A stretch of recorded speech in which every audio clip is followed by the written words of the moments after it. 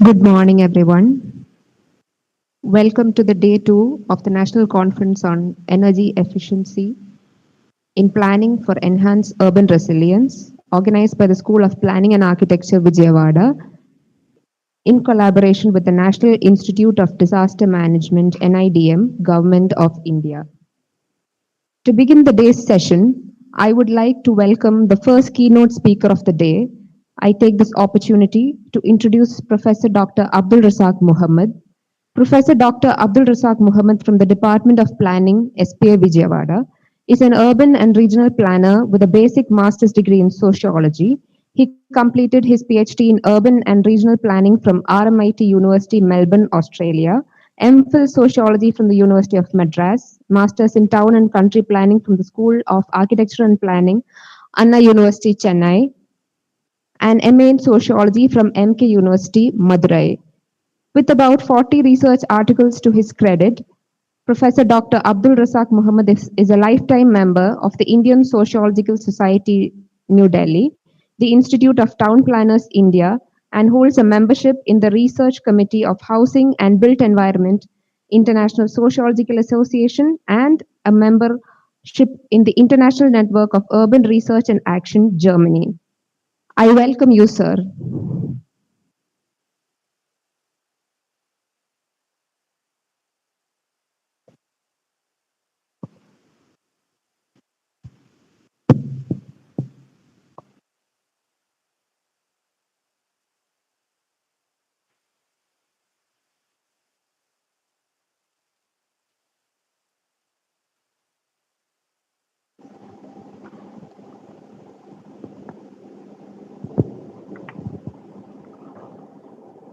Hello, everybody. Good morning to all.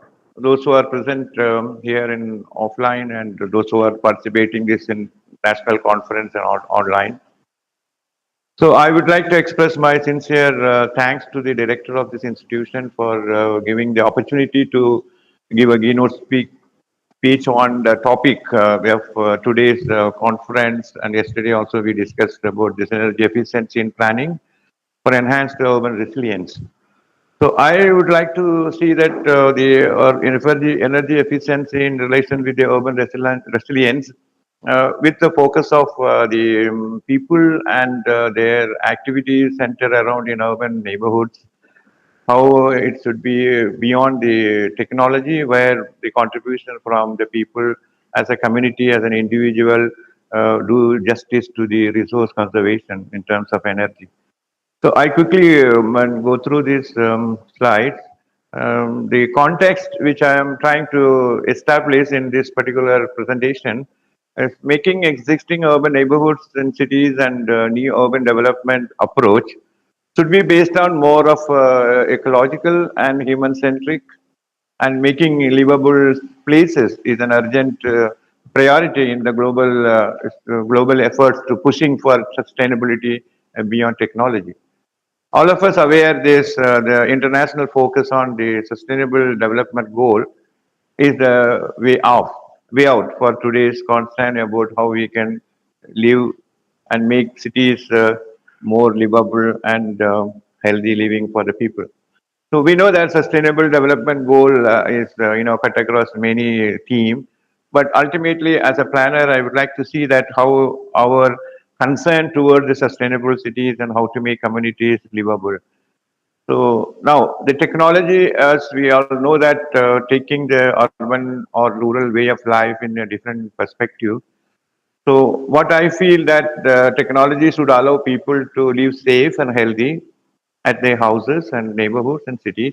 It's very important while planning for living and mobility of individual and groups. All we know that cities are different today, connected digitally, invisible lines above head, and disconnected society, socially, visibly, physical boundaries. People are living in enclaves. And we all know that the urban society is moving towards gated communities where the distance is become more larger in terms of social living. So it's a challenge for the planners to see that how to connect the digital connectivity to the disconnected social connectivity of the people in cities. So what I've seen from the newspaper, it gives an idea that see the world tomorrow, the world of tomorrow as we go beyond mobility. This has been seen from one of the for the advertisement of the company talking about the mobility today. We are going beyond mobility to transform how people move, connect, and with advanced robotics and innovative technologies. Or we know that smart houses are coming up now is a very big way in cities, and everything is controlled by electronically. So I see that there is a transformation. The society is transforming from traditional solar energy-based rural ecosystem life to modern fuel and fusion energy-based urban ecosystem life. So it is very important to how we can view from the living at homes as a majority of the time people spend, and then morning commute to work and other livelihood leisure trips to the city where different places are more should be more efficient. So changes are not only happening on the policy and planning, but also should reflect on the ground in terms of the social reality as well as planning and development with social justice. It is one of the main prime focus today. So conventionally, we see the cities or traditionally how the city planning is seen from various sectors, and now we are moving towards the digital city, and then the people are having a different way of life. So what I see that it is really related to what one means, what makes a living complete. I can say that one thing is a city emerge and grow as a evolution and transformation over time and space, and it is further planned towards regulated development. And secondly, we see that there are cities are planned and designed as a new cities or a new capital cities, but requires cities requires infrastructure as utilities and services at a household level, and as well as also require the community facilities, what we are commonly know about the social and physical infrastructure facilities like schools and educational facilities and environment, the community halls and everything as a neighborhood level, and also the city level to the inhabitants. It's more important to see today.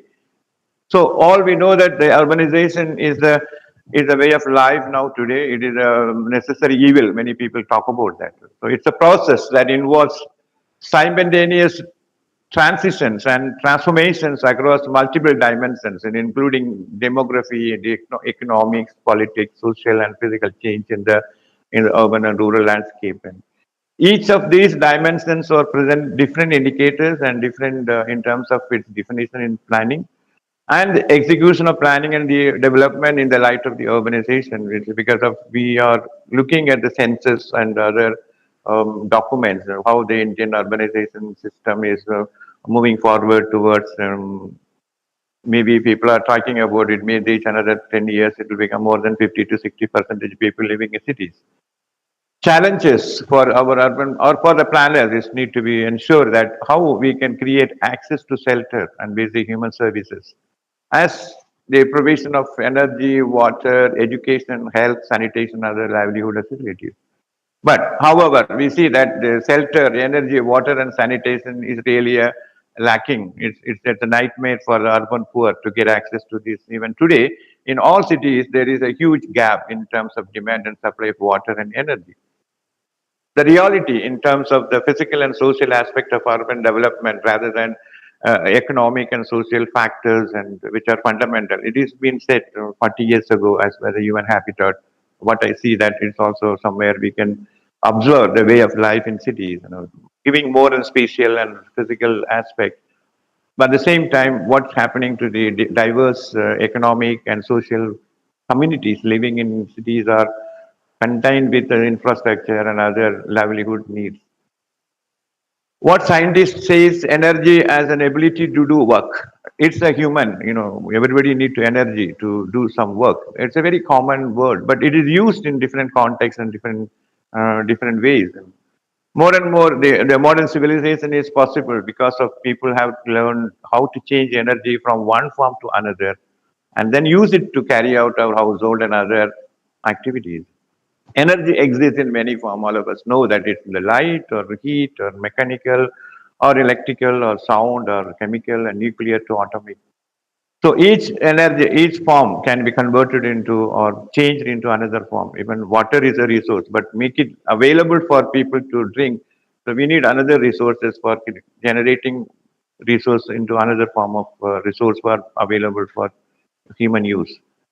So this is broadly talking about energy is consumed in different sectors, transport industries, commercial, residential, lighting, and also the heating and water heating, air conditioning. We need energy at home. So what we look at from this today's context, I am just speaking for focusing more on the energy efficiency in neighborhood planning.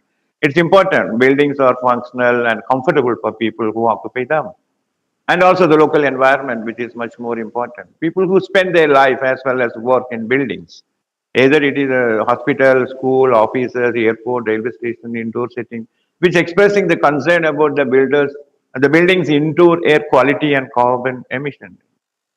So people now concerned about low energy building. As an architect and the professional practitioners, the concept of low energy building examines how urban density might affect building every design, energy design. It's high density cities. We all concentrated in one clusters, and now the suburban areas are having low density, low rise, and high rise buildings also.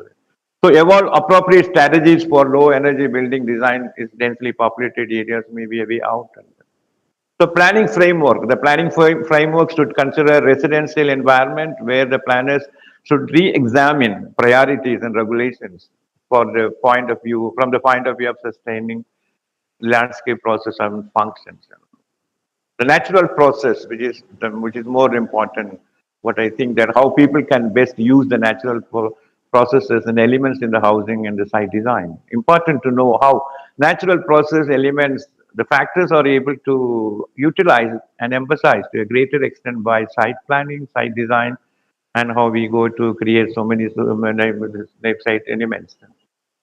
So what comes to our mind in living in an urban environment, it is about all talk about sustainable development, and because its ability to total entity to satisfy all levels of needs in a unique position, which proactive considers the broader issues of global environment together with local tradition. So this is what the major concern about, act locally and think globally. And now they are moving forward to see that how act locally and then go globally. This is also the debate going on in the international academic and professional forums. And so I'm just quoting about 20 years ago. Also, this is what people talk about internationally.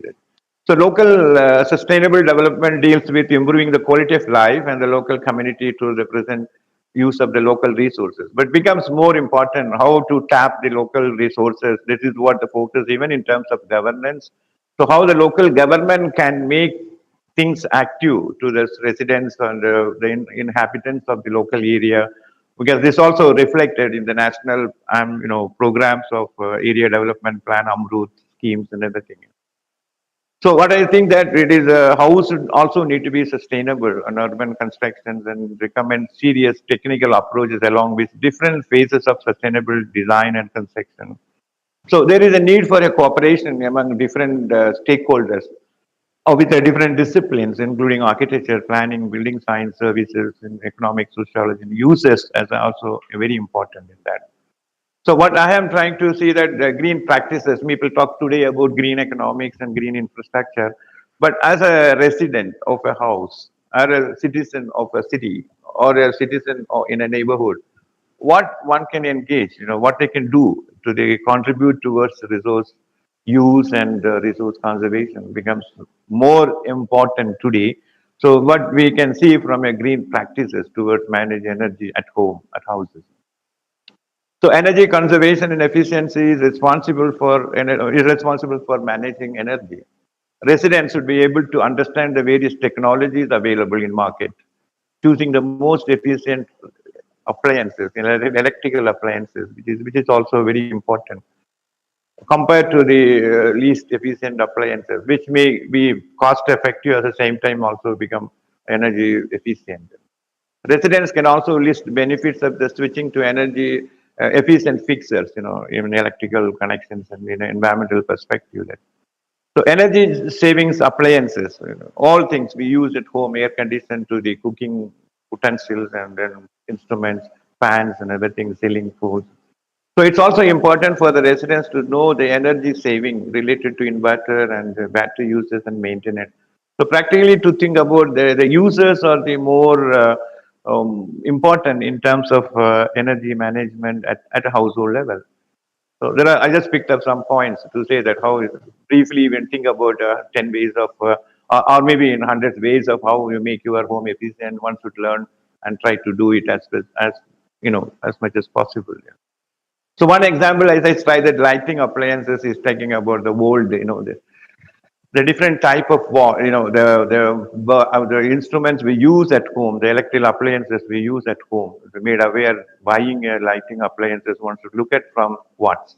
It is a measure of electricity consumption. Lower the watts, lesser the electricity consumption. And luminous, it is the measure of the brightness. So more the luminous per watt, better and energy efficiency. So LEDs are at the latest and most efficient lighting options which is available in the market. So their electricity consumption is 50% less than the CFLs and 80% from the incandescent traditional bulbs. So green practices of the inhabitants include rational use, better use, and there is no waste in terms of water and energy becomes the way out for the households and communities. So that the resources are generated to meet the demand, and it is not necessary to expect the supply when it is scarce. So water and street light use at houses generally depends upon the supply from the local government. Sometimes water is made available for their own independent sources. But of course, it is not possible to create independent source of energy supply to the house. Yeah, one can think about how we can switch over to wind and the solar energy resources can be tapped and make an independent energy supply for the houses. So household green culture, what I'm thinking finally, we have to see that the creation of household green culture, one should develop in the mind, responding towards the satisfaction of their day-to-day needs, which are by doing individually and collectively towards environmental friendly and socially relevant actions. Green and smart communities and adopting green practices by doing some useful environmental friendly household actions, the community can generate resources because when we save energy means it's a generation of energy. We save water means we are having more resource. I mean, we are keeping resources available for more use and then.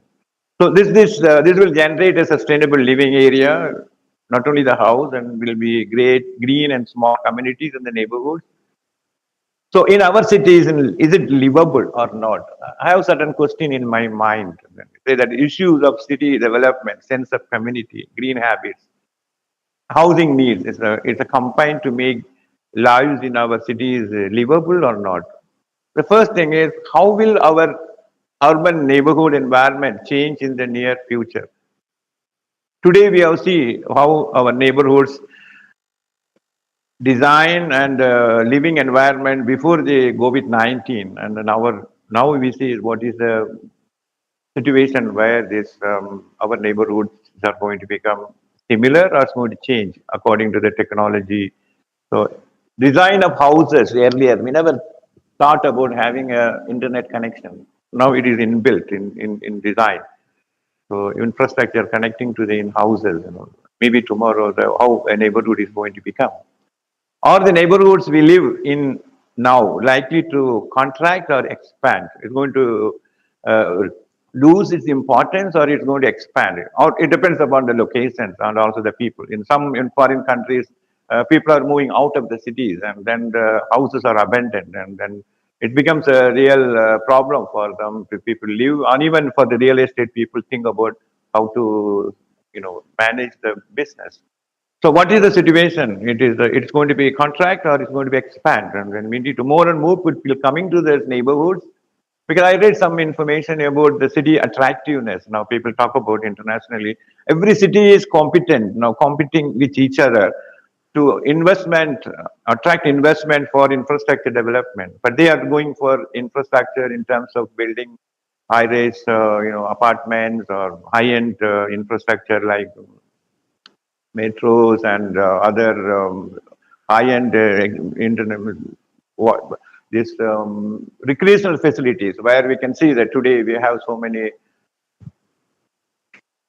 commercialized way of spending time in the theme parks and other things are coming up. How this particular in situation is going to make what planning is going to become appropriate for the expanding neighborhoods, whether the neighborhoods are made attractive for the people to come and settle, because it's also an investment. A person is investing a house means it's a lakhs and crores of rupees. How to make it more attractive? That's also very important to see from the other side, rather than the investments are going on high-end infrastructure in the cities. The third question I thinking about that how will these changes impact on households and communities? It's not that the neighborhood is having a transformation, but how it is going to impact on the household and the communities living and way they are housed, they are living there. Then the fourth one, will green practices by everyone in the house along with technologies facilitate households and community engagement with fruitful actions? They can now the residents welfare associations are coming up in a big way in cities, in majority of the metropolitan cities. But they are now become more as a social movement. They are coming forward to dialogue with the local government, trying to get their basic requirements in a collective, not going individually and asking for certain facilities to come into the neighborhood. So how this is going to become community engagement will become fruitful action to the neighborhoods. Households and community voices and actions be heard and supported by planners and policymakers, because now the community is evolving their own way of living in an environment with their own basic needs. How it is going to become responded by the local government, or the planners looking at need-based, local area-based infrastructure requirement, and what's going to happen? How the people's voice going to reach out to the planners and policymakers, in turn providing facilities to the people in terms of service deliveries. Will household and community-centered positive and green practices could turn the cities into enclaves of environmental friendly, healthy and wealthy places? Because these are very important things to see that as a planner to think about in from the perspective of the government and from the perspective of the people. So environmental concern, need for integrated energy resource management. In future, demands for energy would increase considerably, both on account of rising population in terms of their rising food and domestic energy needs, and also the large-scale industrial development is coming up now. And this has an impact on the standard of living also.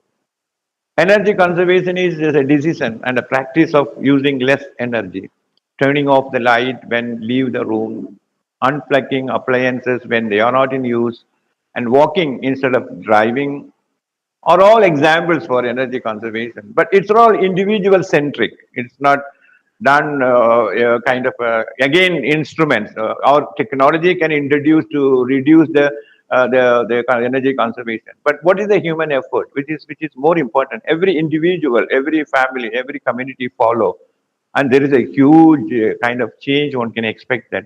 So why is important to conserve the energy? Why energy efficiency might cost you money upfront before potentially saving you money down the road?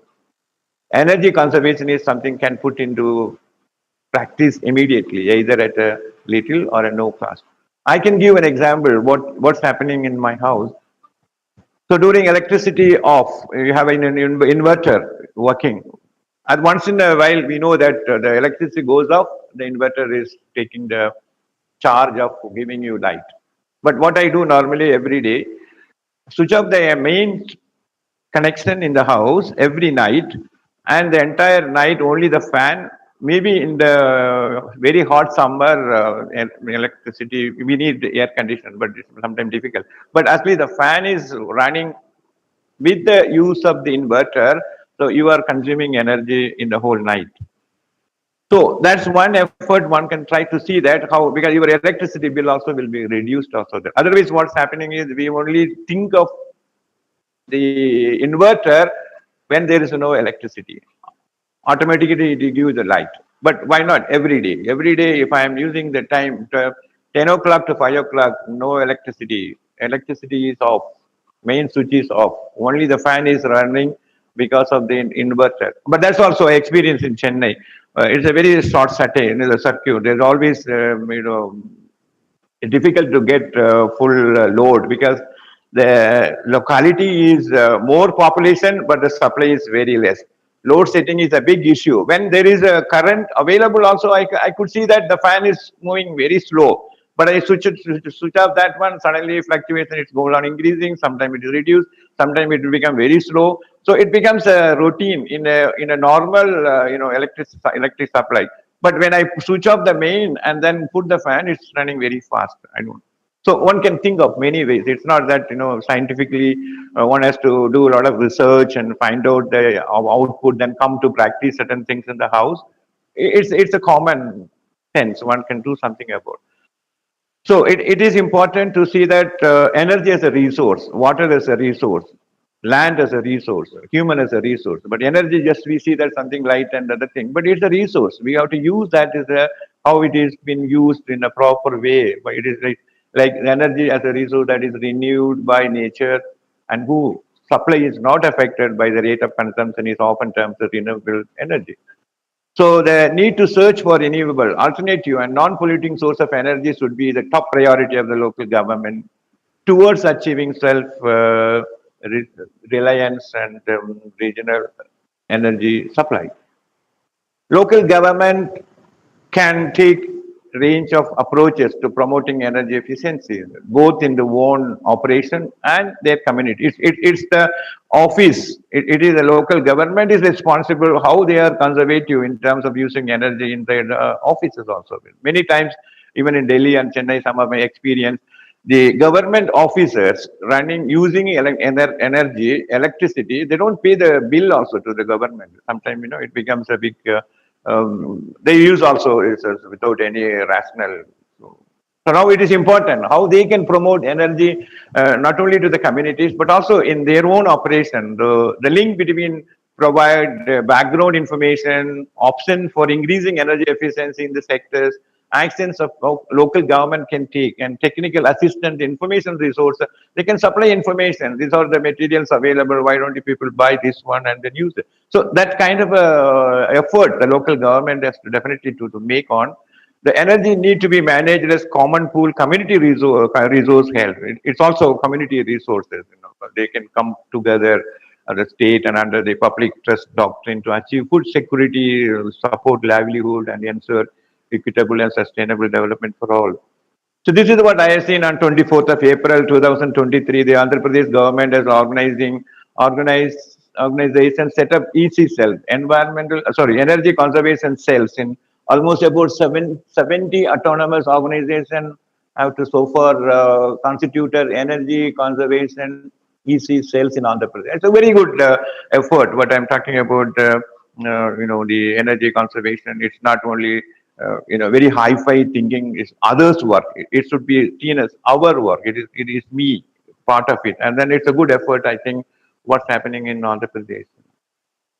Good planning and of professional environment. Good planning of residential environment require planners to re-examine the priorities and regulations for the point of view how we can sustain landscape process and functions. Because a healthy and prosperity of a community over long term depends upon natural process of landscape and function. Without a healthy environment, human communities face uncertainties in future. Planners, the lesson learned is the sustainability as a complex concept. The most often quoted definition comes from UN World Commission for Environment and Development. Sustainable development is development that meets the needs of present without compromising the ability to future generation to meet their own needs.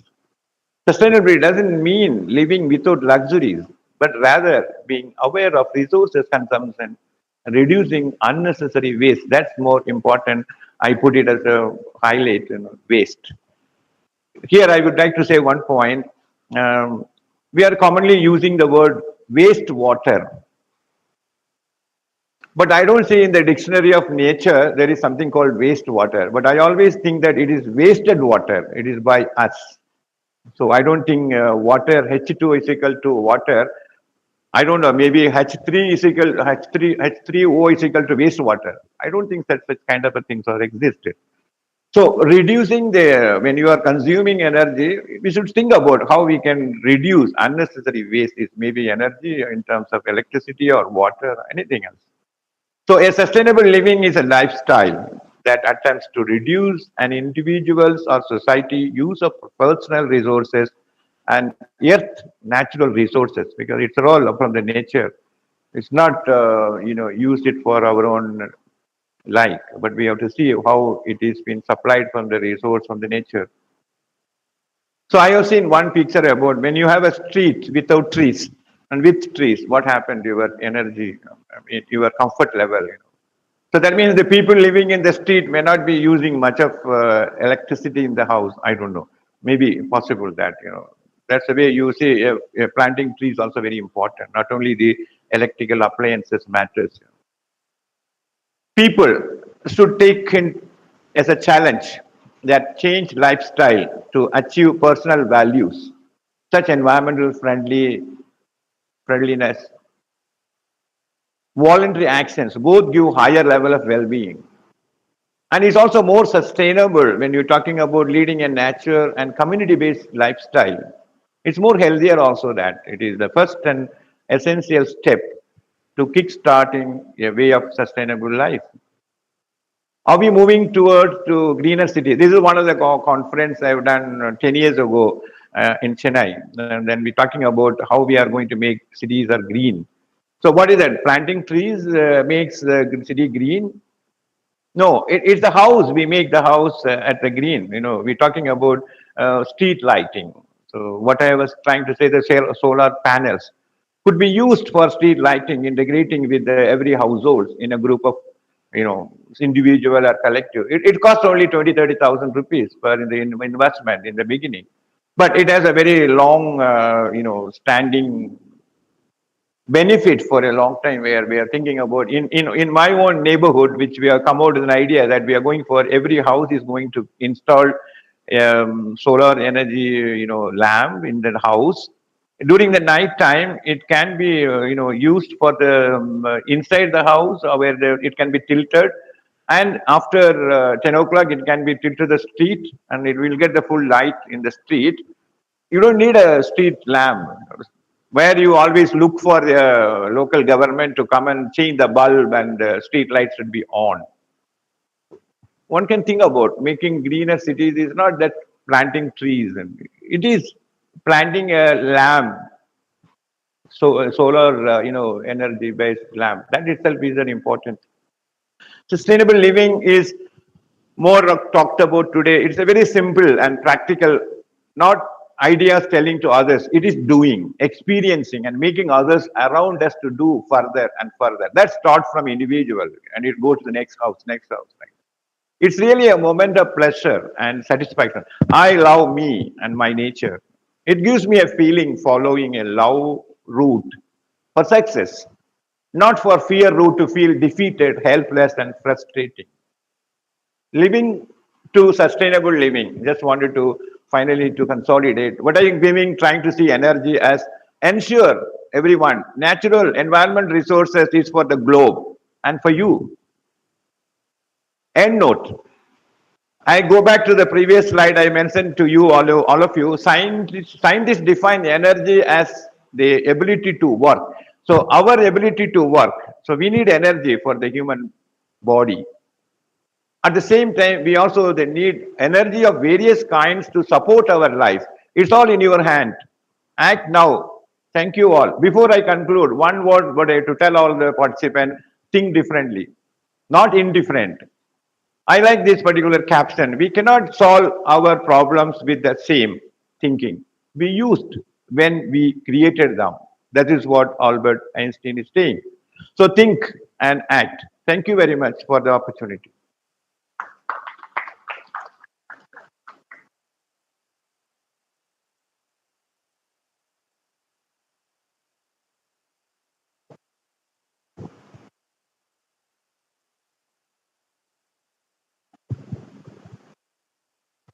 Thank you for the insightful presentation, sir.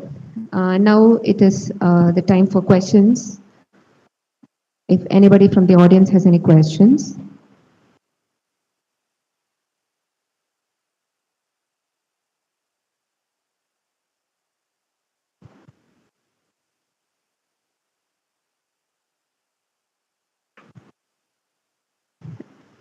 If anybody from the audience has any questions.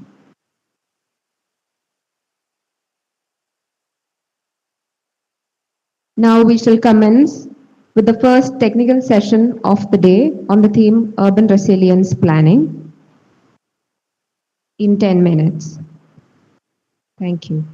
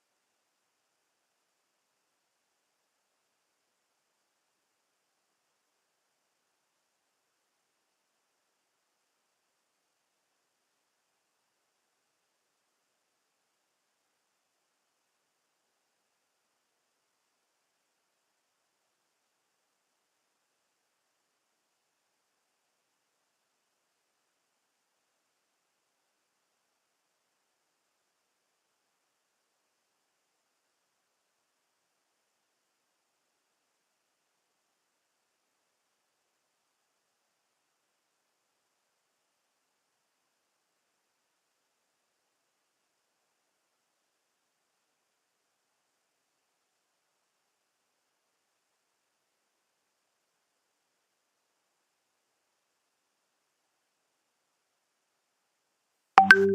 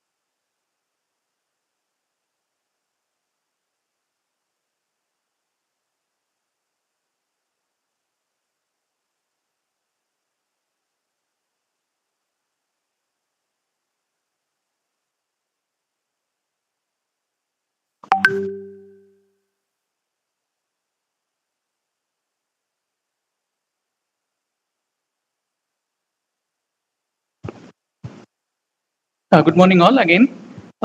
Do we have Kokil Sharma? Yes, sir, I'm present. Okay. And Saya Akita? Sorry, Atika?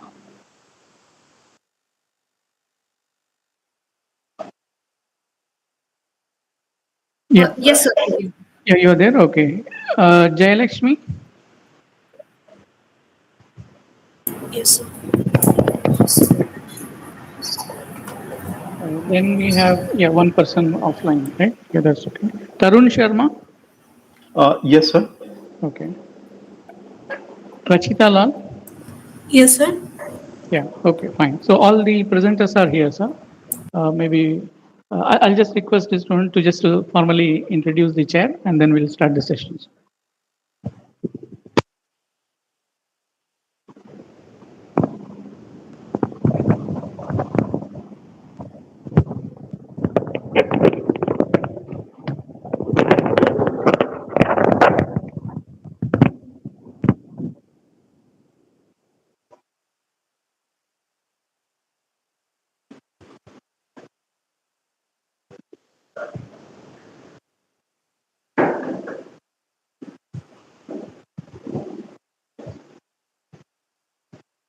Welcome back.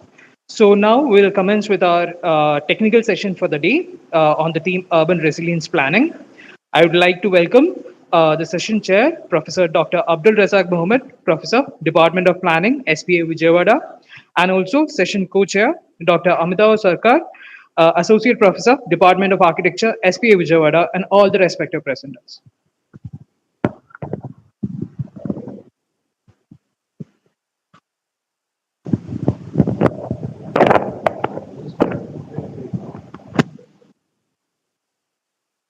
Hello. Good morning to all of you. So we are beginning the first session of second day, and in this national conference, energy efficiency in planning for enhanced urban resilience. And the theme for this session is urban resilience planning, and we have 6 papers. So I request all the authors to complete their presentation within 10 minutes, and another 5 minutes we'll spend on question answer. So first, Kukil Sharma is there, so you can start your presentation. Yes, sir, I'm present.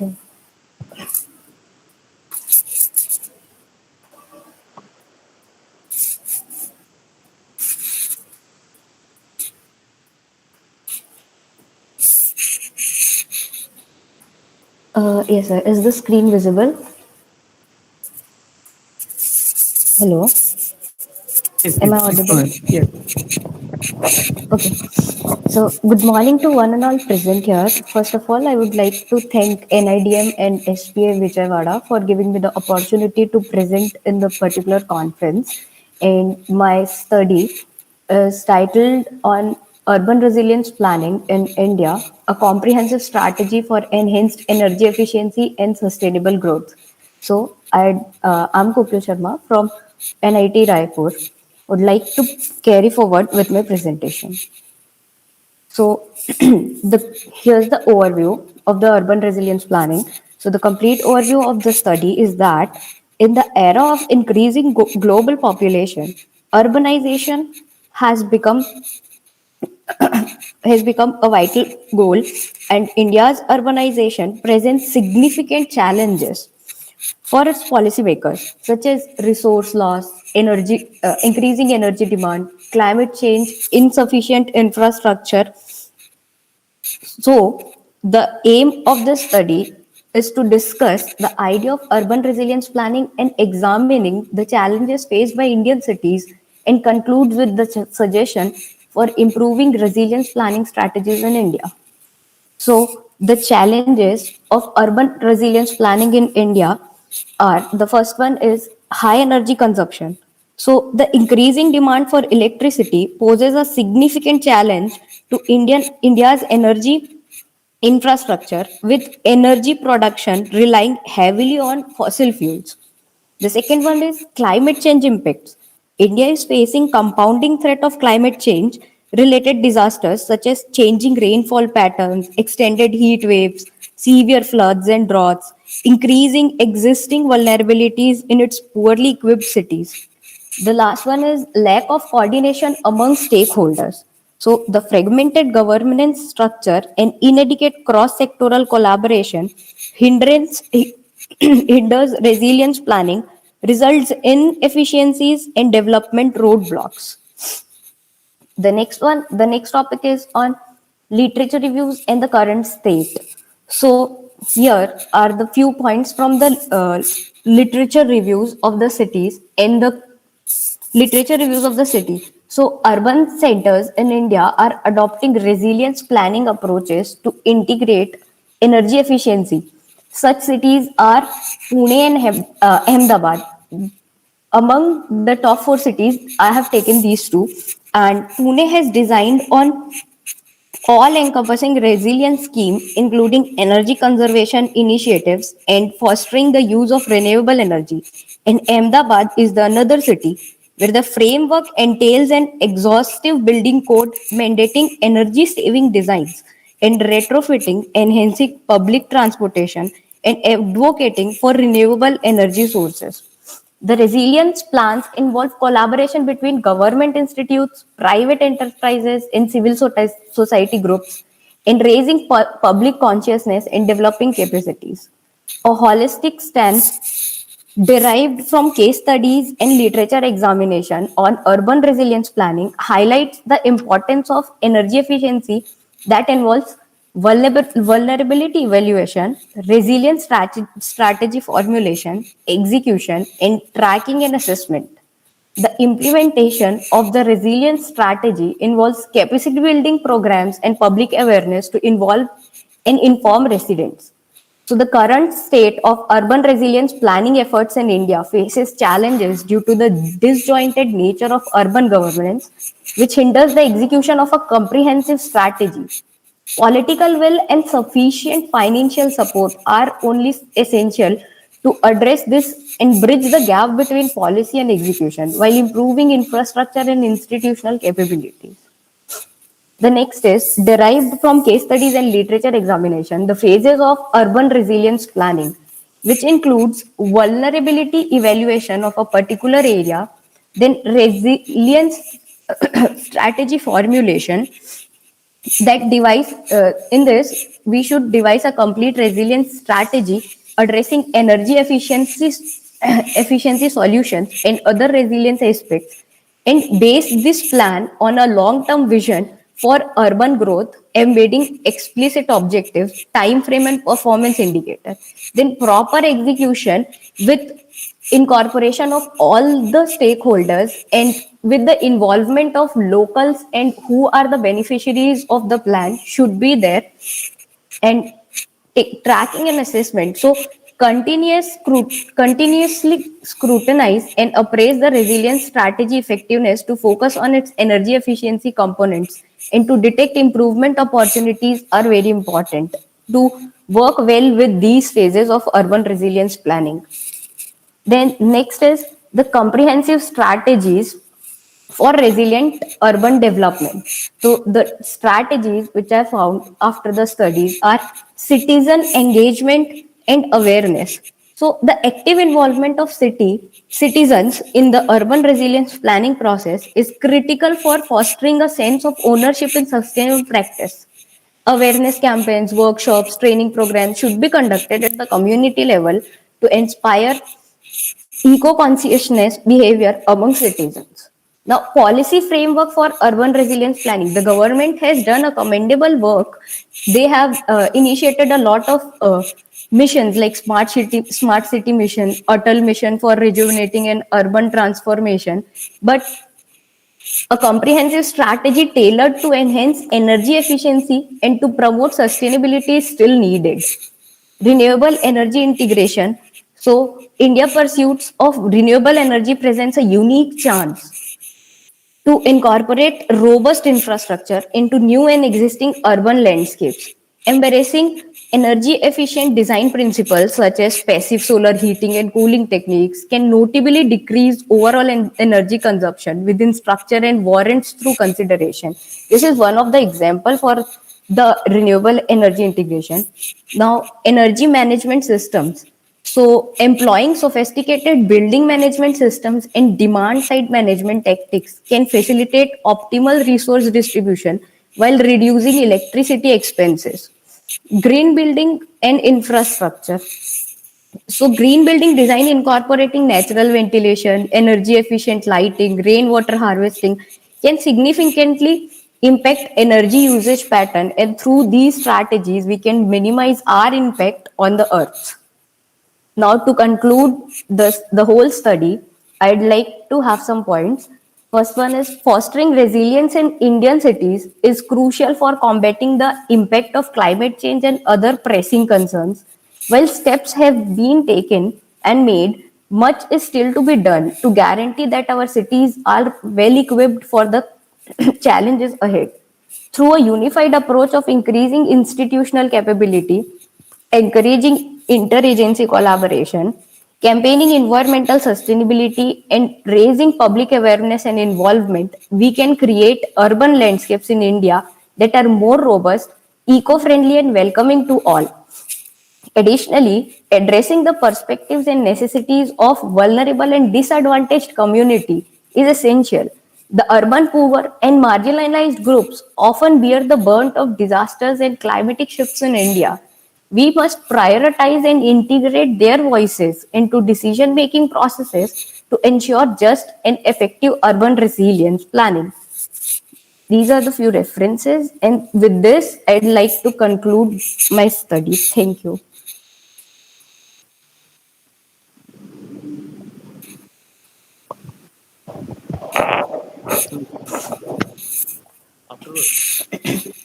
Hello. Yes, Thank sir. you, Ms. Kokila Sharma. Okay, so we'll take the question answer at the end. So thank you for your presentation. So we'll go to next paper will be presented by Sai Atika. Are you there, Sai Atika? Yes, sir. I'm here, sir. Yes. Sir, am I audible?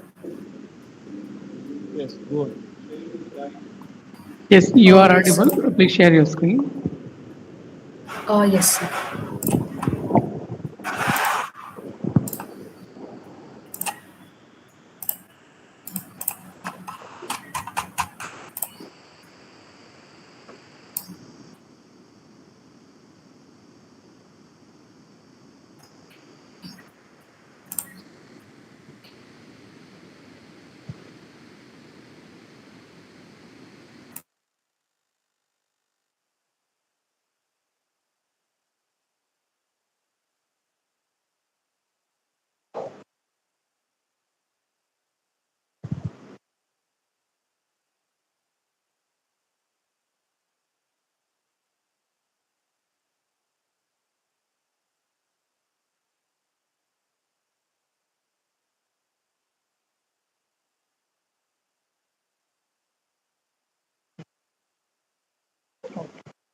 I think she has difficult.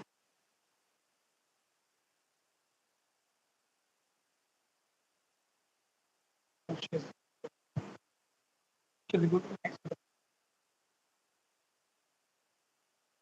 Yeah. Sai Atika, are you there? Yeah, some issues. Okay. So I think some technical issue is there. So if next presenter is Jayalakshmi, are you there? Yes, sir. Yeah. So you can start your presentation.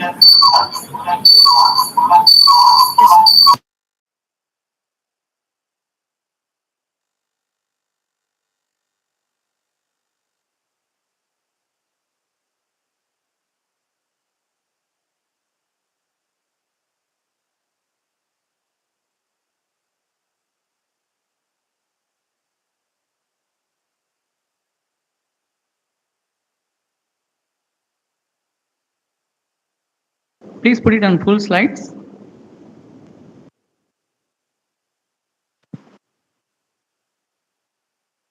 Yeah.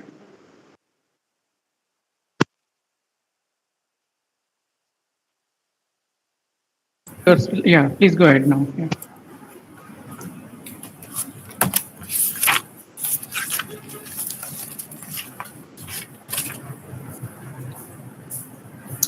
Sir, am I audible? Hello. Sir, am I audible? No, your voice is low. Can you speak slightly louder or Sir, closer to the mic? hello. Sir, am I audible?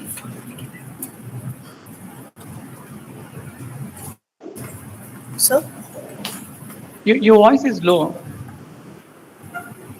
sir, am I Speak, audible? speak louder. Hello. Okay, sir.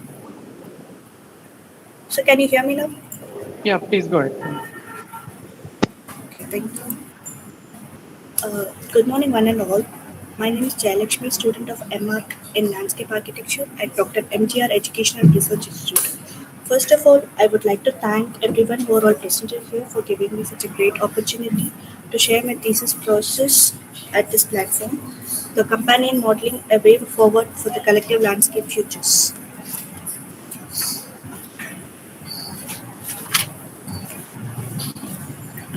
So basically, a model. So a model is the collection of one or more independent variables and their predicted interactions that researchers use to try to explain variation in their dependent variables. So models are basically representations of scientific concepts that can make the ideas more understandable. Now here the modeling links between the model and the reality that is being modeled. Um, at first we have four types of modeling methods. So one is observational, experimental, simulation, derived and compiled data. Observational is observation of a behavior or activities which is collected using methods in real time by human observation and the open-ended surveys. And the experimental is through the practical experiments such as in labs or in particular site or ground. And the simulation comes with using computer test models such as weather conditions, economic models, chemical reaction or seismic activities. Like we will test what would happen under certain conditions. And the last will be the derived and compiled data. So the existing data points from different data sources to create a new data, which will be arrived through formula or aggregations. So here the companion modeling is a participatory approach where the policies will be included at first and the stakeholders points will be taken and the researchers point will be inputted and the arrival of the design will be coming. So here it is an interactive process. It is an interactive process facilitated by evolutionary methods used as a mediating tools to support dialogue, shared learning, and collective decision making. So here, with this illustration, I would like to explain like it has a socio-ecological systematic approach, like the stakeholders, policies, or the stakeholders, researchers, the stakeholders, and the researchers and policies. So the three will be interlinked so that the proper design approach will be arrived. So here we have agent-based models and the role-playing tools. Jayalakshmi, sorry, 1 second. Here we have You have only 10 minutes okay, time, okay? So just keep that in mind. okay, okay. So it is an agent-based models and the role-playing tools. So the agent will be the people, and the role-playing is their behavior and activities we will able to observe for the representation of the socio-ecological functions. So it will be observed, it will be recorded, and it will be put onto the model, and the field work will be done. So this is how I have taken this process. So it is a participatory approach where it will be effective for the time management through the mathematical and scientific data with no normative intentions. So it will be very effective for saving the time, and it is a quick approach towards tackling the issues. So this tool helps in recommending to go beyond the multidisciplinary comparison between one or more scenarios.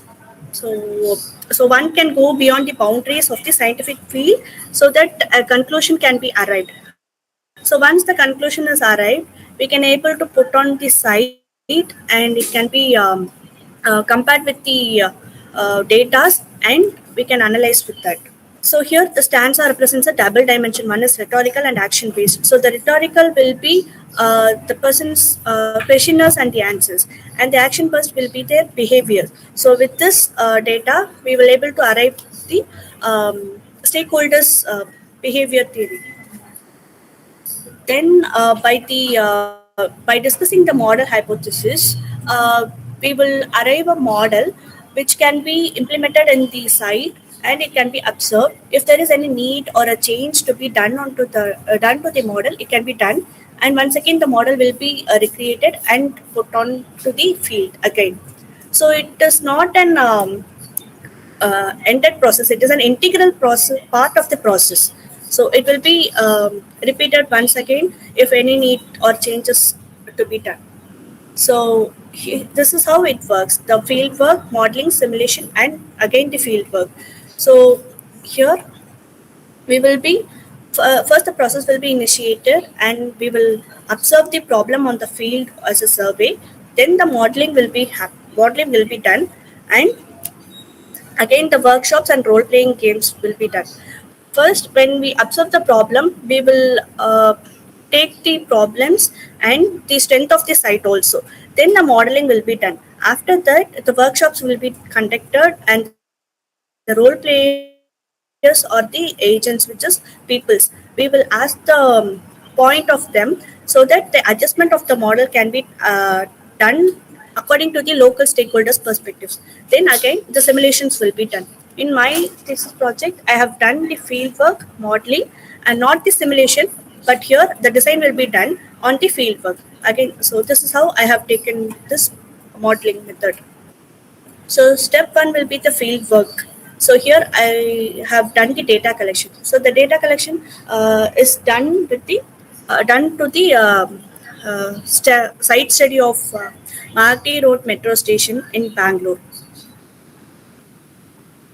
So at first the data collection will be since it's a metro station, I have taken in which line it is crossing through and where it is located, and the metro rail project details.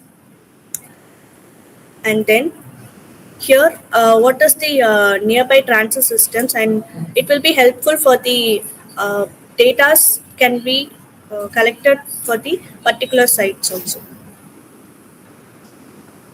So then this are all the trip informations of the overall particular site, like how much of the how much percent of the people are using the metro stations for work, education, and the other purposes also. So then this is like population growth from the years back until 2021 and the vehicle growth. So, and these are all the transport problems why they have while building the metro stations. And This is the information I've collected for the cotton locations and the screen lines analysis. Then the data is of the daily boarding and alighting passengers, and the station planning, like the planning and the design criteria for constructing a station, and the environmental impact assessment. Then this is the metro line route. Here we have picked up the Magdi station, and now the first step will be the road network inventory, like how it is done. Like this is the site survey, like when we go to the site and how it is at the present day. So sorry. So it has a battery swap stations, and how the entry is done, and how the parking is like, and the intangible spaces such as garbages on the roads, and some vehicles are parked permanently in the metro station which doesn't belong to that space, and people from nearby areas or the neighborhood bring their garbages and they just dump on the backside of the station. So these are all the intangible spaces in that particular site, and the gray spaces available. Gray spaces available which is not also used for the design development. So now these are all the data which has been done on the field work. Now we move on to the stakeholders perspective. So some question is like where they live and how they use metro, how often they use, and how much time they spend. So according with the answers, we arrive to a model, and then with the model we arrive to the design proposals. Like we can able to ask one or more scenarios, like proper parking in which station, or the commercial complex with food or kiosk, and the proposing of a pocket park. With these three dimensions, we can able to analyze again with the stakeholders how they would prefer and how much they prefer. With the credits, we arrive to a design proposal, like which can be done and which has a good scope and which can be combined. With that, we arrive to a design proposals, like the zoning can be done according to that uh, uh, design proposal which we receive. This is how the modeling can be done.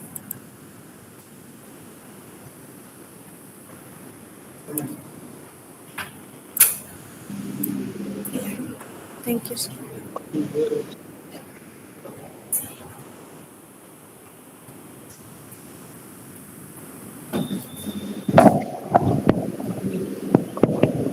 Hello. Thank you, Ms. Jayalakshmi. Nice presentation. You have talked about participatory modeling, companion modeling technique. And Yes, sir. up to like the stages you mentioned that you have conducted a Yes, sir. questionnaire survey at the metro station area, and based on that you have Yes, sir. some design proposals are developed. Now, one thing you can look into, maybe because already you explained the previous part, data collection part thoroughly in this part, but next time when you do further, I hope you are doing that also. Like one question remains that from that answer, feedback what you are getting from the questionnaire survey, because it's a subjective opinion you are collecting, and that you are feeding to the model, and based on that you are designing. Okay. So I'll just have a suggestion that when you, that sort of thing directly, when you're taking a subjective things, because it's not 100% survey you are, anybody can conduct. So you have to, maybe some sort of objective part also should be brought into the model so that the output will be a little bit more robust in terms of research point of view. But anyway, good, nice, thorough study you are doing. So in future, maybe you can incorporate these points also. Thank you. We'll take question answer at the end further. So, Sai Atikya, are you there now? Yes, sir, I'm here. So, please present. Oh, yes.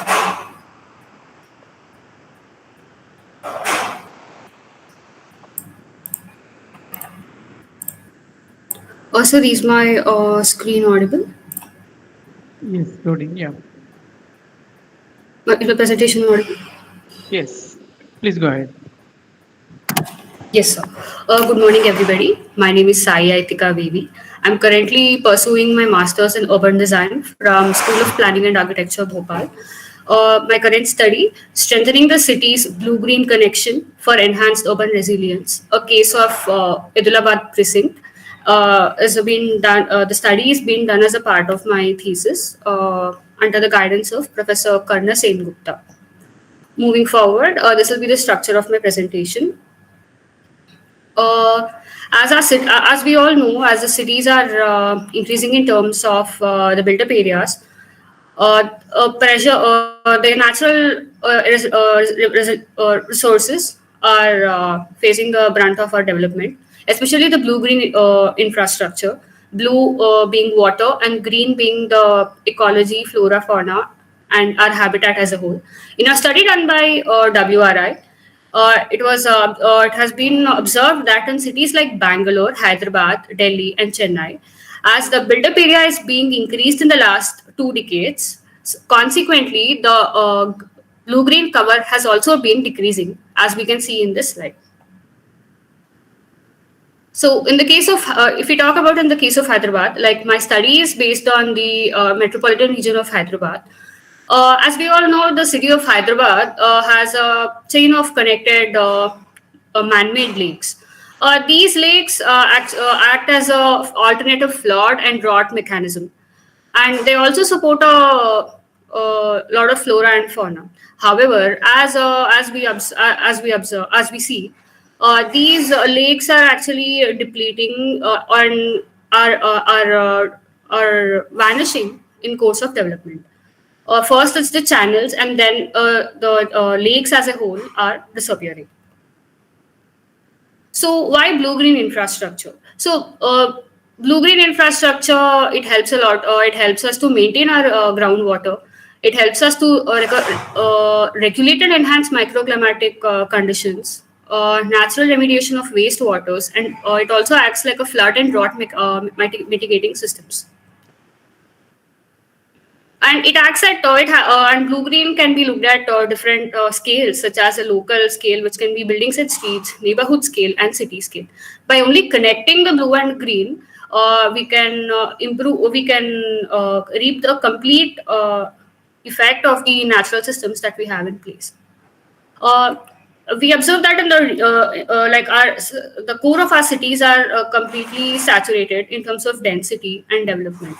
So now we are looking at peri-urban areas to build upon new typologies.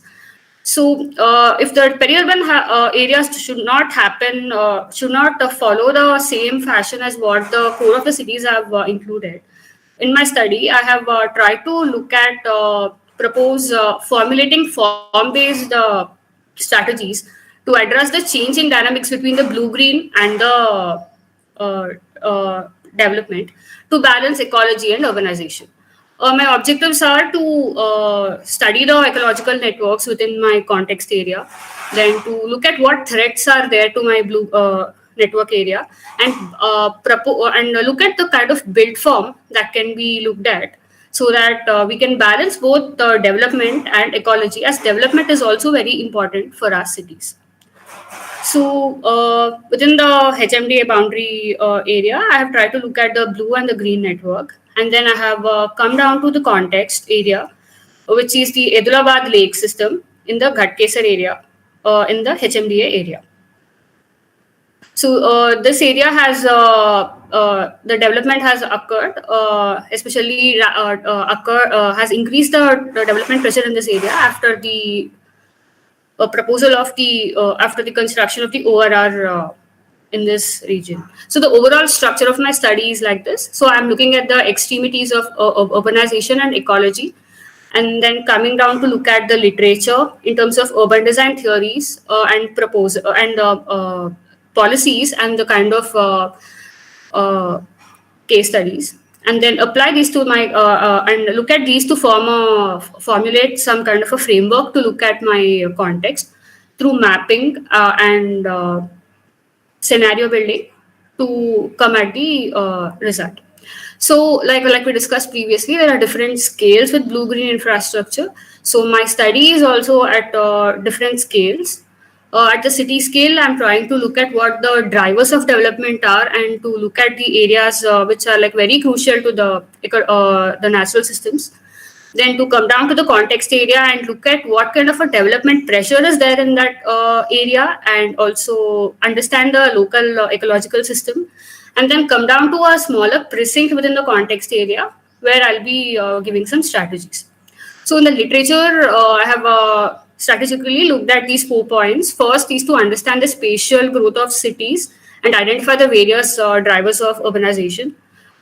Then to look at the various blue-green infrastructure related literature, like blue-green infrastructure, the existing blue-green related master plans, water-sensitive urban design, green infrastructure, nature-based solutions. And then I also try to look at the configuration of spaces and the configuration of different building types and forms in related to the blue-green infrastructure. Then I'm looking at the policies and framework that we have in our country right now, so that whatever I'm trying to propose can be can be done through a tangible framework that we have in place. This is the text of the same. I mean, this is the graphic showing the same. So for the drivers of urban growth and variables, I've been looking at parcel sizes, the land use type, the type of density, the typology, and the morphology, and the mobility. In this case, it will be the ORR and the Warangal Highway, which is going through my context area, and which is one of the important reasons for development and growth in this area. And by looking at the configuration of different spaces in relation to the blue-green, so with respect to urban design, I am trying to look at the building form along the channels and the lakes, where the building form could be linear or it could be a ribbon type of a development, etc., as we have in this slide. And with respect to the blue-green master plans, I have not only included the master plans, but also have tried to look at the climate action plans, etc., under which we have different initiatives which in each city that has been proposed, which I can use in my framework further. So coming to the context area, I have tried to map the evolution from 2005 to 2023 to look at the development trends in this area. And I've also mapped the natural system of this area. So it has been observed that the Singapore township is one of the first major development typology that has come up in this area. And after that, once the Warangal Highway was developed, there was some much more development along the Warangal Highway. And then after the ORR was constructed, the development has even increased. Data collection. So broadly, I have tried to look at 2 categories, one being the ecology and one being the urban. Under the ecology, I have tried to look at the slope, soil type, groundwater prospects, hydrology, geological structure, flora and fauna, and climatic data. I have overlapped all of these maps to look at what are the sensitive ecological areas and what kind of areas are suitable for can be zoned for development. And in the urban category, I have tried to look at the land use and the current policies along to the ORR regulations, and the existing typology and the existing demand and FAR in this locality, the land value and rent, and the parcel sizes that we have here, and the population density. So these are the different sources and what I have mapped, which I have tabulated. So this is just a representative slide showing what I have tried to map. Atika, please Yes. conclude. You are about 10 minutes. Yes, sir. So I have tried to develop 3 scenarios. Scenario 1 being which talks about the development trend. Scenario 2, which talks about only focusing on preserving the ecology. Scenario 3 being the overlapping of scenarios 1 and 2. So this is the table in which I have, sorry, this is the map in which I have mapped up the current issues. And coming down to the smaller precinct, I have mapped up how the urban form can be, how the urban form should be along the channels, along the sensitive areas, and how we can increase the density along the ORR. To conclude, based on the literature and the data collection and the policies, so the densities have to be in such a way that the FAR is higher along the ORR and lower as we move towards the lakes, so that we create a visual permeability. The land parcel composition should be in such a way that it follows the current topography, and the flood prevention and water collection during the summers can be done through policies, form-based codes. Thank you. And these are references. Thank you, sir. Thank you. Hello. Yes, sir. Thank you for your detailed presentation. Only I think have you completed the study or you are still doing the study? Still, I'm doing the study, sir. I'm in the towards the end, like doing the strategies and detailing. That is that because the like up to data collection, data analysis, that part you have presented, and maybe due to the conclusion what you have presented. So when you're writing the conclusion, try to like whatever the parameters you have considering in your analysis. Normally we try to give conclusion regarding those aspects. One aspect I have, because the topic is, as you mentioned, that urban resilience. Maybe in the parameter slide where you were showing, if you can add, because later in the conclusion you have mentioned about flooding, interestingly so. So like that, if that can be brought even while you are doing the data collection and analysis, so that you will have better correlation or to arrive at your conclusion. Okay, so that you can look into if not already covered. Thank you. Yes, sir. Thank you, sir. So next presenter is Mr. Kanaka Nageshwara Rao on urban resilience and energy consumption. He's here, so it's an offline presentation. Please.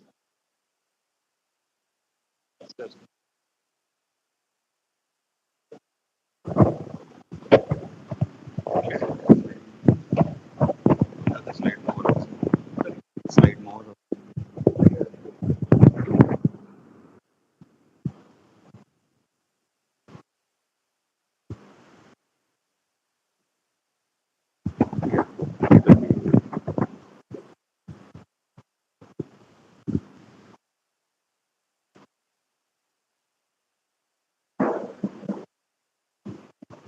Good morning, everyone. I am architect Kanaka Nageshwar Rao, associate professor in Geetham School of Architecture, Hyderabad, and a practicing architect. Yeah, I will just give my introduction. Yes. So, yeah, first one, please. First. It's a great opportunity for me. This is my first conference paper presentation. I am pursuing PhD in Geetham School of Management. Thank you. So I would like to start my presentation. Urban resilience and energy consumption towards a typology for sustainable urbanization. This is my outline of presentation.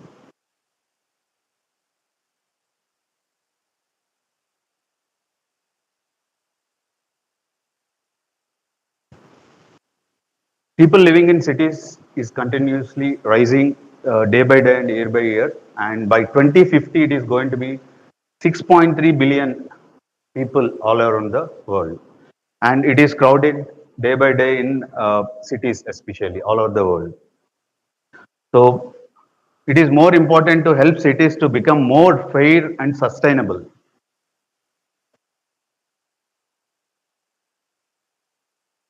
Even though resilience is a fairly new idea in urban planning, it is becoming more and more important in areas like global climate change, sustainability, and the likelihood of natural disasters.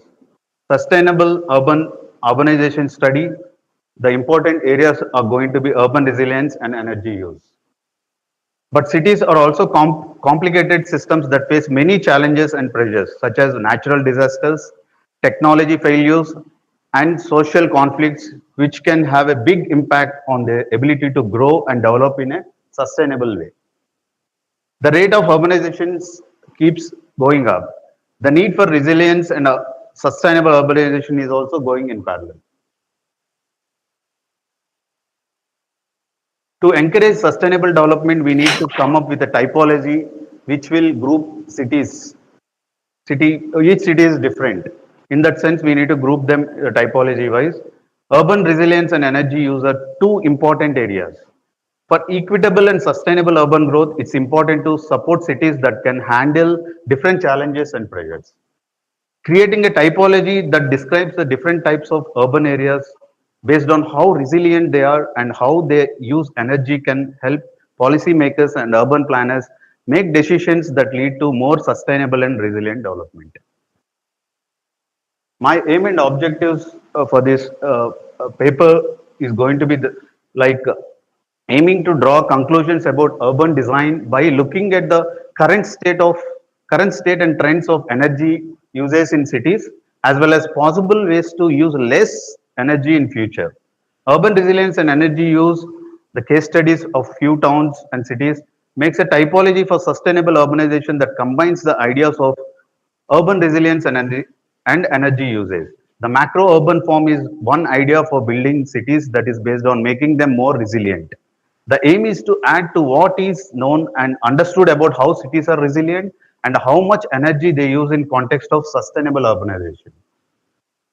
This is the aim, and objectives are like to look at how cities use energy now and how it is changing in the nearby future, to figure out what could be done to cut down on energy uses in cities, to make classification system for urban places based on how resilient they are and how they use energy, to look into the idea of macro urban forms as a way to plan cities to be more resilient, to give policymakers and urban planners advice on how to make cities more sustainable and resilient.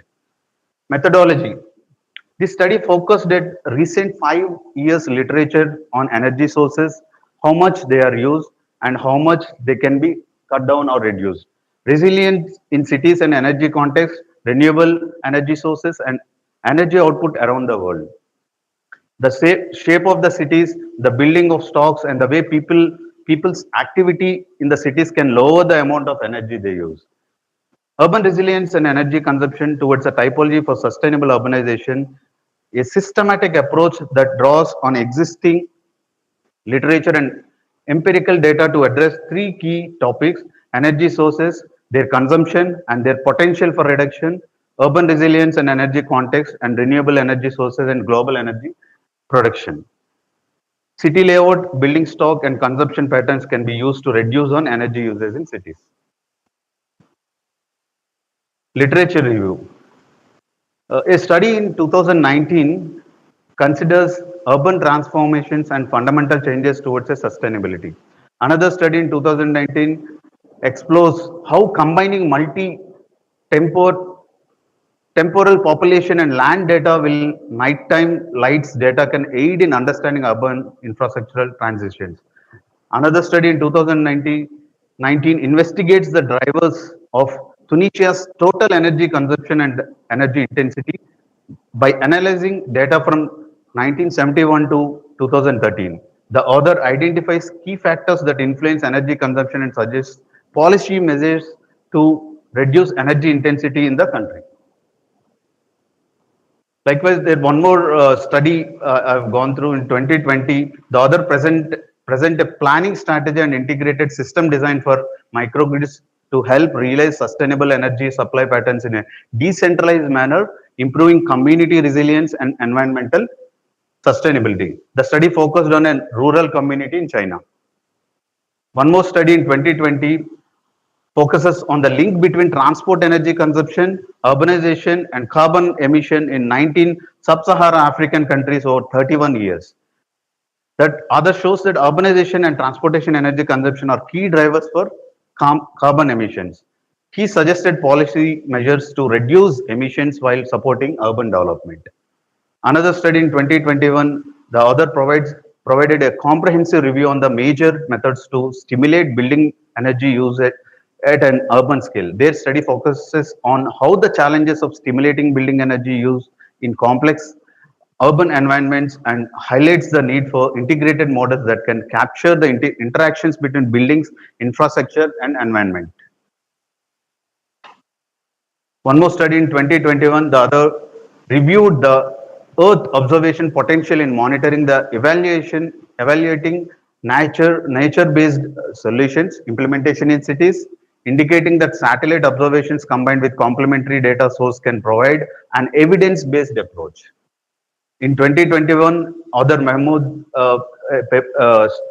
research paper, he studied and analyzed and focused on the Earth observation data to monitor the implementation of annual data from 1996 to 2015 to contribute to the literature on the sustainable transport sector and urban settlements in South Asian Association for Regional Cooperation countries. There is one more study in 2019 explores urban sustainability from a multiple level perspective, interactions between physical, socio-economic, institutional systems, the importance of considering the interactions in developing sustainable urban policies, integration between and support them long-term urban development. Smart sustainable cities can contribute to sustainable development and urbanization through digital technologies and innovation. Digital technologies can be used to support sustainable urban development by improving energy efficiency, enhancing mobility, and promoting environmental sustainability. Case studies. Curitiba is a medium-sized city that has been praised for its unique urban planning and green transportation system. Copenhagen is a very developed and sustainable city that has taken many steps to lower its energy use and encourage people to live in a sustainable way. Accra is a city in developing country that is growing quickly and has a lot of energy problems. The case studies will be looked at using a typology style table with the following sections. I have studied these papers and case studies helping me to study the map, size, layout, and the planning structure, how they're improvising and enhancing the sustainability, and indirectly resilience. This analysis will be reviewed the current literature on energy sources, consumption, and potential reductions, as well as the ideas of urban resilience and energy context, renewable energy sources, and global energy production. To make a model of sustainable urbanization, which will include ways to cut down on energy use and make cities more resilient. How different kind of cities use energy in an effective way to find ways to reduce on energy use and make cities more resilient. Create a typology of sustainable urbanization by looking at the case studies of Curitiba, Copenhagen, and Accra. The typology will help researchers find out what strategies and programs can be used to cut down energy use and make cities more resilient. Typology development. Development of a typology will be made that groups of urban places by how resilient they are and how they use energy. The typology will be built on study of case studies and literature studies. The typology will be used to figure out the different kinds of cities and challenges and possibilities that come with them in order to promote sustainable urbanization. A classification based on resilience and patterns of energy use for sustainable developments in big cities. There are basically three groups I have understood on this, and I'm presenting this. This is going to be type 1, which is resilient level is very, very high and energy consumption is very low. And the type 2 is going to be moderate, both are medium. And type 3 is going to be low in resilient level, but high in very energy consumption level. Here in this slide, I'm explaining this. The type 1 cities are highly resilient and use little energy. They have a compact and well-connected urban form, a high share of renewable energy, strong social cohesion, green spaces, public transportation, smart cities, technologies, mixed land use, and energy efficient buildings. Type 2 cities are moderately resilient and use a modern amount of energy. And type 3 is going to be the typology where less resilient and use a lot of energy. So this typology can help policymakers and urban planners make smart decisions about how to create and build cities so that they are resilient and use energy in a way that is good for environment. So macro urban form analysis. In the analysis form, I have the idea of macro urban form as a way to plan cities, figuring out how the shape of the cities and number of buildings and the way people use energy, research that which has been already been there and macro urban form and how it affects the energy use and resilience. The physical parts of macro urban form, social and economic factors also have a big impact on energy uses and adaptability. A study done in Vancouver, Canada showed that green buildings designs and mixed use development can cut energy use and carbon emissions by a lot. Like the urban planners will be given advice on how to support sustainable and resilient urbanization. Policy suggestions will be based on need and features of the each city. Policymakers should be given top priority to make and enforcing rules that encourage the use of renewable energy sources in big towns. Implement energy efficient building codes in big cities. Energy efficient building rules should be put in place and followed. Results. Cities are responsible for a big chunk of world's energy use and greenhouse pollution. One of the main goals of sustainable urbanization is to give towns more access to energy that comes from renewable sources. Cities can cut down on their own non-renewable energy sources and lower their carbon footprints by using renewable energy sources. Along with supporting renewable energy sources, urban planning ideas that focus on resilience can help cities use less energy. This method takes into account how buildings, infrastructure, and urban areas are spread out in a city. Urban planning concept that focus on reducing the flow of materials and energy can help reduce on the amount of energy used in cities. Promoting renewable energy sources, building cities with a more efficient and resilient macro urban form and use urban planning principle to reduce flow of materials and energy are all important steps towards lowering energy uses in cities. Discussion and conclusion. So I've covered this whole presentation even with this point. With need to promote resilient cities through an integrated multidisciplinary and a multifunctional planning system that sees stakeholders as important to the planning processes and planners as creative and imaginative. To increase the amount of available renewable energy, urban planning with the urban macro form which should emphasizes resilience. It is important to use a planning system that is integrated, multidisciplinary and multifunctional that values the input of stakeholders. Therefore, working with community groups, environmental groups and other stakeholders to make sure that planning decisions are based on variety of points of views and take into account that wants and interests of everyone who will be affected. So by using a method that is integrated and includes everyone and by encouraging the use of renewable energy and sustainable urban planning principle, it is possible to make cities that are more resilient, use less energy and last longer. The goal of the approach is to help policymakers and urban planners build cities that are sustainable and resilient. So theoretical implementation, I have just thrown light on what is theoretically it is and how I can implement that in the practical implementation. Like it is important to identify the risk of weakness in urban systems and to come up with strategies and steps to deal with them. For example, efforts to promote green energy and make cities more resilient may need to take into account the country's largest coal reserves and important role coal plays in making energy for a country where coal is abundantly available. Like it is important to find the risk and weakness in urban system and come up with plans and system to deal with them. Urban resilience and advancing renewable energy. These are the practical implementations. My references. Thank you. Hello. Thank you, Mr. Nageshwar Rao. Good, thorough study, very detailed, systematic approach you have started. Thank you. Some suggestion can be what you can consider is like that.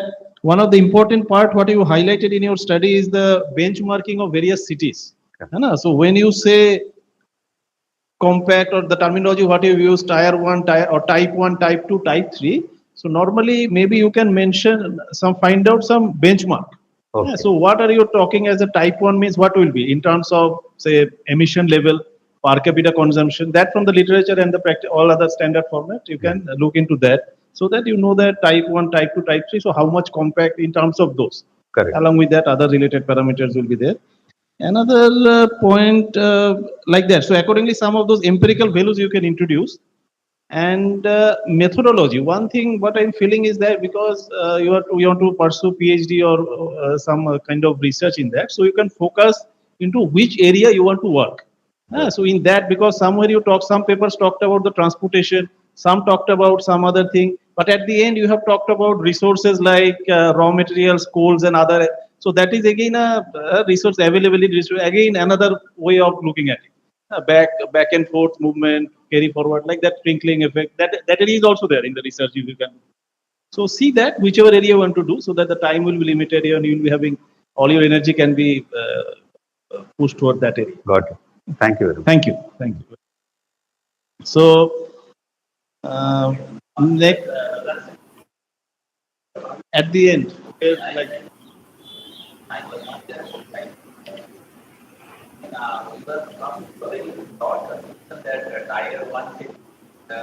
Typology 1. It is based on the resilience level they are following. And their cities, correct. Yes, they're already proven cities where they're counting the performance levels like Singapore, Tokyo. I have done some case studies. They are already proven because Indian context. I'm going to propose the similar typology where most of the disease will come under type 3. Most of the even now it is budding. I'll be very happy to be part of this 2070 mission from India where it is net zero target. So I've been following most of the events and I've just started adding value to the research. Collect the data and Sure. Thank you. Thank you. So our next presenter is Mr. Tarun Sharma. Are you there? Yes, sir. Please, sir, you can start your presentation on urban water resilience. Yes, sir.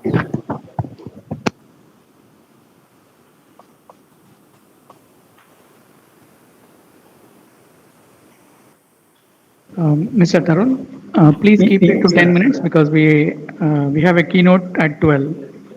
Sure, sir.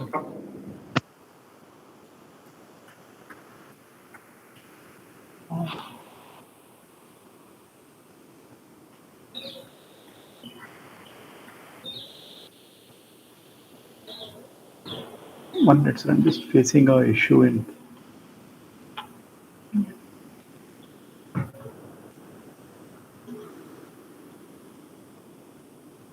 Any issue, Mr. Tarun?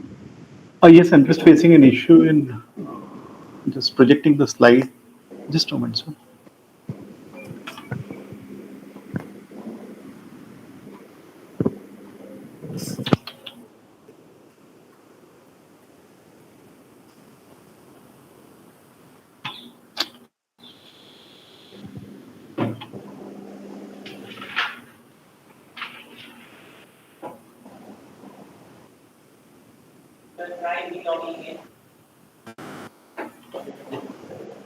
Yeah, we can go to the next one otherwise. Sir, I'm just presenting it, sir. Hello. Okay. In the meantime, sir, you try whenever you're ready. We will come back to you. In the meantime, I'm ready, sir. I'm ready. I'll just open it in the folder. Please share the screen then. Yes, sir.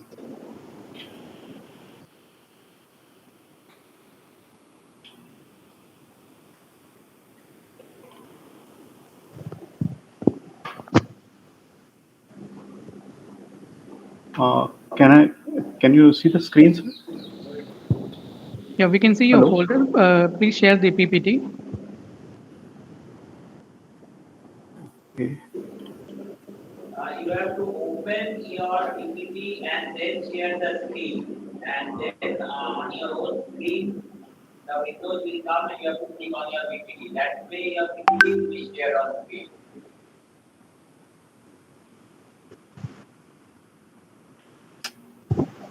why it is struggling.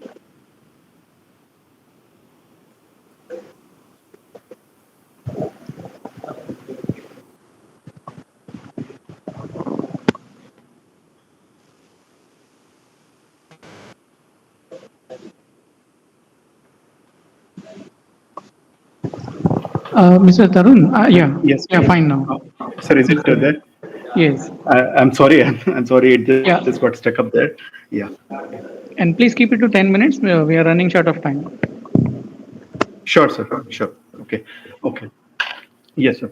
First of all, thanks to NIDM and SPA Vijayawada for organizing this conference and giving an opportunity for we budding researchers and professionals to present in this conference. So I thank all the professors and all the participants, and a good morning to everyone.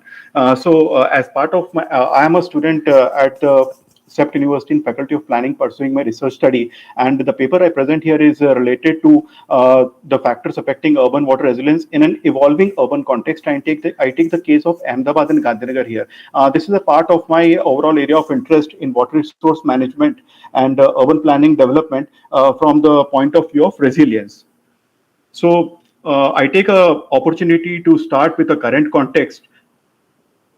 So, which is the global highlight, wherein India is presiding the G20, and we are actively talking about water security. We are actively talking about urban water management, and the whole focus has been laid towards world as one. And this is a platform where, yes, a lot of interaction is being held with the objective of resilience, wherein the two main considerations for any such kind of considerations are the human welfare and the ecosystem needs. So human welfare in terms of the people and the urbanization, and the ecosystem needs in terms of the systemic effort and the natural resources.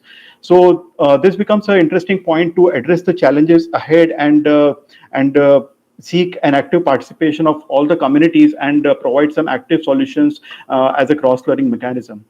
At the same time, we are faced with a local concern. As a developing economy or an actively developing country, so we have infrastructure systems that are being developed in terms of sourcing water, treating or distributing them. So we have the big infra available, and we profess sustainable water management. But what we are concerned at times is at the ground level. At the ground level, the service delivery in terms of the water to the marginalized communities or the groups which are disadvantaged, or even when we talk of water, we talk of those small water bottles, the refined water that we try to see. So we see two ends of the spectrum happening together, and that really makes the subject very important and very interesting to deal with the practitioners and with the researchers. So what are the challenges? So as part of my research, I have been engaging myself in the literatures across the discourse on water resource management, socioeconomic system, the different concepts related to the urban water service delivery, the issues, challenges that have been there. So the key challenges that we see in water resources are basically, when you talk of the resource on a global context, we see that the use has tripled in the last 10 years. The human use is almost 50%, the wastage is 60%, and 90% are water-related disasters. In India, we see a very interesting thing happening. Now we have a consolidated ministry, and we have a geographical diversity, as well as we are a place in which the rivers have changed their paths. There is a decline in the self-purification capacities. There are biodiversity losses, and then there is a loss of the water availability. It is almost 1/3 that we had about 50 years back. In terms of the surface water, the scope of augmenting the supplies is getting reduced, and there is an exploitation of the groundwater. When we talk of it, the quality levels are of concern from a water management point of view. Yes, there are interesting discourses of integrated water resource management, but what really is a concern is the contextual reference and the clarity that we process in it.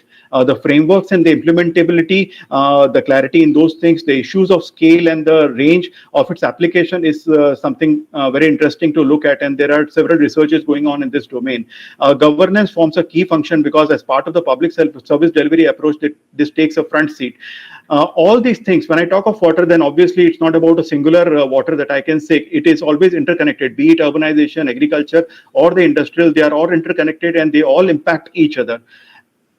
there are typical things happening which really impact the overall water scenario of the state. The migration from a water scarce state to the other states, the non-farm dependent livelihoods that are on the increase, the economically robust areas that amass water supplies, and then the conflicts and the competitions that happen between the urban, the rural, and the peri-urbans. That happens. So amidst these challenges, I basically situate my context for the study, which is basically the water resource system and the socio-economic system related by the demand and the supply and the interconnectedness. This interconnectedness is basically the key thing which can have a significant impact on the social and the economic things, and particularly in the regions where the water is scarce. So this gives rise to my specific area of work, which is the urban water, and then the service delivery part of it. So when I talk of urban water, it could be, it is basically theorized in terms of being a public good, a private good, or a merit good.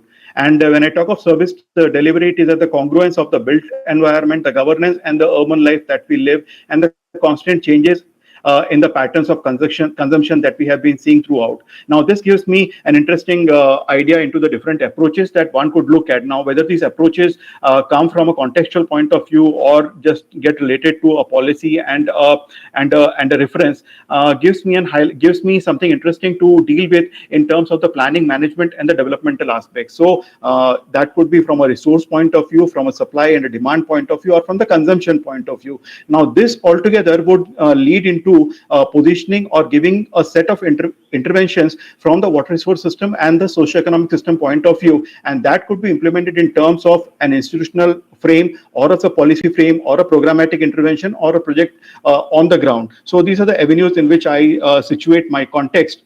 So from the literature, there are several approaches that we have seen happening, and in the recent past, we see very interesting evolutionary approaches in terms of reflecting the security, the stability, the sustainability, the adaptability, and the intelligence in the water supply. The latest one being the intelligence when we talk of the parlance of the smart city and the technological advancement that are coming up. Then consider the fundamental values and change. Now, there is a sense of, there is a literature, there is a sense of belief that yes, sometimes we need to visit the fundamentals and we need to visit the challenges right from the ground. The discourse of integrated water resource management applicability finds challenges in India at this point of time, but yes, we need to steadfast on that and we need to deliberate on that quite a lot. So water resources can be managed more holistically if we consider the basic aspects of efficiency, equity, and environment. There should be a multi-objectivity in planning, and there cannot be a simple linearity in the planning in terms of the approach. The infrastructural development has to be in line with the local context, and most importantly, the effective collaboration that happens with the local context and the communities, and ensuring the equity in terms of the cost, benefit, the regulation framework to govern the equity. So the approach enablers are basically a systemic understanding, an approach towards improving the performance, the governance capacities, the collaboration, the cooperation, partnering, and that's the water that actually we use. So to address a wide-ranging disparity between the resource and consumption, can we have a one-size-fits-all approach, or should it be something different? So this is what something makes this topic very complex at one point and very interesting at the other point to really deal on. So I place my conceptual framework for this, and this slide draws about that. So when I talk of the water resource, which is having a geographical disparity and is faced by the extent of the utilizable water, there is a local context and there is an external context to it. So when I talk of the local context, the local supply in a local water scarce economy would be inadequate.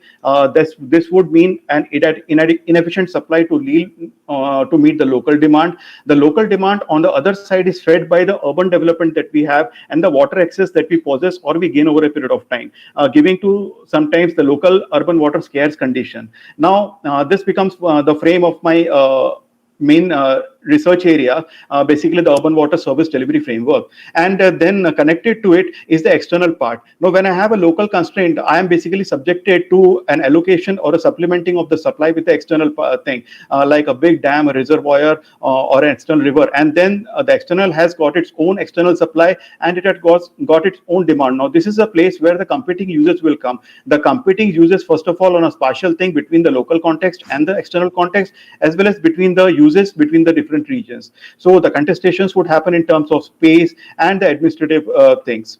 So here we have the different uses. The domestic, it may be 7%, but it's one of the most important. The industry about 3%, and agriculture about 90%, and then the whole urban continuum, which starts from the urban core, spreads towards the periphery as the peri-urban, and then the rural, and then the overall developmental mechanism, which makes the urban expand on and on.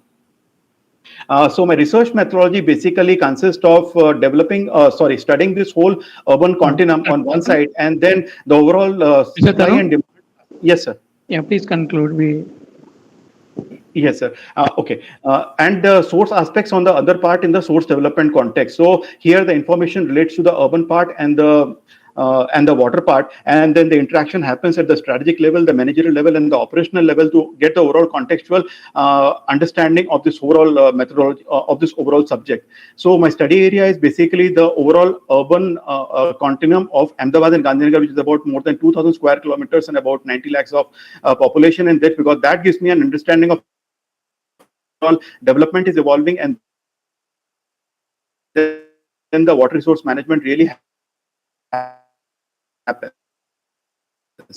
So when I talk of my urban rivers now, the way we see the rivers in the past, the way the lakes have been happening now, and they relate with the local context and with the usage in terms of as a source of water has become a change. So think of a scarce local resource or a declining availability of water or an inevitable urban expansion becomes a key point to point. So here when I put the development dynamics and specifically to my study area, in the last 20 years, the situation has been from coming out from a water security crisis at a larger level, we at a state level, and then right now, by the way the overall external transfers of water has happened, the urban development has happened, the urban continuum has increased. Now coming to a point where basically we have to think very aggressively about the local water security and the resilience mechanisms to sustain the development. Now this is because this is important because at one point we have the supplies available. The per capita water may be 200 LPCD, but on the other side we have infra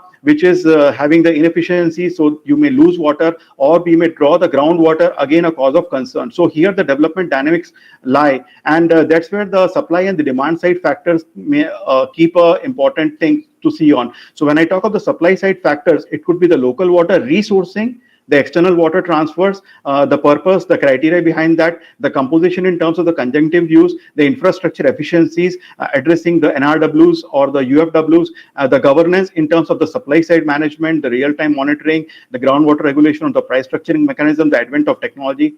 On the demand side, we have the development planning, the expansion that takes place, the water sensitive urban planning and design that happens, or the low impact development strategies that could be put in use. The governance mechanisms through the different stakeholders, the water pricing to reflect the exact cost of water, the conservation in terms of the resource and the awareness and the education. The end use information becomes very important because that is the point of transition where water becomes a wasted water, as Sir was discussing at the start of this session. So that becomes very important in the kind of infrastructures that we have to plug in for treating it, and the technologies in terms of the water efficiency and the water use.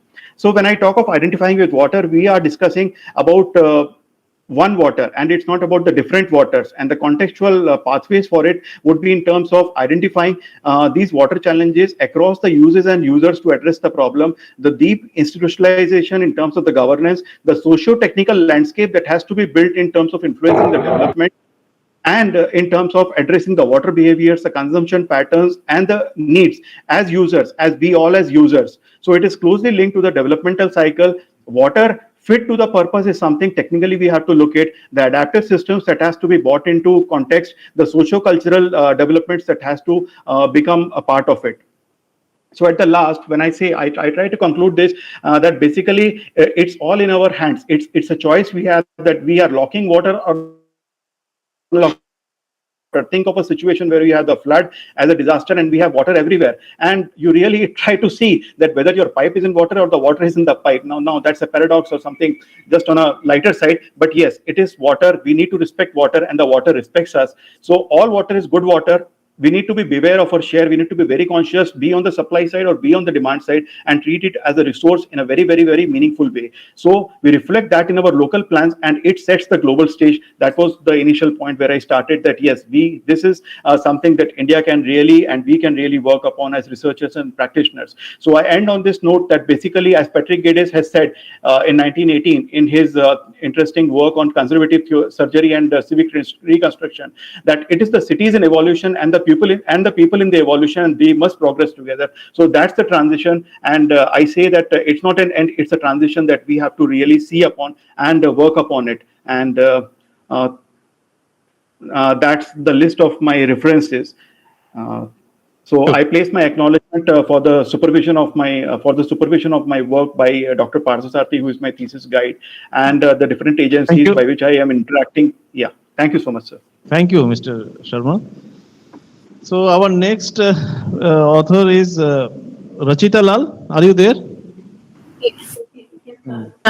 You can start your presentation and conclude in 10 minutes. You, yes, sir. Sure.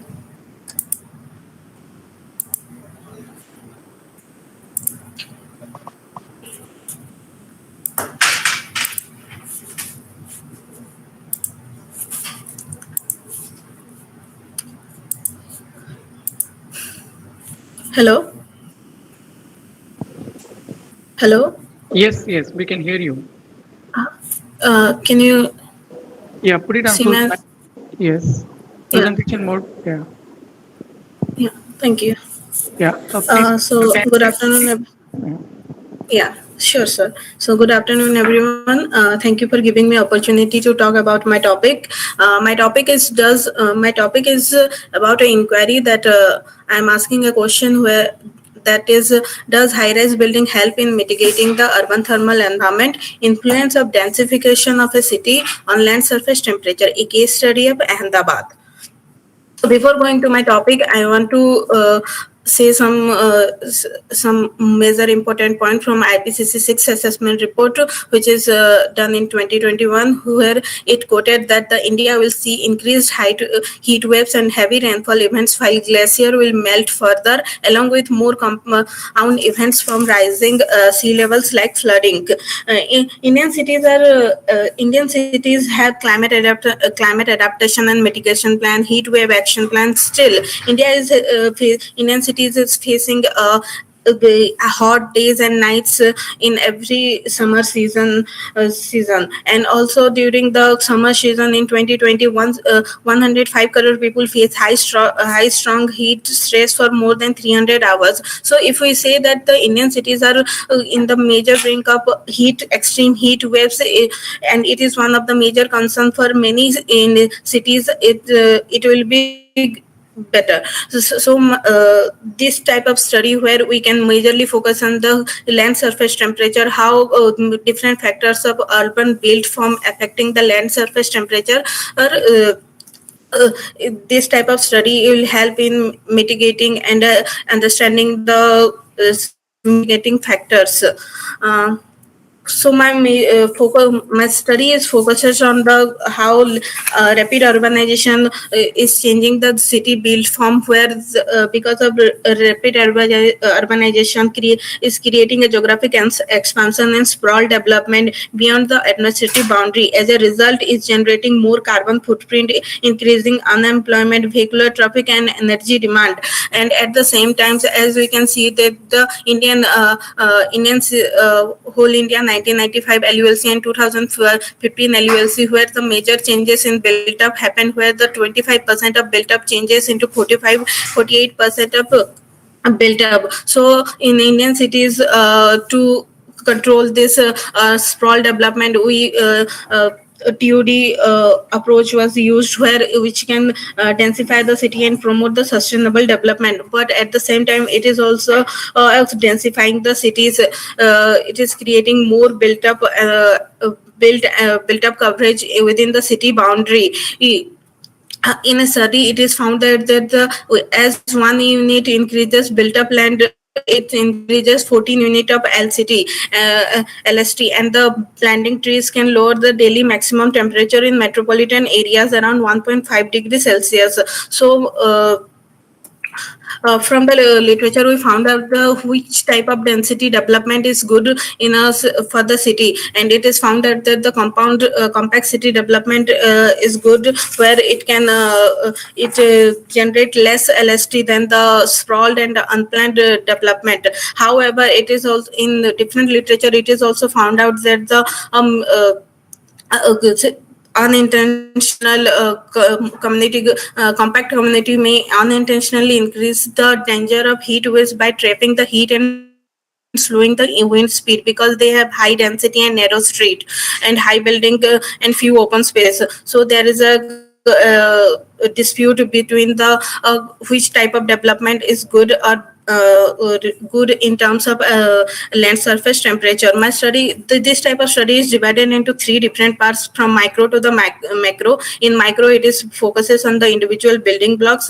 In neighborhood scale, buildings with the context, like many buildings with vegetations, and in micro scale, city. As my study is majorly focuses on the different buildings, a literature was conducted where the building's height and the relationship between the building height and LST was studied. The extensive study was done on the developed countries, where high-rise buildings, where it is found out that the high-rise building provide more ground space for more vegetation area, which reduces the LST. So they say that at the time when the developed countries are focusing on the vertical development, they also at the same time focusing on the vegetation parts. So it is helping in reducing the land surface temperature. So as for my research, my main focus is to to explore the relationship between the buildings and the LST. And in this context, I'm asking the question that does high-rise building create a thermally comfortable environment? And to answer this question, my objectives are to determine the urban form variables which affect the local temperature, and to analyze the relationship between the building height and land surface temperature at neighborhood level. I did not consider building materials, wind flow, availability of ventilation system, design, and the type of vegetation. Uh, in this study, for my study, I used mixed method approach, where the data set was divided into two parts. That is urban form feature, where a site survey was conducted, and the second one is the LST feature, where secondary data, that is Landsat imagery, was used to calculate LST and shadow which is created by the buildings, and which during the noon time and the peak hours, that is the 3 p.m. Then I have taken, for my case study, I have taken Ahmedabad. So why Ahmedabad? There are three trigger points for me to take Ahmedabad as my case study. First one, because of temperature rise, 1,344 people died during into 2010. And also, according to the tree census conducted by the Ahmedabad Municipal Council, it is found out that in Ahmedabad, within the city boundary, only 4.6% of area have the vegetation coverage. Also, in this city, they have heat wave action plan and the India Cooling Action Plan project at policy levels. And from the study, it was found that the dense urban and the construction was increased from 1975 to 2017 in drastically, and the open spaces and vegetation was decreased. As my study focuses on the neighborhood level, so within the Ahmedabad city, I found out two different localities by using different variables at the city levels, like the transit-oriented development corridor, built up coverage, vegetation coverage, solar radiance, and LST. And by using these variables, I conducted a weighted overlay method and to find out the vulnerable area in terms of thermal environment. And then I found out the two different locality. And in these two localities, different variables like ground coverage, land use, buildings, and natural factor, these major parameters were studied. these are the independent parameters, and LST you study as a dependent parameters. So this is the two different localities. The major differences between Please conclude. between these two. Yes, sir. Please conclude. Between these two localities, the locality one is the purely residential area, where the locality two is the mixed land use areas. As you can see that the dark color both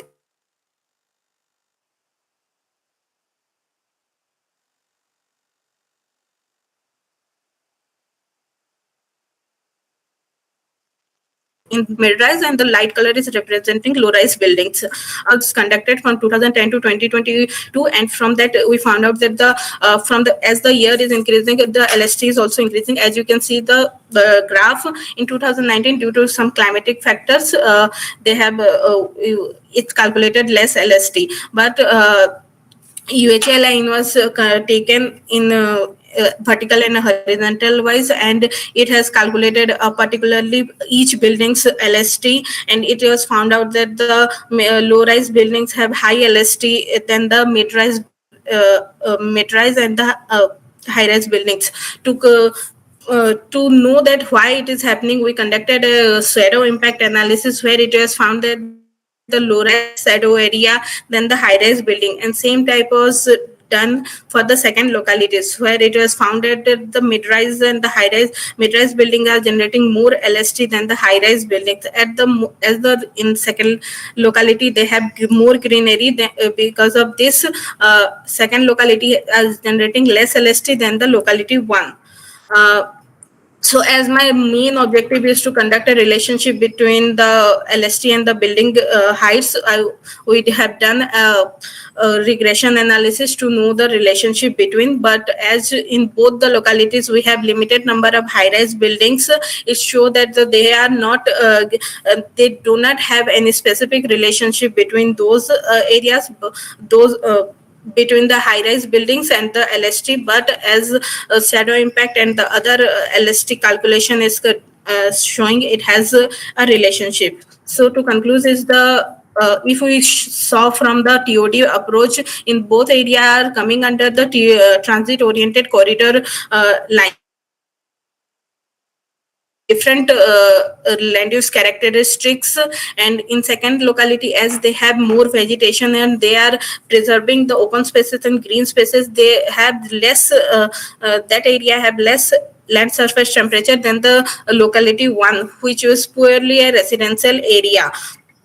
So if we say that the planning measures like TOD, if TOD approach is a TOD approach where it is helping in preserving the open and green spaces, it will not only help in promoting the efficient infrastructure and also the sustainable development, but it also help in lowering the land surface temperature. This type of study will help in green space or in urban planning TOD approach, where it is helps in preserve the green spaces and open spaces at the neighborhood level, and it will also help in policy level implementation of how much vegetation coverage should be present at the neighborhood level. These are my references. Thank you. Hello. Thank you. Nice presentation. Yes, sir. So now we have some time. So audience, if you have any questions, after that I'll give it to you. We'll conclude.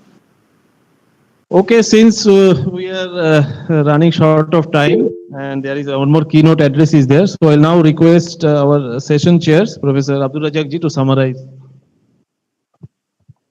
Okay, thank you all the presenters and also the attendees, because of I see the increasing number. Still we are approaching towards lunchtime. Normally we see the reducing number.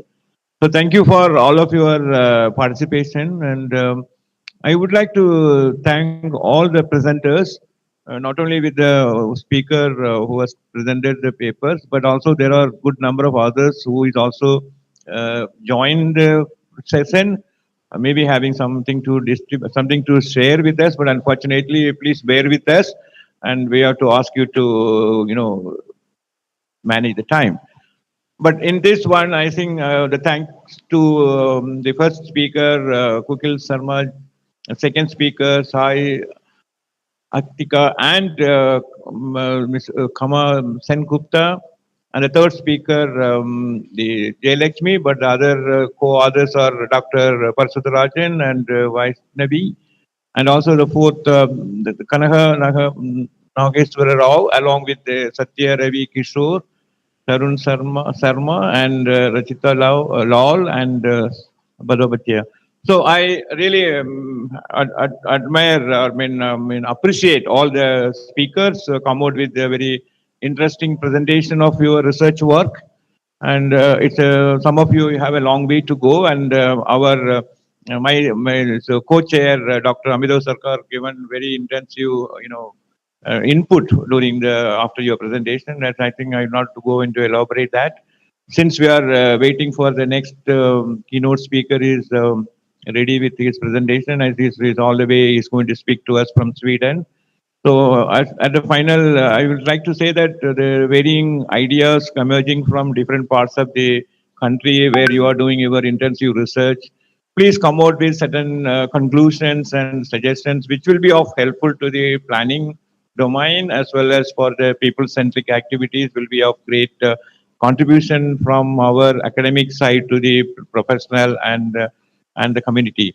So that is my sincere advice to all of you. Please look at the topic of your interest is a real need today because we are all having complex issues in the cities and how to manage things with limited resources and increasing human resources. But at the time, on the other hand, we are not meeting the demand of supply, demand and the supply is there's a long gap. And I see that maybe some of our research work can help to move forward. How do we make a balanced life in urban and rural areas? So in this context, it was a very well organized session today.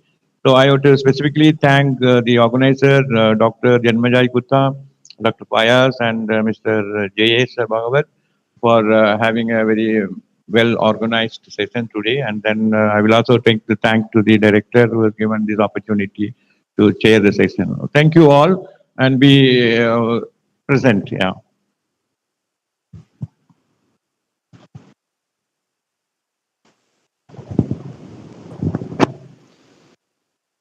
With that, we come to a conclusion of our first technical session for the day. Thank you to all the presenters who have put forward their presentations, and special thanks to Professor Dr. Abdul Razak Mohammed sir and Amitabh Sarkar sir for heading the session. And as we continue with this session, we'll now commence with our third keynote address for the event. And I welcome Professor Singh Jong, Professor in Energy Engineering, Dalarna University, Sweden, where he undertakes teaching positions in energy, solar energy, and building energy efficiency for both bachelor's and master's degrees.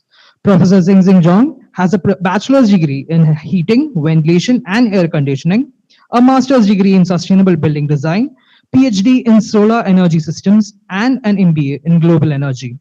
With an emphasis on urban energy systems, Professor Jong pursues multidisciplinary research in the fields of energy and buildings with focus on adaptive solar facades and related systems and data analytics for buildings and cities, building energy performance modeling, occupant behavior, digitalization, BIM, and peer-to-peer business modeling. On this note, let me once again take this occasion to welcome Professor Singh Jong to begin with the keynote address. Thanks a lot. Can you hear me? Yes. Okay. Thanks for really appreciate for the invitation. It's my great honor to have short presentation here. So I just second to share my slide. Okay, I hope you now can see my slide. Yes, yeah, we can see. Okay, it's perfect. And yeah, so my name is Xinxin Zhang. I work in Dalarna University in Sweden. I'm a professor in energy engineering. And today I'm going to talk about a bit we call the positive energy district, which is a hot topic in Europe at the moment. And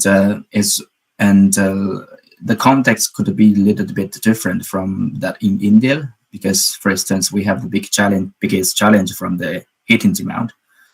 But there is also some similarities or principles that could be learned from each other. Okay, so here is content. So I will try to briefly introduce about the background of positive energy district, PET, in short words, and what kind of program will support this development. And also I will describe what our research, particularly on PET, and also other practical development on PET in Sweden. So we have in Sweden we have a national program called Viable Cities. So it is a program particularly for the emission that are climate neutral cities in 2030 in Sweden. So there are many participants, both academia but also industrial, and there's a great amount of funding for us to drive this target towards the target. And particularly under this program, we have a particular tool that enables this process or control the process. It is called the Viable City Climate City Contract, CCC. And it is a mutual agreement between cities and also 5 public authorities and also Viable City program. So it is the first one in Europe, and it also inspired others like Spanish CTS 2030. So in 2019, and there's only 9 cities who signed this contract, but till 2021, and there are already 23 cities signed this contract, which accounts for nearly half of the Swedish population. And our campus in Borlänge City, which also signed the contract in 2021. So yes, and of course, when you talk about the city transition, urban transition, you will need a lot of resource. So basically, it's money. So there's a lot of volumes you have to consider, not only from the national or international investment, but you have to inspire private investment and also regional or regional or even city level investment. So then also we will require quite a lot of efforts on changing the city to achieve this carbon neutrality target. So first, we need to have innovative system implementation and upscaling. We need to coordinate of the finance and make new policy regulation. We need to develop methods for changes and to analyze risks and also potential impacts. So, but anyway, there's a lot of things needed to do, and our main contribution in this city transition were mainly to develop the innovative energy systems, and also develop methods for analysis. And carbon neutral city is complex. It's complicated. So it's related to different dimensions: policies, finance, behaviors, technology, social, and also even environmental impact. So it's not easy task. And what we plan to do is to try a small scale as a test bed. That is why the positive energy district concept can come up. So PET is an urban neighborhood and with annual net zero energy import and also net zero CO2 emission. So particularly working towards positive supplies production from renewable energy, and then which also has to be integrated in urban or regional energy system. So in principle, there are zero energy import, zero CO2 emission, and also plus energy production. So that's the current definition, but it's a working definition. So the definition is still under development. And there will be 3 main pillars for PET. And first is energy efficiency in buildings.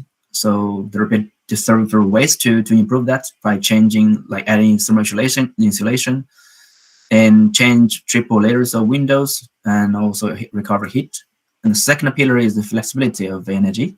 So you have to be able to share energy to the neighborhoods, or use battery or thermal storage, or EV electric vehicles.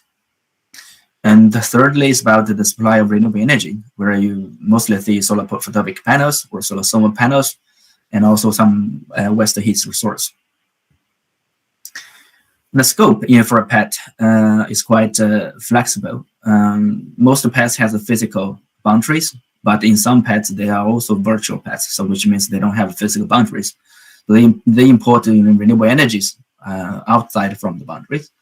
So basically, if you see from this diagram, I mean, you can see quite a lot of the renewable energies, solar PV or solar thermal, electric vehicles, heat pump, the concept has been involved. And the buildings are the key, and also the mobility are another pillar. So renewables not only from the local ones, but also from the virtual power plants or wind plants, solar parks. That's also makes sense. And of course, the storage are the key to achieve this flexibility. One of the pillars, like in flexibility. So there will be a circle like district cooling or district heating, especially in the European context.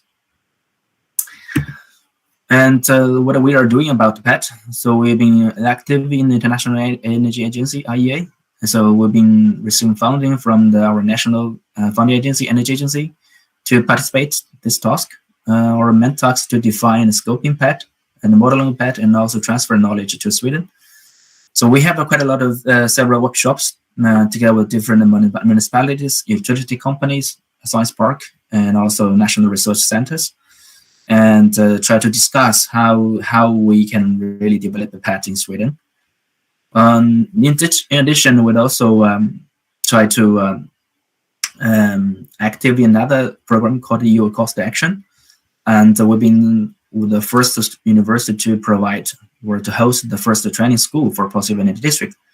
So last year we have 34 participants, and the main topic is about the simulation of PET. So, and we also are leading a large research project through Viable Cities and the program. And then we have collaborations in Sweden, Australia, and also Turkey, which focus on the process optimization, how to enhance the stakeholders' cooperation and decision making for development of PET. And one of the main tasks is to develop a PET database, and with a focus on Sweden, Turkey, and also Australia. And meanwhile, we use machine learning methods to study the PET, existing PET, and abstract the main characteristics.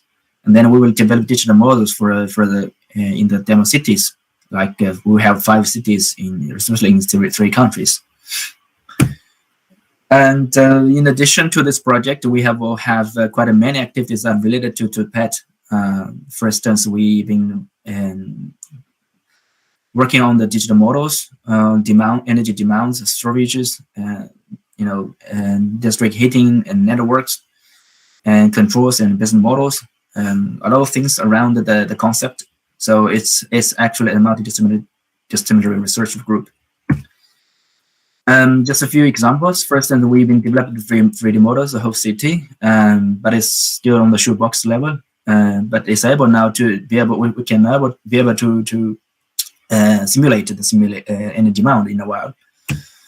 And with this model, we can also map the solar energy potential of the whole city, not only on the roof but also on the facades and grounds. So, in more particularly, we can also optimize the PV locations for particular buildings. So, this is around research from European Heart Project. So, which, for instance, where exactly a location on the buildings that is best for installation of PV panels, by considering a lot of factors like the energy demand, energy flows. And we'll also do some research about the low temperature or 5th generation district heating and cooling. So where we can, in this system, we can use the waste heat from the shopping centers or data centers, then to heat up, and then use heat pump to heat up this waste heat for district heating. And meanwhile, like the shopping centers or data centers, they also need cooling in the meanwhile, so we can reject the cooling from the heat pump to those buildings. So it's a mutual benefit. And meanwhile, we can also connect it with the renewable energies, for instance, from solar PV panels or sort of from solar thermal panels. So it is able to connect it with the different types of renewable sources in this system.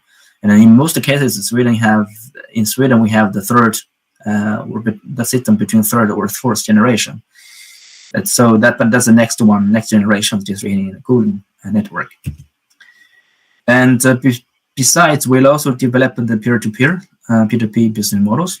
And this is something we try to engage individuals to participate in the urban transition. For instance, if you wanted to install solar PV panels, where you can also sell electricity to your neighbors, or if you only want to install batteries in your home, it is also possible to make some money from that.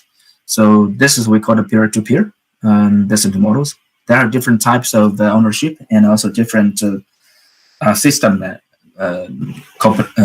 systems.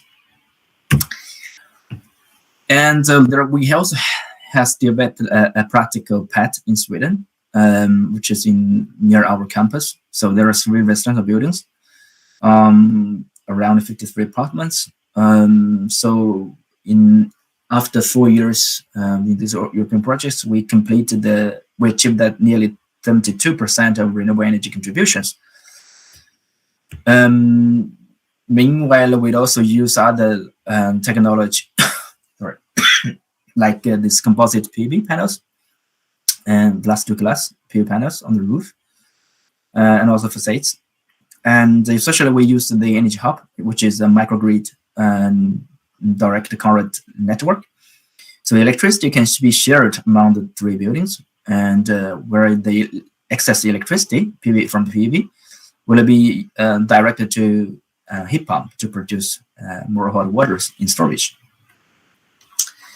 And then we'll also develop the heat pump, where we try to use direct DC power directly. So that can be easier to communicate with the Energy Hub, and then reduce the waste of the electricity.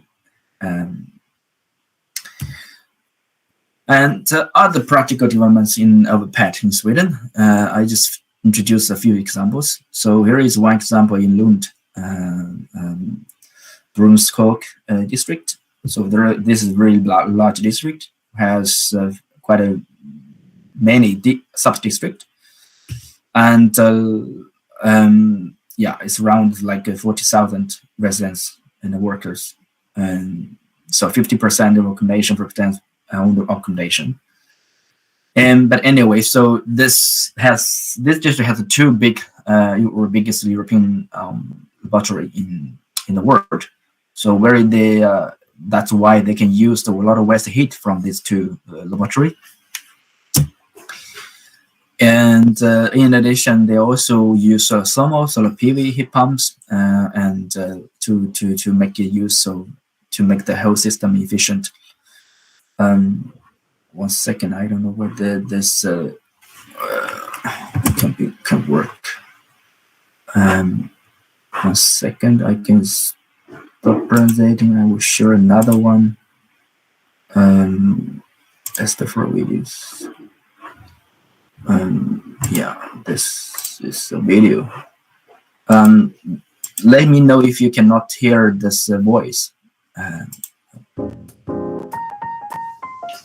CoolDH är ett samarbete kring fjärrvärme.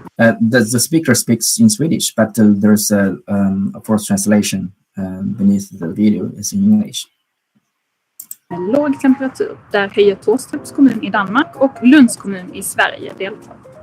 Och nu ska vi titta närmare på Brunshög i Lund som är den svenska demosajten för CoolDH. Jag heter Sara Karlmark och jobbar på energibolaget Kraftringen, bland annat med EU-projektet CoolDH.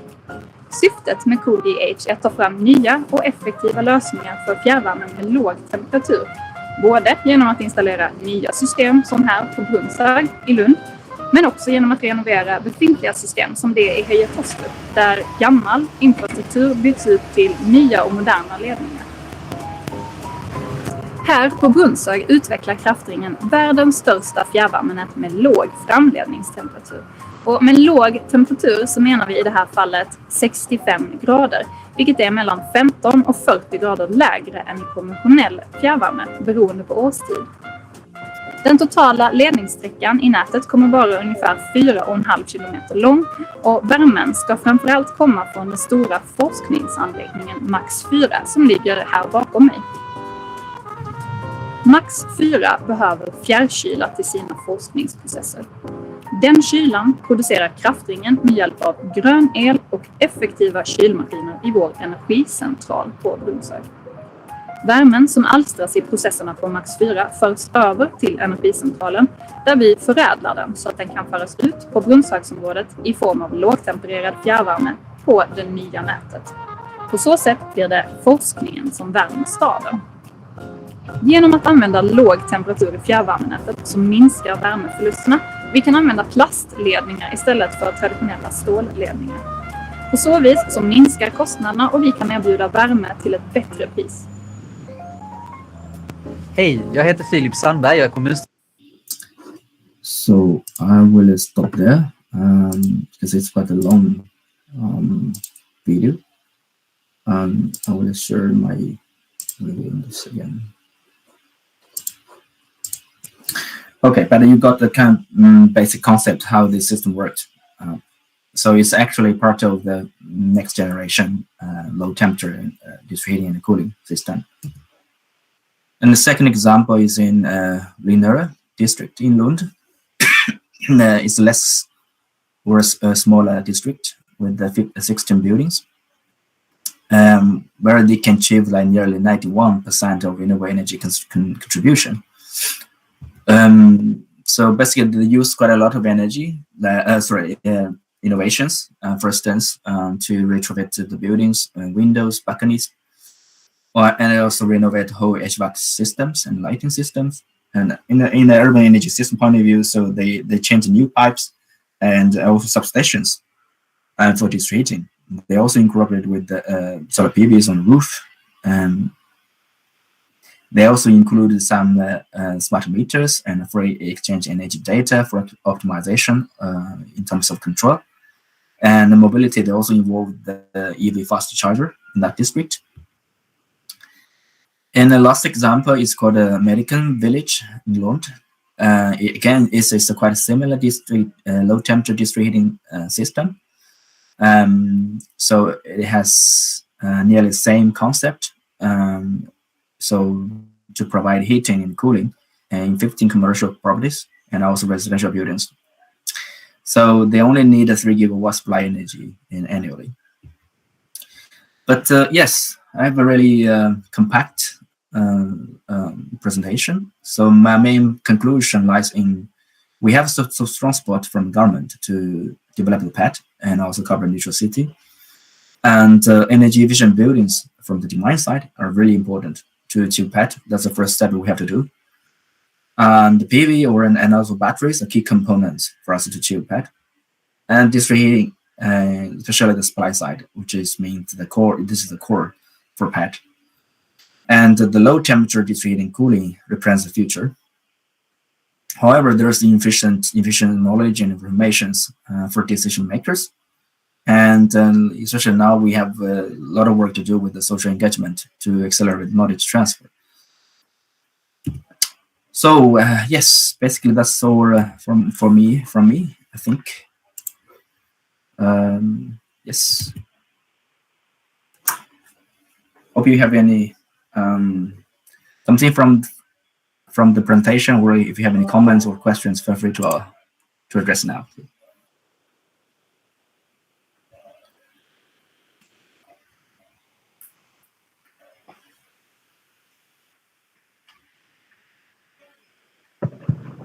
Thank you, sir, for the perceptive session. And now, as I mentioned, I would like to open this discussion for any questions on the topic from the audience.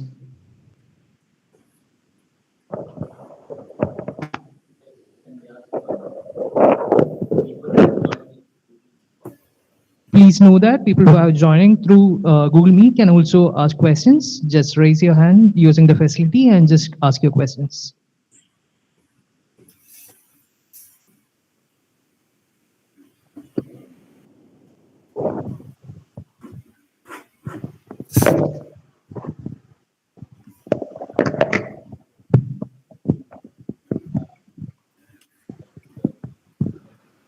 Hello, Professor Singh, can you hear me?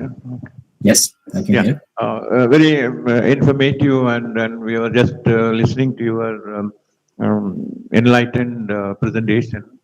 What is the developed countries in Sweden, and you brought out those concept of positive energy district, and then some of the examples you quoted are very informative, as well as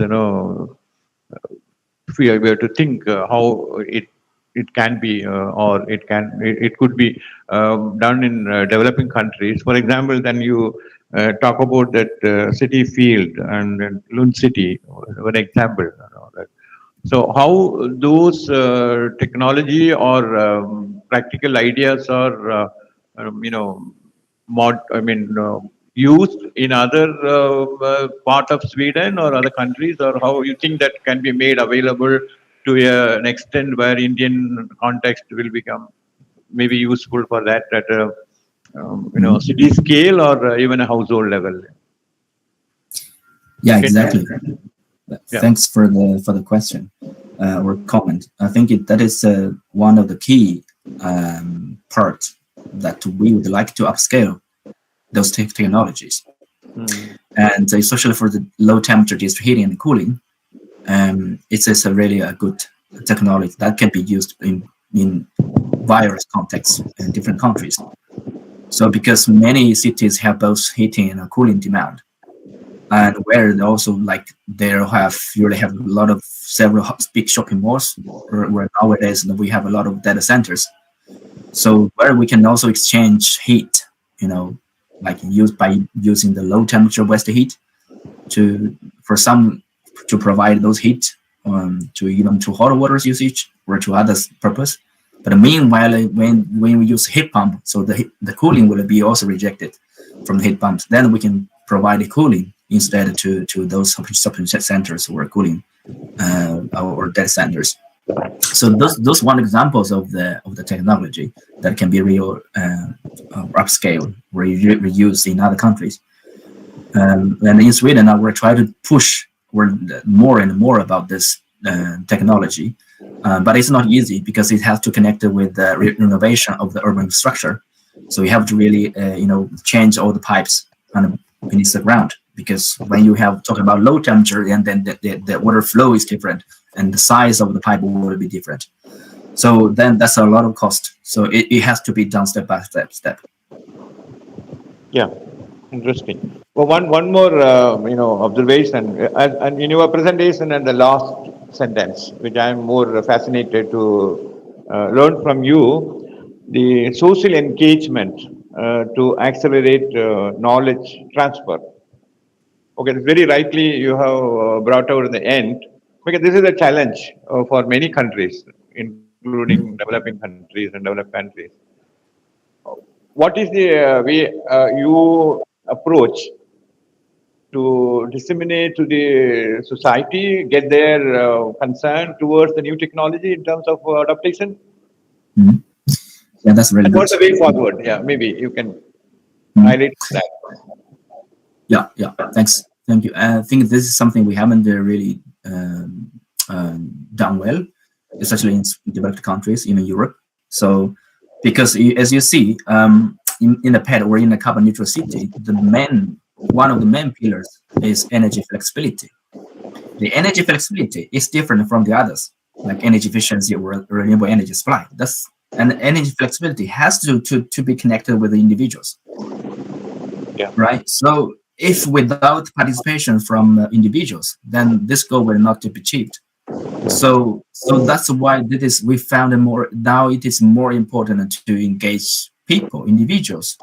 And we've been doing quite a lot of things, like through the bottom up, like workshops, co-creation process, but it's far away from the certification. And the people in most cases don't care about so much, and they don't realize that this change transition has to be connected with their own behavior. Yeah. So I would say it's a long way to go, even in developed countries. Yeah. And most nowadays we achieve PET or do PET in a very small scale, mostly from the top down approach. Yeah.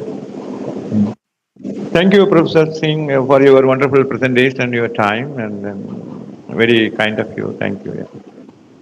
Yeah, thank you for the invitation. Thanks a lot for listening. Yeah.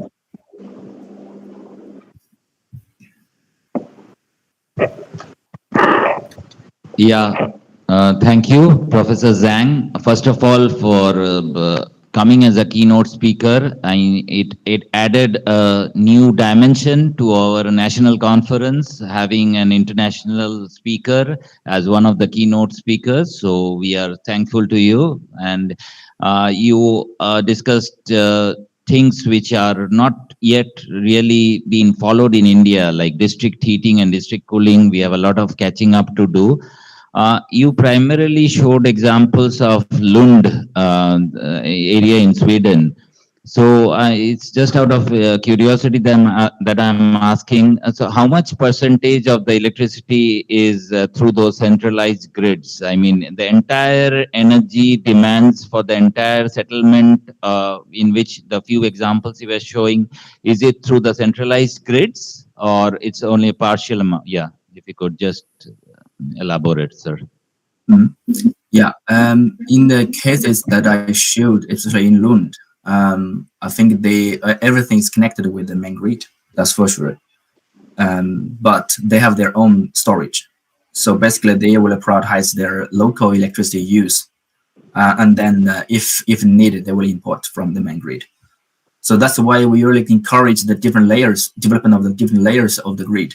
And also in our project development in Ludvika city, we installed the microgrid or mini grid first for like small scale free buildings, and then which means the electricity will be optimized to the microgrid level first, and like to try to prioritize the use from PV panels, or optimize the charging from the electric vehicles, and optimize the timing also for heat pump operation.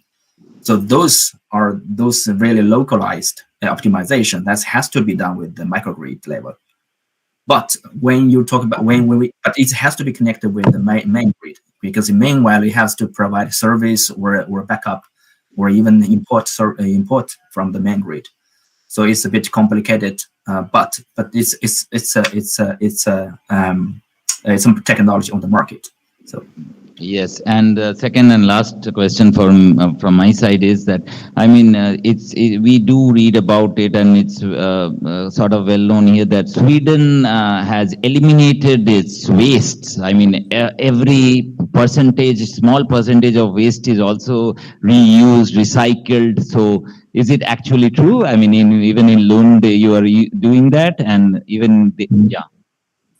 Yeah, I mean, from the city manager point of view, yes. I mean, they have, in Sweden, we have a really good management system of the waste. They divided into different types of waste, tunnels or bins. So for instance, for those that can be recycled, yes, they will be recycled. And for those who have to be burnt, then we'll burn it to produce electricity and heat through the combined heat and the power system. So it is well managed from the city point of view. But of course, I mean, there's still always like individual behavior there. So sometimes it's not 100% like perfect. So. Okay, thank you. Other members, please.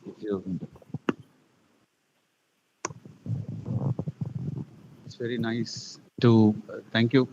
Thank you for your keynote as a keynote speaker. Joining our conference.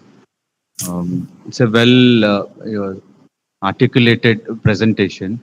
Even in India, we are a long way to go ahead, and we have targeted 2070 and net zero target for the country. My question is how you look at our systems in India, or if you have any suggestion for our cities. Well, that's a big, very big question. I have to acknowledge that I don't have so clear picture about the whole energy system in India. But I would say I had the same or similar discussion with the colleagues from China, and I would suggest to have similar program like the Bible cities in Sweden, and those program is funded by different public sectors, like different departments in the government. So everybody has to work together through one program. And then, like urban planning is one part, energy system is another part, building is another part sector, and then transportation is another sector. So everything now is separated. But if you want to achieve this carbon neutrality goal, then you have to work together because those things are connected. And if we don't have a common program or a common framework, then it's really hard to coordinate and to cooperate. And that's the first step I would suggest to do. And then if we take an example of Sweden, then we develop some contract that is under this program. And then every city that wanted to make use of this, advantages, like, carbon neutral goals. I mean, they can sign this contract with the government or under this framework, and they will gain benefits from the funding or investment in tax return, for instance.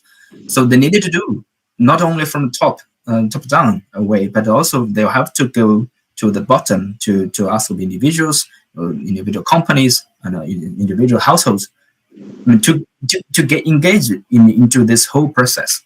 So I mean, that's the first two step, and I would say it's very important even then develop the technology, because the technologies are nearly already there. If you want really something, I mean, technology is on the market. I mean, you just need probably a bit more money to buy it. But those fundamental support, if not they're ready, I mean, it's really hard for everyone to do the things under this for this goal, let's say. Thank you.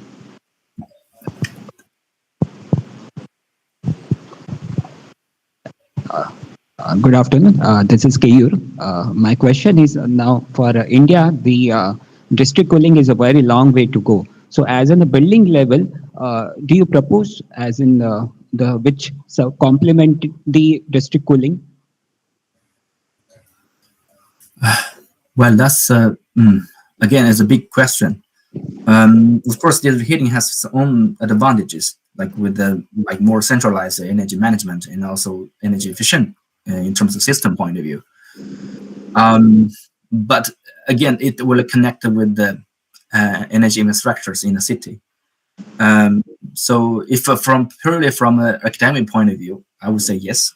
I mean, you will make the energy system much easier to manage or coordinate. And of course, every individual household can have the set point by themselves. It's possible to do that. So at least from the academic point of view, I would recommend to have the centralized energy in a cooling system rather than splitted air conditioners. Because the split air conditioner will make also the contribution to the some heat island or other effect in the long run. So. Yes, Professor. I think you are very right when the questions were put up to see what we can do in India. But your observation is very right. There is a departments. There are various sectors handled by different ministries. What we call it. But you also brought out a very interesting point in the local. The producers and local community and the local market. The 3 points you are trying to highlight, it's really appropriate to look at from an Indian context also there. Okay, maybe the big challenge is how to make a coordination between the government. That itself is the first task. Then we can think about how we can link the government to the community. That's another big task. And the third one is how to connect with the government, community, and the market, the producers, because everybody is working on their own interest. So in terms of energy efficiency or water, this quality or waste management. So there is no combined or coordinated effort. That's the way the investment, the manpower spent is going to become not giving a proper output. So that's very appealing from your presentation. I'm really happy that to listen from you.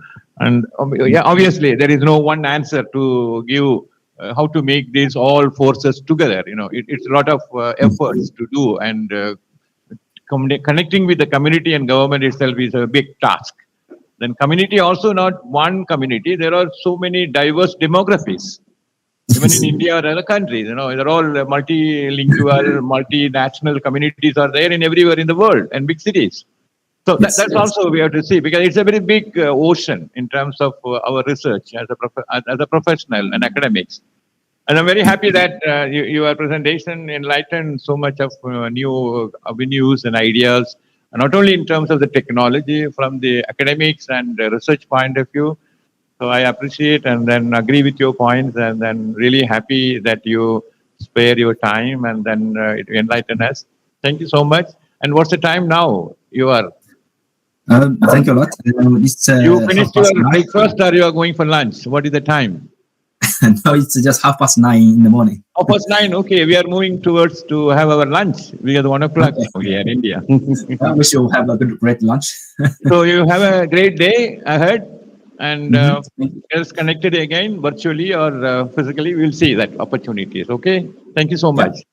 Thank you. Thank you for the invitation. Okay. Bye. Thank you, Professor Zhang, for the insightful comments and for highlighting the need for the fraternity to work as a team as we move forward. On that note, I would like to thank each and every one of you for joining us in this morning session of Day 2 of the National Conference on Energy Efficiency in Planning for Enhanced Urban Resilience 2023. We'll commence with the second session on disaster management and urban resilience after break at 2 p.m. Once again, thank you so much.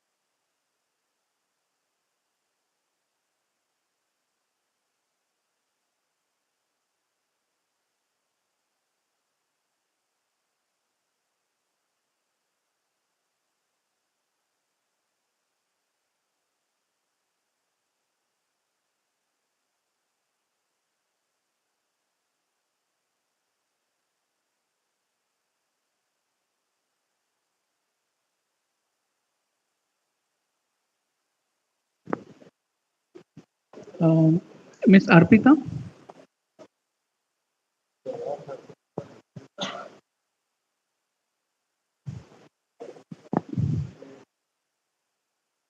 Arpita? Yes, sir. Yes, sir. Yeah, you're there, right? Yeah. Uh, please be available, okay? I'm just Around. So, hello. you will be going first at 2 o'clock, okay? So please be ready. Okay. Akansha? Miss Akansha?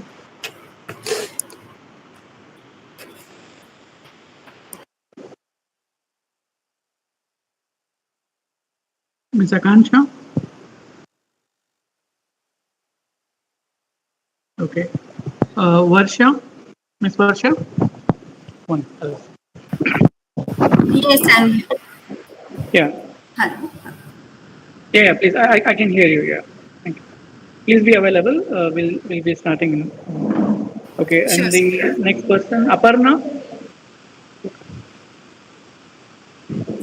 Aparna is here. Rahil Nazib and Aparna. No. Asha. Asha Nayak.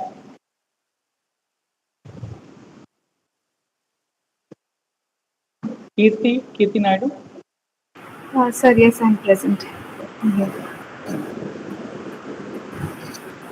Mayuk Biswas. Yes, sir. Yes, sir. I'm present. Okay. Shreya Patil.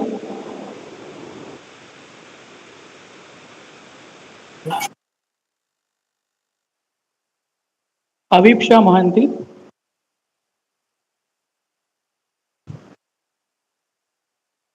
Purnima.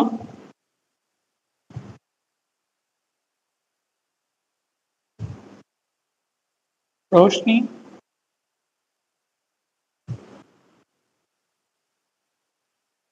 Okay. Rizwan.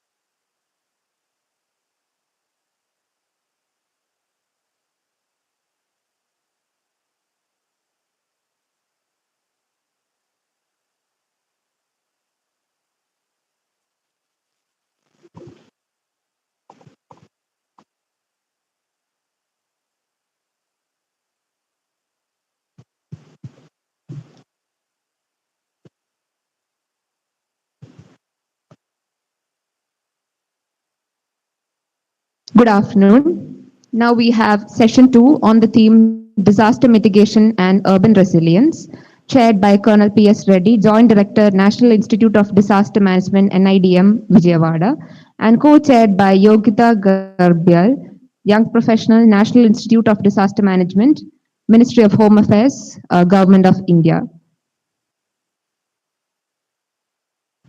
We have 12 papers in this session, which will be starting in a short while.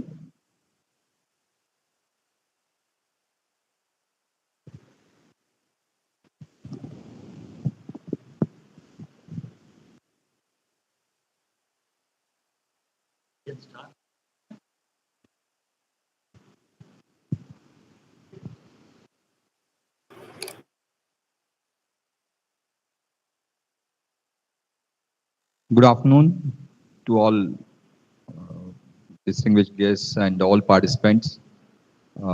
As you are aware, the theme is disaster mitigation and urban resilience, and many speakers are there. I request all of you to give your point of view within 8 to 10 minutes. I recommend to keep it to 8 minutes so that you can utilize the 2 minutes for any questions and answers.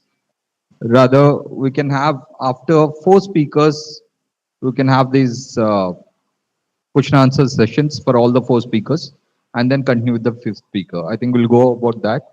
And now I hand over mic to the co-chair for further proceedings. Thank you, sir. Good afternoon to one and all. I hope all the presenters are ready. So let's quickly start with the first one. The paper title is The Strategies for Risk Reduction and Urban Resilience as Critique, Selected Heritage Sites of Patna. Ms. Arpita Srivastav, you are there. Kindly present your slides, please. Good afternoon, everyone. I'm here from, I'm a master student from NIT Patna, and I'm here to present my paper. Let me share my screen. I'm not able to share my screen.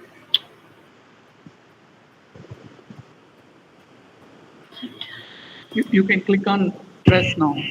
Yes, sir. Press now. There is a option called press now, and then share the entire screen.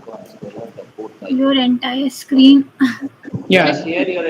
Click on the shares button and then choose share entire screen. Yeah. First open your presentation and then entire screen. Yes, it is coming now. So can everyone is able to see my presentation? Yes, it's visible. You are audible. Please start now.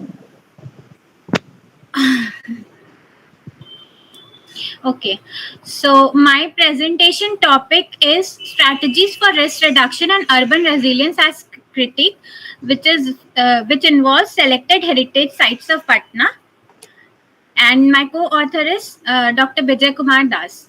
Now, contents are introduction, aims, objectives, scope, methodology, literature review, conclusions, and bibliography.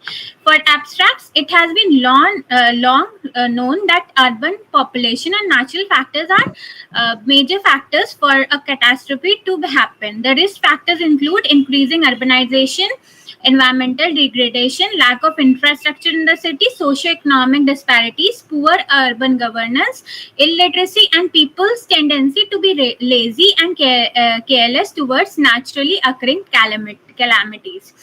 For an efficient disaster management planning, it includes disaster preparedness, response, recovery, and mitigation. For urban resilience, the agendas can be disaster risk reduction, climate change adaptation, and security. When I'm talking about the state of Bihar, it has previously had earthquakes with magnitudes between 5 and 7 and has a seismic danger that ranges from moderate to low to high, which is according to NIDM. And it also lies in zone 4, which is a high risk zone of damage, and Patna is mostly vulnerable to earthquakes. The most recent was 1934, which earthquake which damaged most of the numerous Patna structures. Now, my aim of the study is that I have done case studies for 3 heritage sites, which are Takhat Shri Harimandir Ji, which is in Patna Sahib. Then Ma Shitla Devi Mandir, which is in Agamkuwa, and Golghar in Patna. All these three are in Patna only. Then the research objectives includes to identify the type and level of damage that these structures will sustain during the various disasters, and to do the urban and local planning measures for the disaster risk reduction, and as analysis of that, how will they be integrated, and evaluate whether the restorations are necessary and how they will be carried out.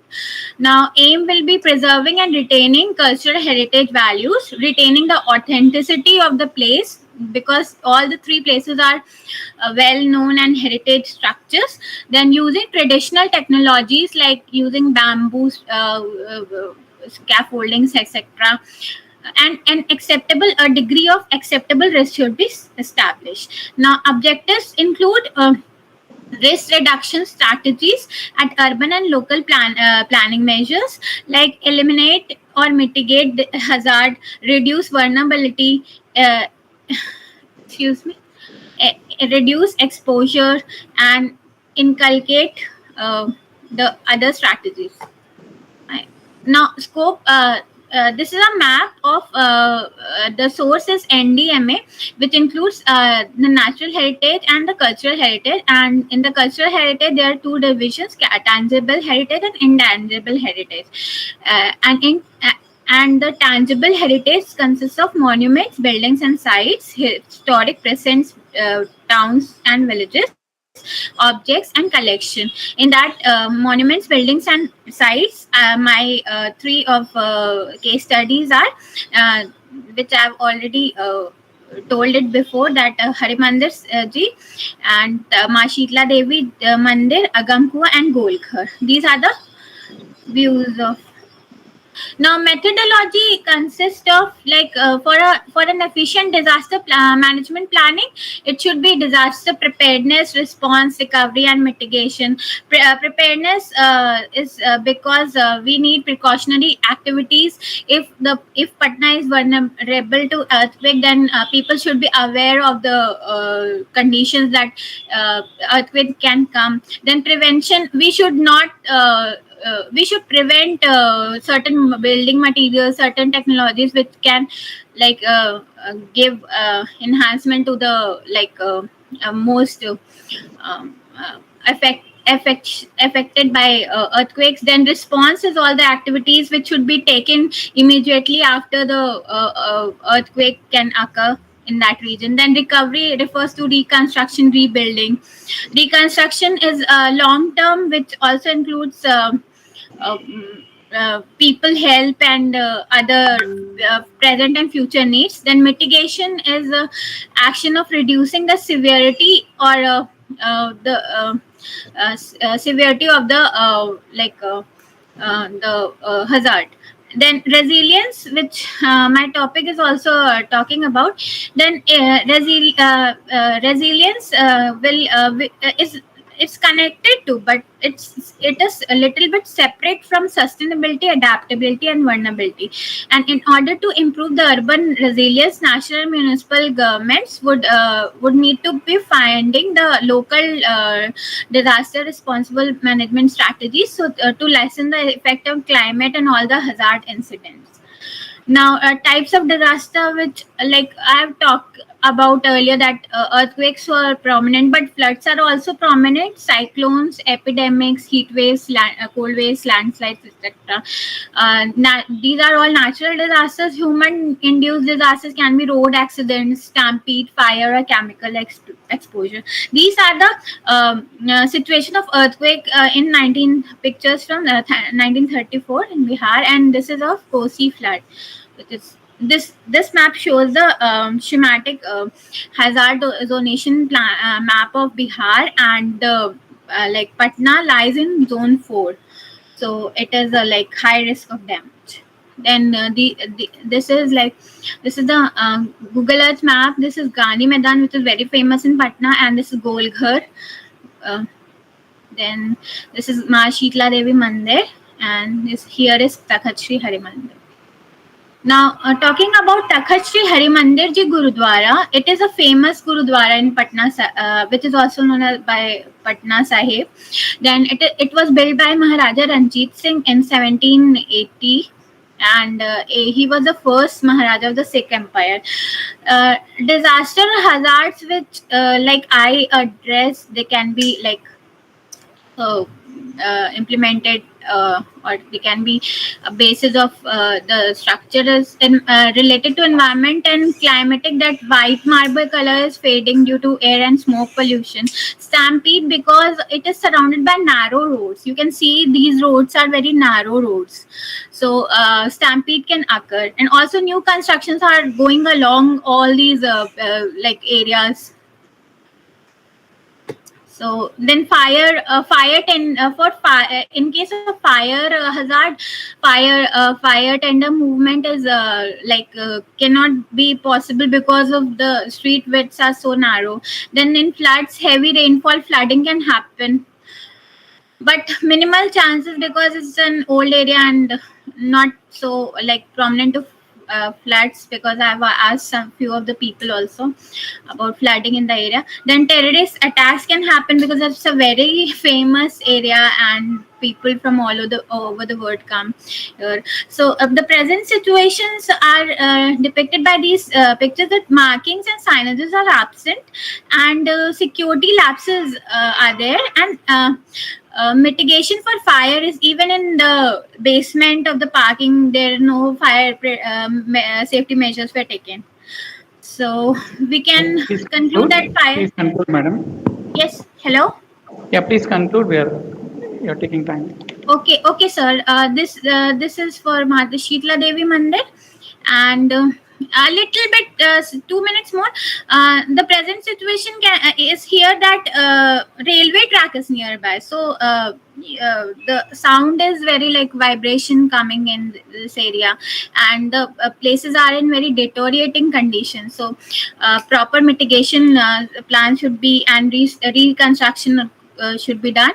Then for Golghar, there are cracks coming in the this dome. So I have read a paper which concludes that cracks can be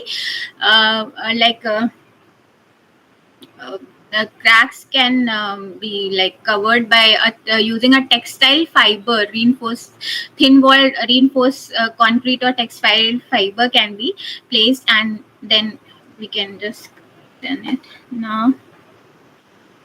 These are the mitigation measures from the state government, but yet because of the budget they are not like implemented for all these, like whatever I'm talking about. Then we can in case of response of event disaster, we have to save the life of people first, then reconstruction activities and other evacuation pathways should be taken care of, rescue operations. Then risk mapping should be done in case of long-term recovery plan, natural hazard zonation, vulnerability, etc. Then reconstruction should be done by trained people, and transportation channel resources should be taken care of. Then mitigation strategies can be conservation, restoration, retrofitting, reuse, relocation. Non-structural measures can also be adapted. Infrastructure services, security and visitor management, maintenance and inspections, movable heritage objects or collection managements can be done.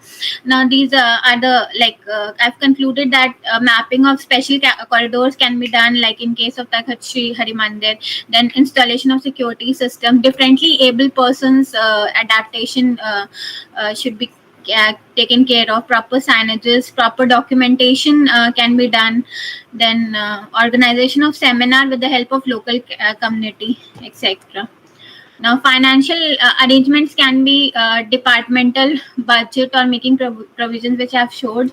Then 15 finance commission and funds should be available in different finance commissions, grants, special grants, and SDMF or State Disaster Response Fund can be included in that.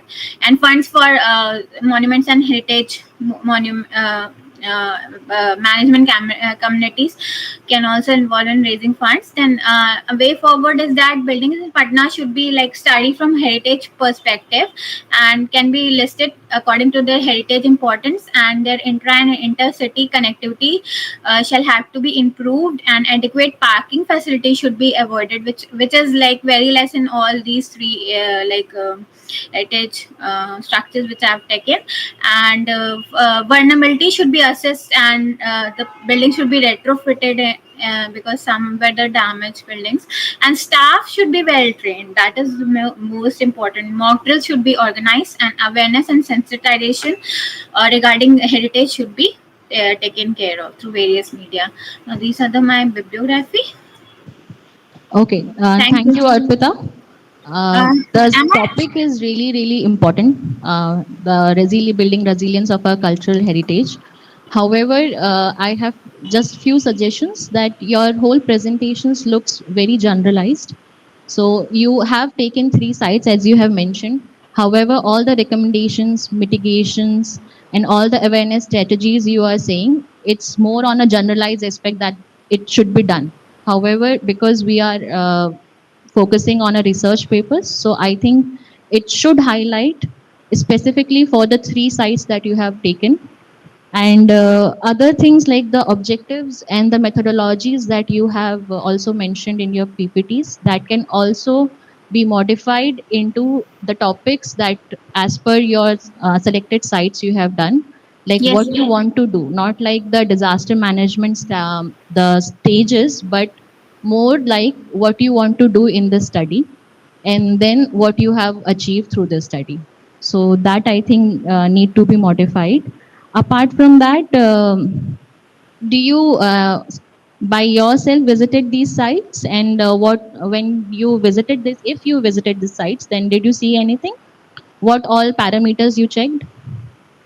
Ma'am, I've already mentioned, yes, ma'am, I visited the sites. I've already, like the general parameters, as the security lapses were there, buildings were not in a good state, and the evacuation pathways, if fire tender movement of the vehicle should be like, these are the things I've seen, which I've already So mentioned through this is like more on the assumptions, like what you saw in the field. Okay, Yes, so ma'am. I think it should be supplemented with more solid proof ground, more on the meetings, more on the surveys in that perspective, so that you have a proper say that this is because of this issues. Okay, so that is all. Thank you so much. Thank you, ma'am. So next speaker, Akansha, if you are ready, please present yourself and your shares. Please share the slide.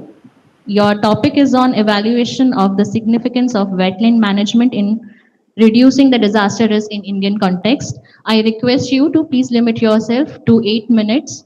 Do not spend more time on the introduction. Let's talk about what are the needs, what are the issues, and what are the findings of your topic. Thank you. Please share your slide, please. I think Ms. Akansha is not there on the screen. Maybe the next presenter can be now. Okay, so Varsha Vinod, are you there? Yes, ma'am. So Varsha, just a please minute. share your slide. So your topic is on promotion of disaster resilient cultural heritage, a global and an Indian retrospective.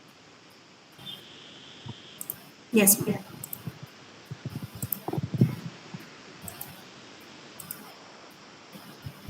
Is my screen visible? Yes, it's loading. It's visible. Okay. I hope it's visible now. It's visible. Please continue. Okay. Yeah. Good afternoon, everyone. I'm Varsha Vinod from Department of Architecture and Planning, IIST Shilpur. Firstly, I would like to thank SPA Vijayawada and National Institute of Disaster Management for giving an opportunity to present various aspects of disaster resilience in cultural heritage sector. Please put it on full slide. Presentation mode. Sorry? Put it on presentation mode. It is on full screen. Please put it on slideshow mode. Yeah, it is. Okay, just a minute. I'll share again. Share your whole window so that it will come in the full slideshow mode. Yeah. How about now? Yes, yes. Okay. So I would begin the presentation with the importance of cultural heritage and disaster resilience, and talk about the need for disaster resilient cultural heritage, the challenges that face, and the example. And later on, the role of community in this has been created. So, cultural heritage fosters a sense of communal belonging. It is rapidly changing world. In addition to the result straining from fast economic advancement and urbanization, natural and man-made calamities additionally exert pressure on the cultural assets. Since cultural legacy cannot defend itself, the question is who is going to defend them.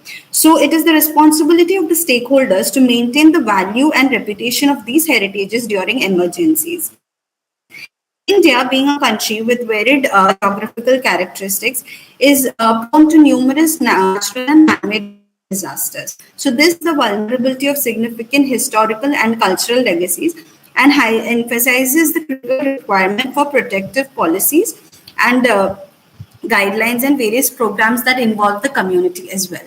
So through this study, I will be exploring the various approaches and with the help of an example, and we shall establish the challenges that are faced and also the way forward. So the heritage sector is shown in this. In number 3, you could see the various locations of the major heritage sites in India. And cultural heritage includes the artifacts, monuments, groups of buildings, museums, and various symbolic, historic, artistic significance. And coming to the disaster resilience, so there are various types of disasters, the natural, human-induced, and diseases and epidemics, as we have recently experienced as well. And the second figure shows the multi-hazard map of India. So here we could see that India is prone to a lot of multiple hazards, and the strategies for each hazard is different. So we need to adopt something that is applicable to every the disaster resilience and the management cycle. We know that the mitigation is the first step, and is established through institutional arrangements and predicting the future hazards that are possible, and then preparing the community and the stakeholders accordingly, leading to enhancement of capacity, risk reduction, harness technologies. Then comes the response after the disaster has during time of disaster. So this mainly focuses on the implementation of the previously stated strategies and managing public information, also various uncertainties. And reconstruction and rehabilitation is a post-disaster stage where reorganization, regeneration, and encouragement of various other approaches are done.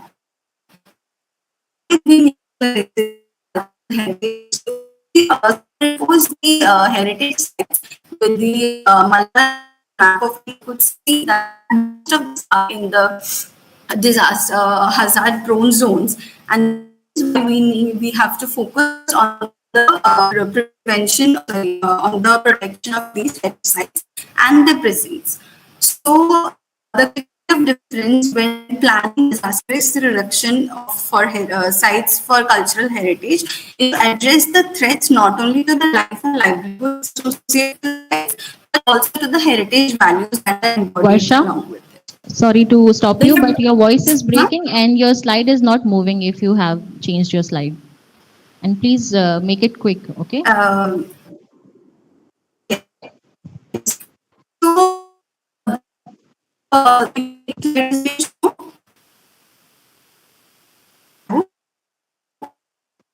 Yes. Your voice is breaking, Varsha.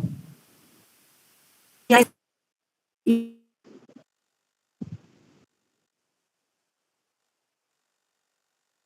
I think there is a network issue.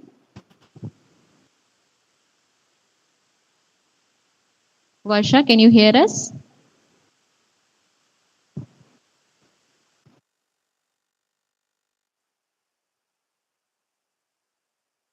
So I think we can move ahead. So Varsha can come back later to complete his session. Ms. Aparna Dikshit, if you are there. Are you there? Hi, this is Rahil. I Okay, am Mr. one of Rahil the Nazir, authors. you will be Yeah, presenting? there's been a slight change. We are very sorry. Can I present instead? Yeah, no problem. Please present your slide. All right. So for the audience, the topic is on the cultural heritage disaster risk reduction policy, a case study for Srinagar and Mumbai. Please present, sir. Okay. And please keep your time limit to 8 minutes if possible. Of course. Can you see my screen now? No, we cannot see your screen. Okay. Kindly share it in the whole. Can you? Yeah. Can you share? Can you see it now? Yes, it's loading now. All right. Okay. Please make it a full All right. slideshow mode, please. Yeah. Of course. I have started it. Can you see it now? No, it's not in the full screen mode. You have to make it a full screen mode. I have started the full screen mode. Can you see it now? I've done it again. No. It's okay. You can continue like this. No problem. All right. Okay. So, cultural heritage and disaster risk reduction policy. We have done a case study of two of the cities that we both happen to be from, Srinagar and Mumbai. And so I'm going to start with the presentation right away and try to be as short as possible, as short as I can be. Can I just have a raise of hands in the audience? How many of us know this symbol placed isolated or in a group of three on any of the cultural heritage sites that we have been to? Okay. Okay, so I'm going to go and move ahead, and we'll eventually I'll disclose what the symbols mean and what they stand for. So I'm going to start my presentation with a quote from Linda Marie Chateau. She was a curator at. If you're changing the screen, we are not. Are you changing the slides? Yeah, come We are again, not please. able to. We are not able to see that. Yeah, now fine. Yes. Yeah. Can you see it now? Yeah. Okay, this was the slide. This was the slide that I was asking you about. I just wanted to see a raise of hands from all the people who have seen these symbols anywhere or who have any idea of what these symbols stand for. Placed in isolation or anywhere in a group of three. Okay, so I'm going to go ahead and move ahead with my presentation. Unfortunately, I'm not able to see how many of us know, but I'm going to eventually tell you what this symbol stands for. I'm going to start my presentation with the quote from Linda, who was a curator of World Monuments Fund, just to emphasize the importance of cultural heritage in our societies. She said that it's as important as the air we breathe and the water we drink. And then moving on, she also said that it is too endangered in our times. It is a threat. It's a threat from a number of forces. It's a threat from a number of directions. And in our multi-hazard society, multi-hazard atmosphere environment that we live in, it just is very important and needs to be conserved and needs to be preserved. What exactly is a threat to our cultural heritage? What is threatening it?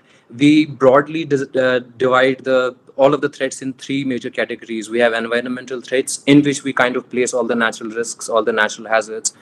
We have climate change, which is also taking a toll on our cultural heritage. Then there are socio-cultural pressures and as well as economic pressures. Sometimes there's just lack of funds for.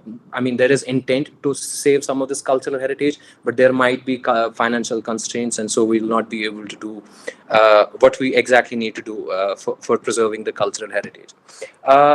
Laying a bit of emphasis on the threat from disasters and coupled with conflict, this map will give you a sort of a very rough idea that the displacements, 8.6 million displacements have been worldwide caused by conflicts and violence. Disasters, on the other hand, have caused 19.2, which is almost like, twice the number. So this will give us a rough extent of how important disasters as well as conflicts and violence is in terms of displacement and in terms of causing damage to our society in general. Coming to India, we really have a rich cultural heritage. We rank 6th in the world. We have 40 cultural heritage sites. 32 of these are cultural heritage sites, 7 are natural, and 1 is sort of mixed, both cultural and natural. Anybody who goes to the UNESCO India online site they'll be able to see it there. And besides that, we also have ASI, Archaeological Survey of India. It takes care of all of the archaeological sites, all of the heritage sites across India, and it counts almost around 3650 sites in that are like spread out across the country. Now, Indian Express did a story, and so did other news portals. CAG did an audit of the ASI very recently, and they concluded that almost 90 of these ASI sites had gone missing. And so people went around, and they only checked like 1,500 of these sites, not the whole 3,000. And so everyone was wondering what happened to these sites. So fortunately, they were able to trace like 40 of those, and eventually concluded that 50 had gone entirely missing. And then they did a further analysis, and then they realized that 48% of these 50 sites, they had gone untraceable. 28% had been lost to rapid urbanization, and 24% had been submerged under reservoirs. This sort of gives us an idea of the pressure that the heritage in our country is like sort of feeling that it's under. And this should also sort of clear it up to us how important it is preserving our cultural heritage.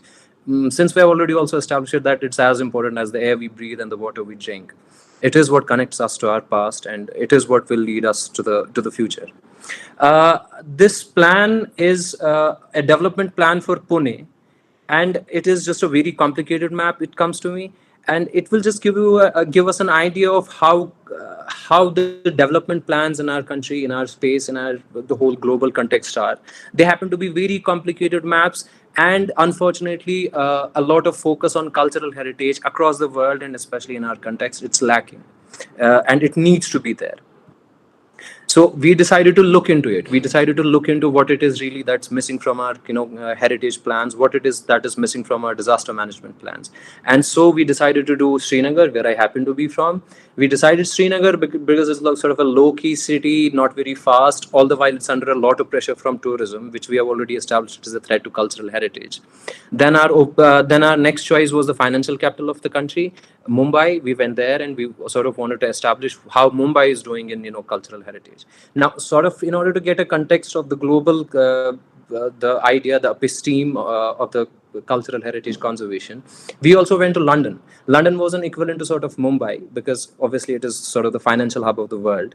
And then we went to Venice. Srinagar happens to be called the Venice of the East. And it is also under a lot of pressure from tourism and such industries. So we decided to look at these two cities in India.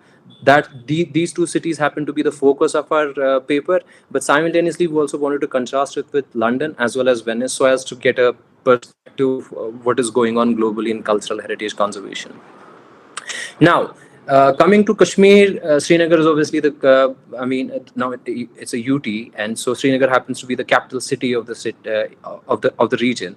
Kashmir happens to have 13 protected sites under ASI. Rahil, yeah. Sorry to disturb, but we are pressing with the time. So kindly come directly to your case studies. Yeah, of course. What are your findings, issues? Of course. Okay. So in the methodology, we focused on this manual, which has been published by ICC, ROM, UNESCO, and ICOMOS. And these are some of the pointers that we came to from the manual. It focuses on risk reduction. It focuses on some other points. And then it also tells us that preparedness, there have to be these 10 aspects in preparedness and response have to be covered with respect to conservation of cultural heritage in the context of DRR. And then we also realized that there have to be national plans, there have to be regional plans, municipal as well as local. For the sake of simplicity, we just focused on fire, earthquake, floods, and armed conflict. These are the 4 hazards that we, discussed in the paper. So now coming to Srinagar, what we observed from available literature on Srinagar, we sort of consulted state and district disaster management plans for Srinagar, and then we also looked at the master plan.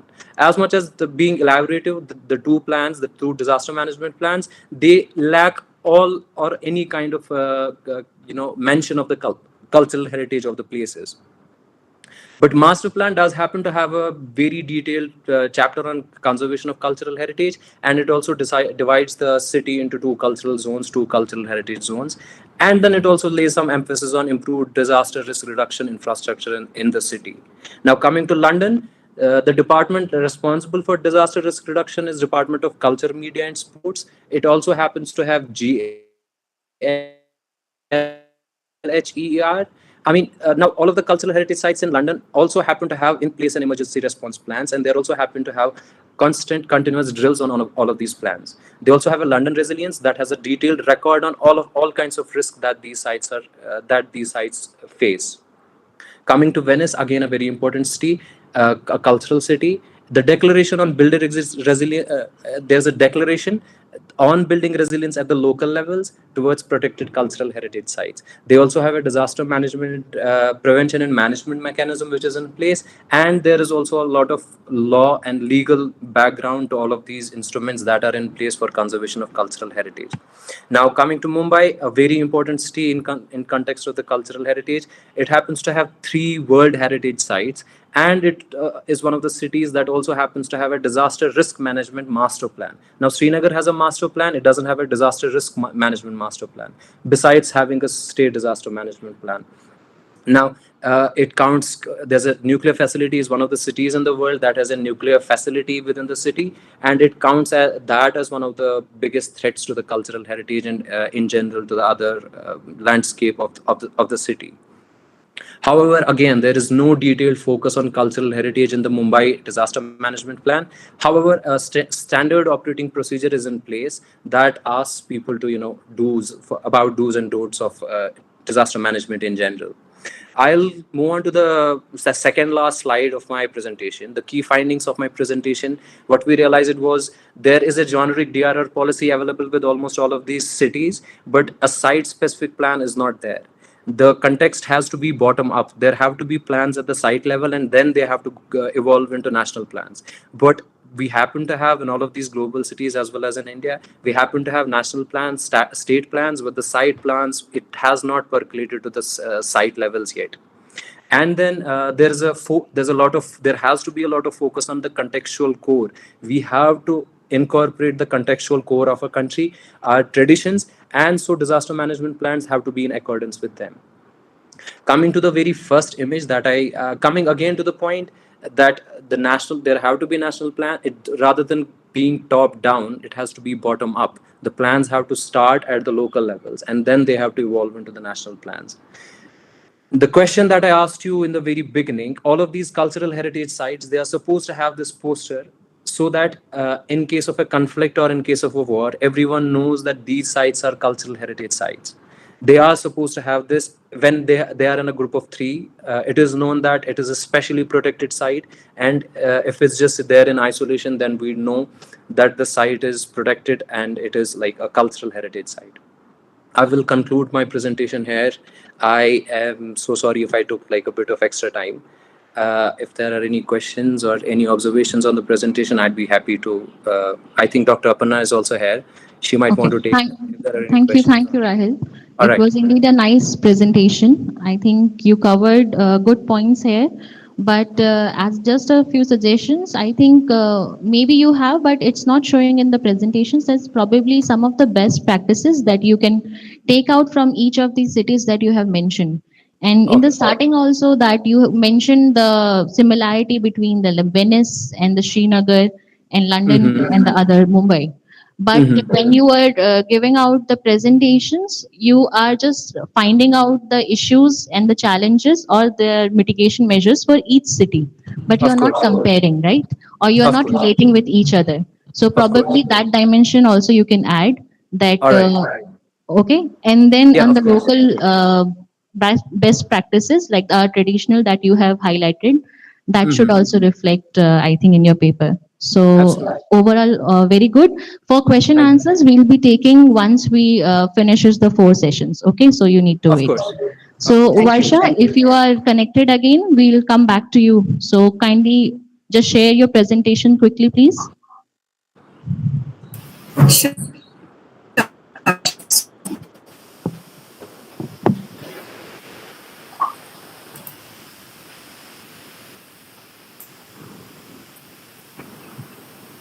Is this visible? You're not able to see the screen. Varsha, your screen is not visible. Please share your screen. Yes, it's visible now. Put it on a slideshow mode.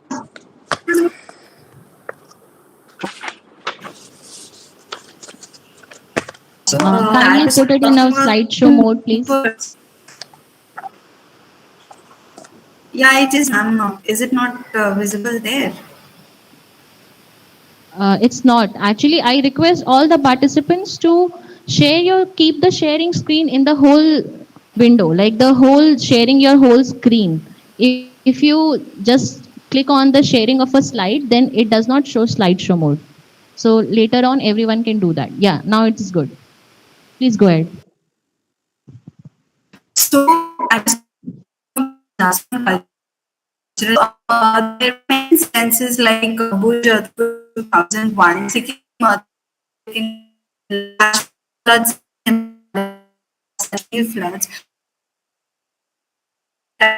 And the first target is the destruction. All of these disasters together require strategies for their level.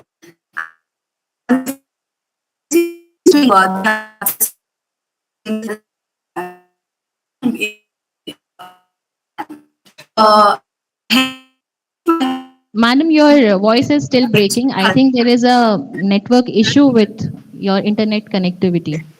So you need to check it because we are not able to hear you clearly.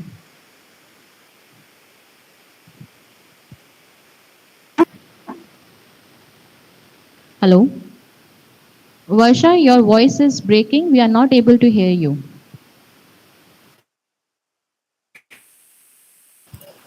You need to check on the internet connectivity, or you can just show your slides and then we can have a gist of whatever you want to present, because I think that's an issue.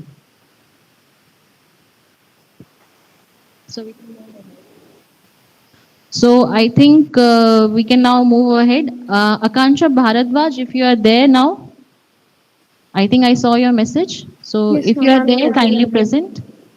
Yes, ma'am. So Akansha will be presenting on the topic of evaluation of the significance of wetland management in reducing the disaster risk for the Indian context. Kindly please share your slide.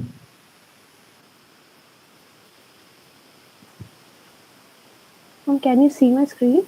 Yes, it's there.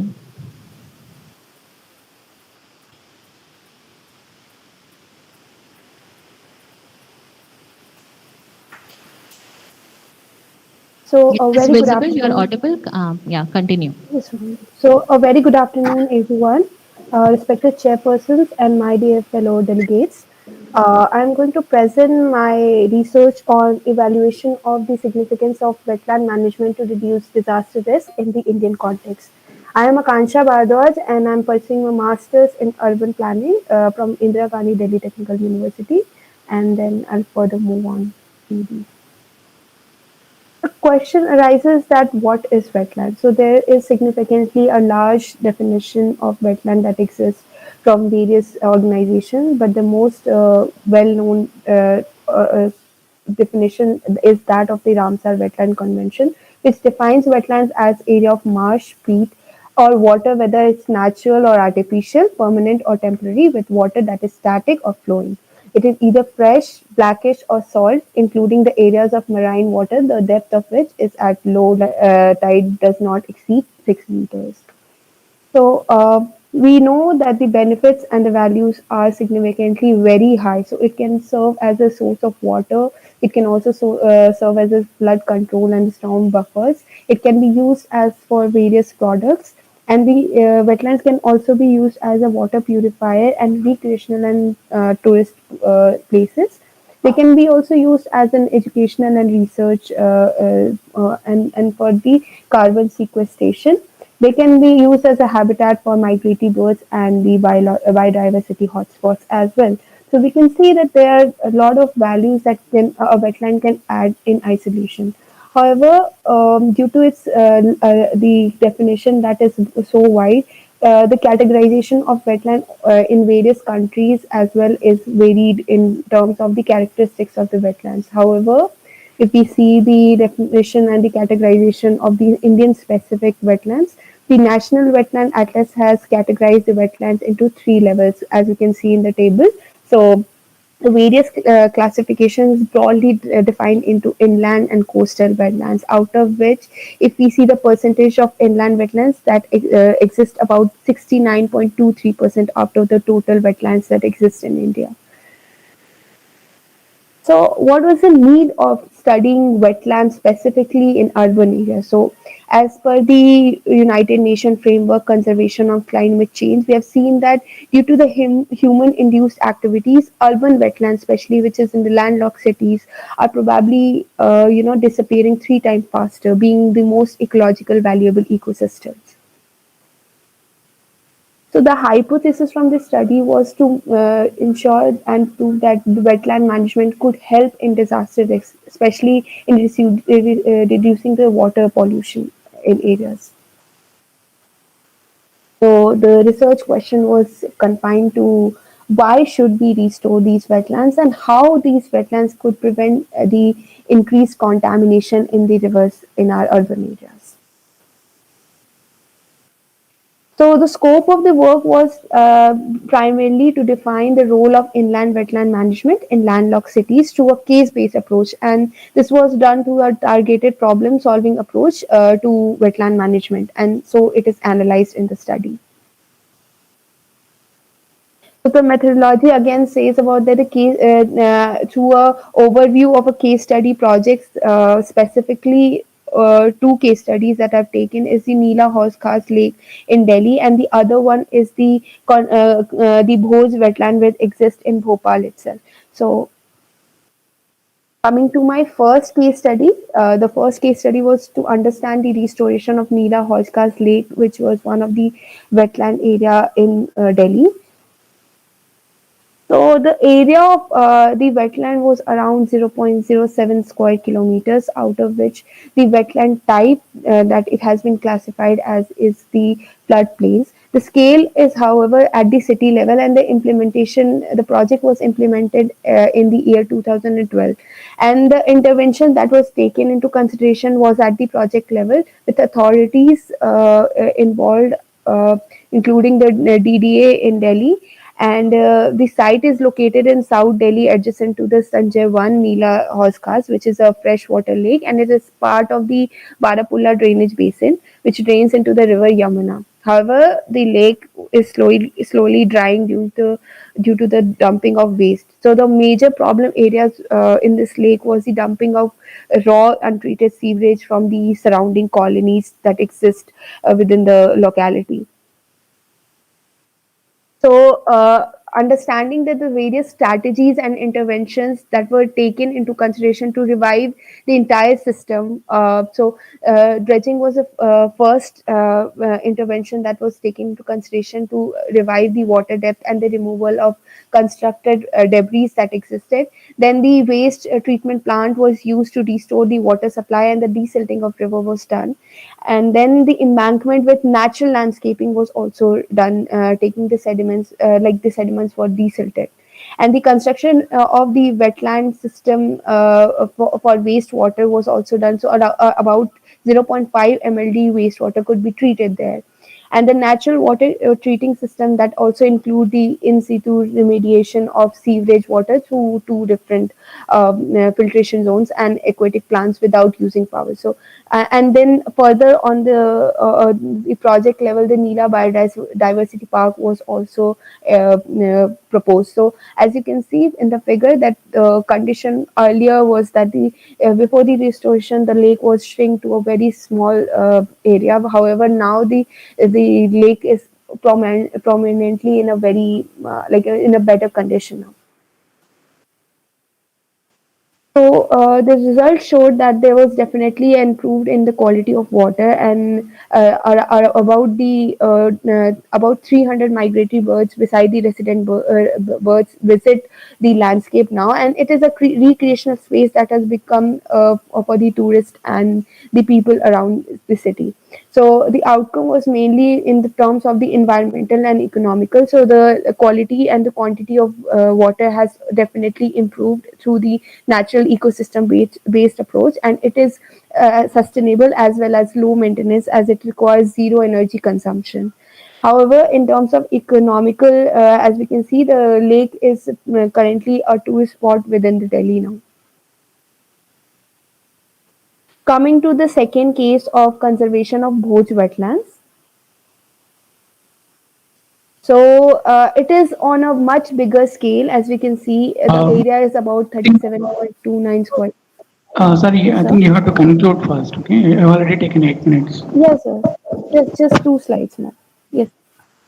So, as we can see, the catchment area is around 370 square kilometers and also a type of floodplain wetlands, but the scale is at a regional level. The year of implementation, however, from was 1996 to 2012, and the interventions that was planned here for was stating from the project level to the plan level.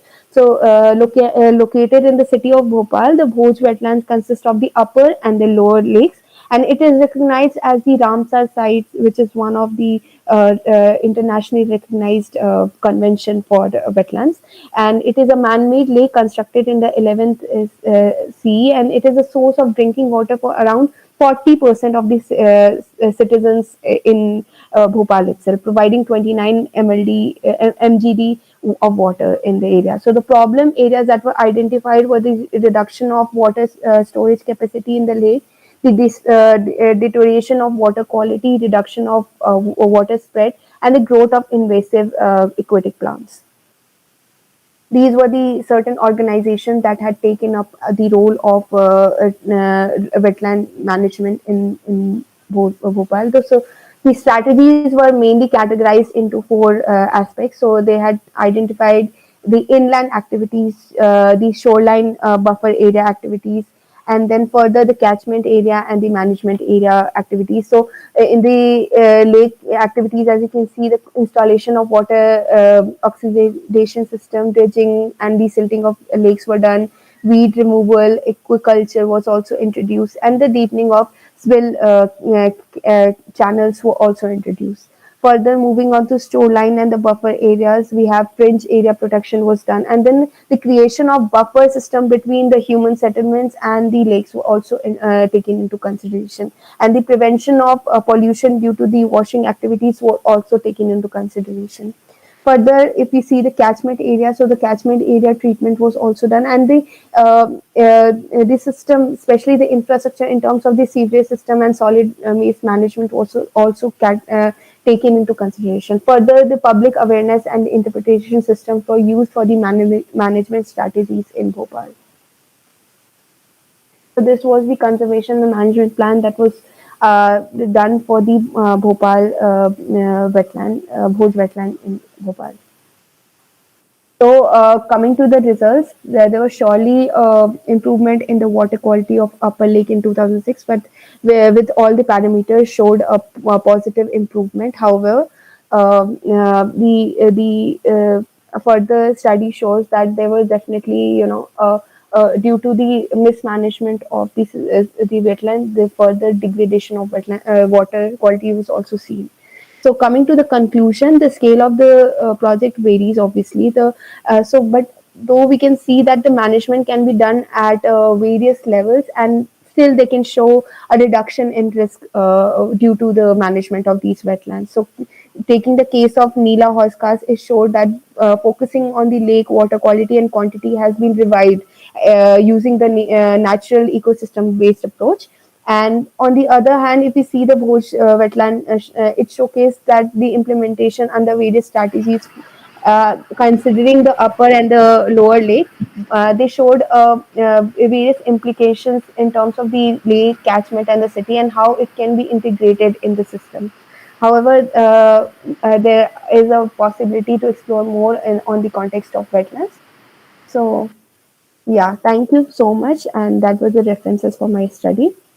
Thank you. Thank you. Thank you, Akansha. Thank you so much. I think the presentation is very well structured. So I have no question as such, just a query that because these two case studies are, you said, is a project-based work that have done. So what about the sustainability of these strategies that you have mentioned? Will anybody will be monitoring for a long term? Ma'am, specifically, these are the case studies that already exist. So these have been the works that have been already taken up by the authority As per the Neela Hoskas, the cases that I've studied, I've found out that the management that has been done for the Neela Hoskas is significantly intact. However, in the case of Bhoj wetland, the water quality degradation has been seen. So there is a there can be a possibility for improvement in terms of the management of the Bhoj wetland. So obviously, I would not say that these were the best planned case studies, but significantly we can learn that these have been implemented on ground, and thus we can understand from this case study that what needs to be implemented and how we can preserve or prevent that degradation from happening in these wetlands. So that was the I got your point. So, our chairperson wants to ask that if you have any kind of a recommendations, like you are saying that these are not the best case study scenarios, so any suggestions or recommendations to make it best practice use? Yes, ma'am. So, considering two case studies that I've done, both were on a differently significant, different scale. But we can understand that the Neela Hoskas lake that has been taken into consideration, that was one of the successful projects in terms of the case studies that I've gone through. So from that, I can understand that how they've revived the water quality and the quantity in terms like the wetland was significantly reduced to a very small chunk. So how they have revived that is something to be learned from, and I think that can be taken up as a further a practice that can be further implemented in other studies as well. Okay, fine. Thank you. Thank so you, much. Akansha. So we have finished our four lectures here, papers by Arpita, Akansha, Varsha, and Mr. Rahil. So the floor is open for the audience. If you have any questions to all the four presenters, kindly write in the chat box, or you can directly speak to them. Anyone?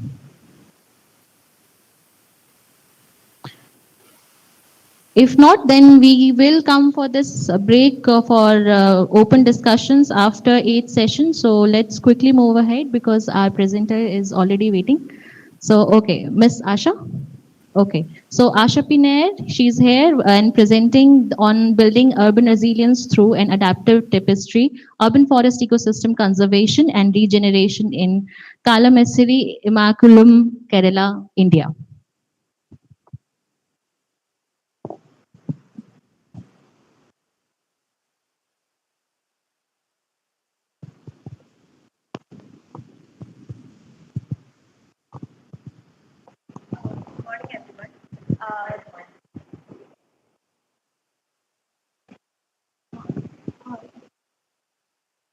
Good morning, everyone. The topic of the presentation is building urban resilience through an adaptive tapestry with a case example of urban forest ecosystem conservation and regeneration in Kalmasheri in Kerala. My co-authors are Kapil sir and Labditya Khurana. So, starting with the contents of the presentation, title and introduction, prerequisite knowledge, synopsis that consists of aim, objectives and methodology, literature study and analysis, suggested policies and guidelines with the case example, final conclusions and references. So starting with what is resilience. So resilience is a system's ability to endure and rebound from any form of disturbance, returning to initial state. This idea was first introduced by Canadian ecologist C.S. Holling to get a deeper understanding of the persistence of natural systems. So when it comes to urban resilience and disaster mitigation and why it is important. So as per a report published by UN, in the past 2 decades, that there has been a 60% increase in the catastrophic events that the world has faced as compared to the years between 1980 and 1999. And further, as per Agenda 2030 and its 17 Sustainable Development Goals, the actions to achieve the goal of sustainable development to protect urban areas, along with government need to regulate land use in cities, is an important part of the Agenda 2030. So moving on to prerequisite knowledge and key terms, that is urbanization and urban sprawl. as well as rural-urban fringe, which is the landscape interface between town and the country. So the diagram shows the diagrammatic representation of the rural-urban fringe. That is the core city and the area around the core city, which is underdeveloped and is in transition to the rural areas. So looking at rural-urban fringes in Indian context, the Indian urbanization pattern is similar to that of American model of urbanization, which results in the formation of suburban areas, which is connected to the core city through linear infrastructure. And the images below shows depiction of urban fringes in Ahmedabad and Lucknow as an example. So when we look at the land use conflicts happening at the fringes, that is conversion from forest and open land to agricultural land, constructed land. So when this transition occurs, the deterioration in ecological health can be seen. Further, the concept of green belt and blue-green infrastructure network is looked into. So green belt is a policy and land use zone designation that is used in land use planning to retain areas of underdeveloped area around the core city. And this has been associated with enhancing urban resilience. And some of the examples are London's green belt, and in Indian context, this is a part of Delhi master plan as well as Bangalore master plan. Coming to the synopsis, so Kochi is a coastal city in Kerala, which is getting subjected to uncontrolled urban development, and it has resulted in land use conflicts and other environmental degradation impacts. This points to a need of sustainable land use practices and preserving natural habitat and providing infrastructure in a sustainable manner. So starting with the aim of the presentation, the study evaluates the possibility of proposing a green belt in the rural-urban fringe of Kochi city region to enhance its resilience against flooding risk.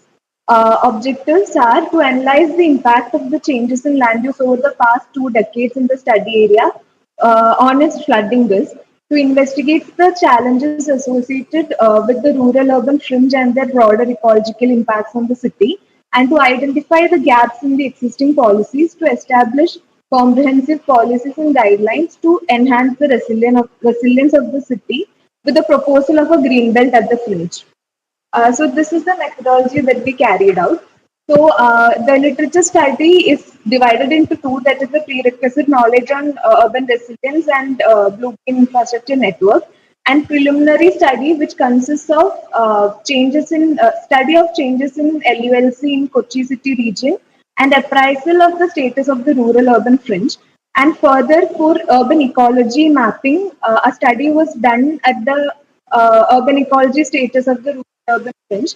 And as a part of analysis, the challenges in this area were studied, and the gaps were identified in the existing policies, and comprehensive policies and guidelines were formulated. And as a case example, we looked into urban forest ecosystem conservation and regeneration at the fringe. So starting with the geographical location and administrative boundaries of the study area, the map that we see here shows the Kochi city region boundary and a satellite town for Kochi city region, that is Kalmasheri, which houses the case example of the urban forest. So moving on to the history of urbanization in KCR, we can see that the city has followed a radial pattern, being a coastal city, and the urbanization is taking momentum towards its rural surroundings. So literature study on KCR, some of the key takeaways show that the LULC changes show that settlement class has a positive change from 2000 to 2019, that is the last 2 decades, and a negative change in all other classes, that is the forest, hill, and agriculture and water body, and the highest negative change is in the agricultural land. And the study also shows a negative relationship between land surface temperature and normalized difference in vegetation index, and a positive relationship between LST and normalized difference in build intensity. And it also points to the fact that conversion of land cover into different land use types has deteriorated the quality of the environment and also increases the city's flood susceptibility. And further, climate change projections by 2080 shows that Kochi will be subjected to extreme events of rainfall. Coming to the existing land use and proposed land use map for Kochi city region, Some of the key understandings is that the urban expansion has left very little open spaces in the core city, and further urban expansion has reduced the area of backwaters, canals, and marshes, and informal settlements are developed in the highly vulnerable areas as well. And infrastructure development has left a shortage of sewage network and negligible storm drains, and water holding capacity of canals has been affected by solid waste dumping, siltation, and encroachment. And low-lying and highly vulnerable areas are constantly subjected to flooding. And the newly proposed land use map hasn't taken into consideration sensitivity and the need for a sustainable development in the core city. And some of the existing policies that are being proposed right now is looking into proposal of a blue-green infrastructure network in the core city by revival of the canal system. And solid waste management is something that they have been addressing at the moment. Now looking at the fringe in detail. So the yellow portion shows the city region and the orange portion shows the satellite town with the urban location of the urban forest. With respect to the urban forest, this is the urban ecology issue mapping that we did, and some of the key issues that were identified are the exploitation of water body edges and water bodies in terms of pollution and waste dumping, disappearing paddy cultivation, shrinking wetlands, encroachments, reclamation of low-lying areas, the increase in flood vulnerability, lack of identification, buffer and protection for eco-sensitive zones, lack of riparian buffer for water bodies. And as a conclusion from the study so far, these are the key points that were identified. So there is a need for a balanced approach, that is between floodwater management and the health of and maintaining the health of the ecological environment in the city. And there is a need for addressing issues at different scale rather than focusing in the core city region. That is from natural flood management and sustainable drainage systems, and the need for conserving the fringe. That is because fringe areas are the critical zones that lead to transformations in hydrological, ecological, geomorphological, and socio-economic systems. And from there, the policies and guidelines were formulated. So in macro level, the idea is to propose a green belt at the fringe of Kochi city region. And from the existing fringe studies, several categories were identified for proposing this green belt. That is the traditional integrated farming that is seen, that is practiced in Kochi area, that is Kokali paddy fields. And the second one is the agricultural paddy fields. And the third one is the monoculture, that is teak, rubber, and coconut monoculture. And the fourth one is urban forest, varying from macro to micro scale. And the fifth one is urban body, water bodies and its edges. And the sixth one is the wetlands. So the green belt proposal would basically involve restrictions in land use provisions, that is varying from low density residential development to forest to agricultural use, vegetation belt, farming, biodiversity parks, and other public spaces, and uh, and um, and and restriction on commercial and industrial development. So looking at each category, the revival of Kokali paddy fields, revival of traditional agricultural paddy fields, and revival of the monoculture with respect to intercropping and agroforestry, and urban forest conservation and regeneration, varying from a riparian buffer to urban horticultural practices to green roofs to green spaces along linear infrastructure. And the fifth one is the riparian buffer revival along the water bodies. And the sixth one is conservation and regeneration of wetlands. And from there, this is the master plan after the green belt revival with respect to the urban forest that is found in the fringe. And as a way forward, we have taken the example of HMT forest. This is an area that is a naturally reclaimed forest. So this is the area that was taken by HMT for establishment of industry, and this is the area that was left as a naturally reclaimed forest. And this is the regeneration strategy that we have proposed, from seasonal wetland enhancement to edge treatments. And this is the master plan that we have proposed. And this is the experiential layer and these are the outcomes of the projects in terms of regional scale, water management, ecology enhancement, bird habitat support, urban forest conservation, and community involvement. And yes.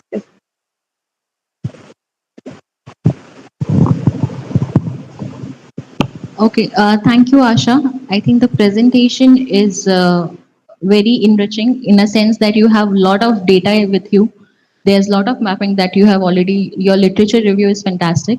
So this is all great. On the aspect of policy interventions, I can suggest that you can also strategize as per the short-term, long-term, and the medium-term goals, and also identify the stakeholders that who will do what. So in that way, otherwise Kerala is doing wonderful in terms of disaster management also. So probably because the theme is disaster mitigation and urban resilience, a point on disaster management also you can highlight with this. Okay. So because we are also encouraging to work on risk sensitive land use mapping. So that also you can encourage in your paper. That I can say. Okay. Thank you so much. So next speaker, BN Kirti Naidu, are you there? Yes, ma'am, I'm here. Okay, kindly present your presentation and share your screen. So she will be presenting on assessing the impact of urban vegetation characteristics on flood response, a case study of 2 watersheds in Bengaluru. Thank you, ma'am. Is my screen visible? Yes, please continue. Yeah, a very good afternoon to everyone, to the Honorable Chair and the members. I'm Kirti here and I'm going to present my work on the assessment of the impact of urban vegetation characteristics on flood response, a case of 2 watersheds in Bengaluru. So my presentation would go in this format: introduction, literature review, aim, objectives, data, methods, results, and conclusions. So we have been hearing since yesterday, and a known fact to all of us, that a large percentage of population, global population, would be living in urban areas by the year 2050, and this is leading to increased stress on the urban resources, and may lead to many ecological disasters like urban heat islands, increased land surface temperatures, urban flooding, and many others. With increased, and when it comes to India, we know that the urbanization had increased from 18 to 13% between 1960 and 2020 in India, and there is a need for concentrating on the urban centers in India. And when it is understood that urbanization is a continuous phenomena, it is essential that we adapt the expanding cities to changing conditions. So this is a small graph data that depicts about the impact of flooding. Since my study is mostly concentrated on flood responses in urban areas, it is globally Asia suffers the most in terms of flood exposed population and flood related deaths as per the UN data sources. While the causes are many, flooding and waterlogging in urban areas can actually cause extensive damage to properties, lives, and infrastructure, and this can disrupt daily activities in urban areas. The problem is even more severe in urban areas due to the concentrated infrastructure and economic activities in urban areas. While flooding is a natural phenomenon, urban flooding is mostly anthropogenic. That is because of the human-induced interference. Urban flooding, and because of this, there is urban flooding has garnered tremendous interest among researchers, and many studies are being conducted on different perspectives of urban floods. The impact of, for example, the impact of changing land use, land cover, and urban patterns and others on inundation was extensively studied both globally and nationally. Studies at national level for various major urban areas reinstated the impact of changing land use, land cover conditions on the increasing flood events. In addition to understanding the land use, land cover conditions, spatial patterns or landscape metrics are also studied. And however, these spatial indicators were not directly related to the flood responses in urban areas, despite having a very good potential to explaining the flooding events and their patterns in urban areas. And this needs further exploration when it comes to urban flooding studies. While the impact of built-up area is highlighted in most of the land use land cover studies and their impact on modifying urban flooding conditions, very little is understood on the impact of vegetation and vegetation characteristics and their impact on the urban flooding response. The significance of increased vegetation has been emphasized. However, to address this issue, while it is comprehensible that built-up area reduction is impractical due to urbanization expansion. However, the characteristics of urban vegetation are less explored, and this study focuses on understanding various attributes of urban greenery. So the aim of my study is to assess the impact of urban vegetation characteristics on flood response of 2 watersheds in Bengaluru. For that, I have 3 main objectives, that is to assess the temporal changes in the land use, land cover and spatial indicators, that is landscape metrics, for 2 different watersheds and their sub-basins, because I wanted to bring down the scale to understand the ground truth scenario. And these 2 watersheds are located one in the city center and one in the urban fringes or the peri-urban areas. And my second objective is to calculate the variations in flood responses between the same time period that was considered for understanding the LULC changes. And the third is to correlate the changed LULC conditions and landscape metrics with the changes in the flood response. So I've chosen Bengaluru as my case area. And 2 watersheds, this image shows 2 watersheds that I've chosen. This one is a Bellandur watershed, which is located within the city center, and the other one that is colored in light orange is the Vardur watershed, which is located towards the urban fringe areas. And Bengaluru, as we know, has been subjected to urban flooding and heavy inundation in the past few years due to increased flooding conditions. So coming down to the data and methods, as I've mentioned, for my 3 objectives, my first objective is to measure the LULC and LSM changes, for which I've used the Landsat 7 and 8 data. Along with the to delineate the watersheds, I've used the SRTM DEM model and others like TopoSheet and Google Earth images. The same LULC, and I've used these are the methods that were used. I've used mostly ArcGIS to calculate to generate the LULC maps and also to extract them, while HEC HMS was used to delineate the sub-basins within the watershed. And FracStat software was used to calculate the landscape metrics. And the outcome are the generation of the LULC maps at the city level, watershed level, and the sub-basin level, and also the landscape metrics that were calculated for the sub-basins of the watersheds. And the second objective is to calculate the hydrologic response or the flood response within the study watersheds, for which I needed land use land cover maps, watershed boundaries, rainfall data, and soil group map to generate the curve numbers. And the third one is to explore the impact of changing LULC conditions, for which I've done the normality test to check the distribution of data. And finally, understood the impact of the LULC and landscape metrics through a correlation analysis between the identified parameters.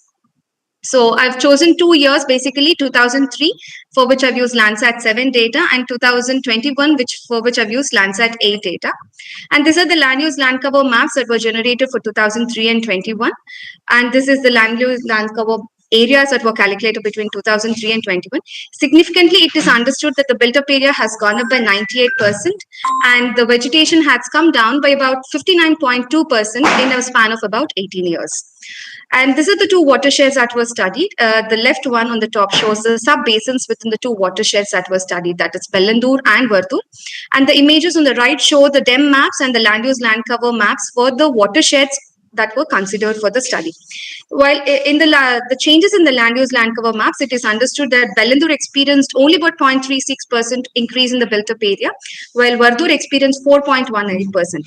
Contrastingly, when it comes to vegetation, Bellandur lost only about 1.84% of vegetation, while Vardur lost 12.99% of vegetation on an 12.99 square kilometers. Sorry, these are all in square kilometers. They are not in percentages. I'm extremely sorry for that. So Vardur lost about 13 square kilometers of vegetation within a span of 18 years. And these are the LULC maps that were generated and the changes that were observed. While we see that the increase in built-up area is very little, the vegetation had come down drastically in most of the sub-basins within the Bellandur watershed. Similarly, when it comes to Vardur watershed, we see that the vegetation has drastically come down in almost all the sub-basins, while the built-up area is also shown a significant increase. Further to calculating the land use land cover maps, the landscape metrics were also calculated. And these landscape metrics are nothing but the algorithms. Yes, sir. Please conclude. Yes, I'm almost there. So these are the landscape metrics that were calculated, that is the patch areas and others, for both the Bellandur and Vartur watersheds. And these are the soil maps that were used to calculate the curve numbers. And further, these are the flood responses that were calculated for Bellandur and Vartur subbasins. The district normality test that was done, and finally the correlation matrix that was done between built-up area and vegetation for Bellandur and watershed. While while built-up area doesn't show a significant impact on changing flood responses, vegetation has almost impacted the peak volume and time of peak in Bellandur and peak discharge and peak volume in Vardur watershed.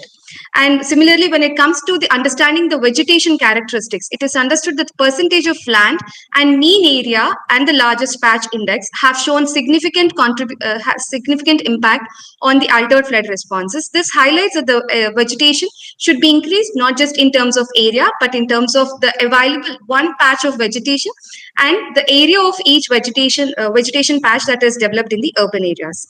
So these are the results and discussions that are highlighted again about the land use land cover changes for Bangalore, Bellandur and Vartur.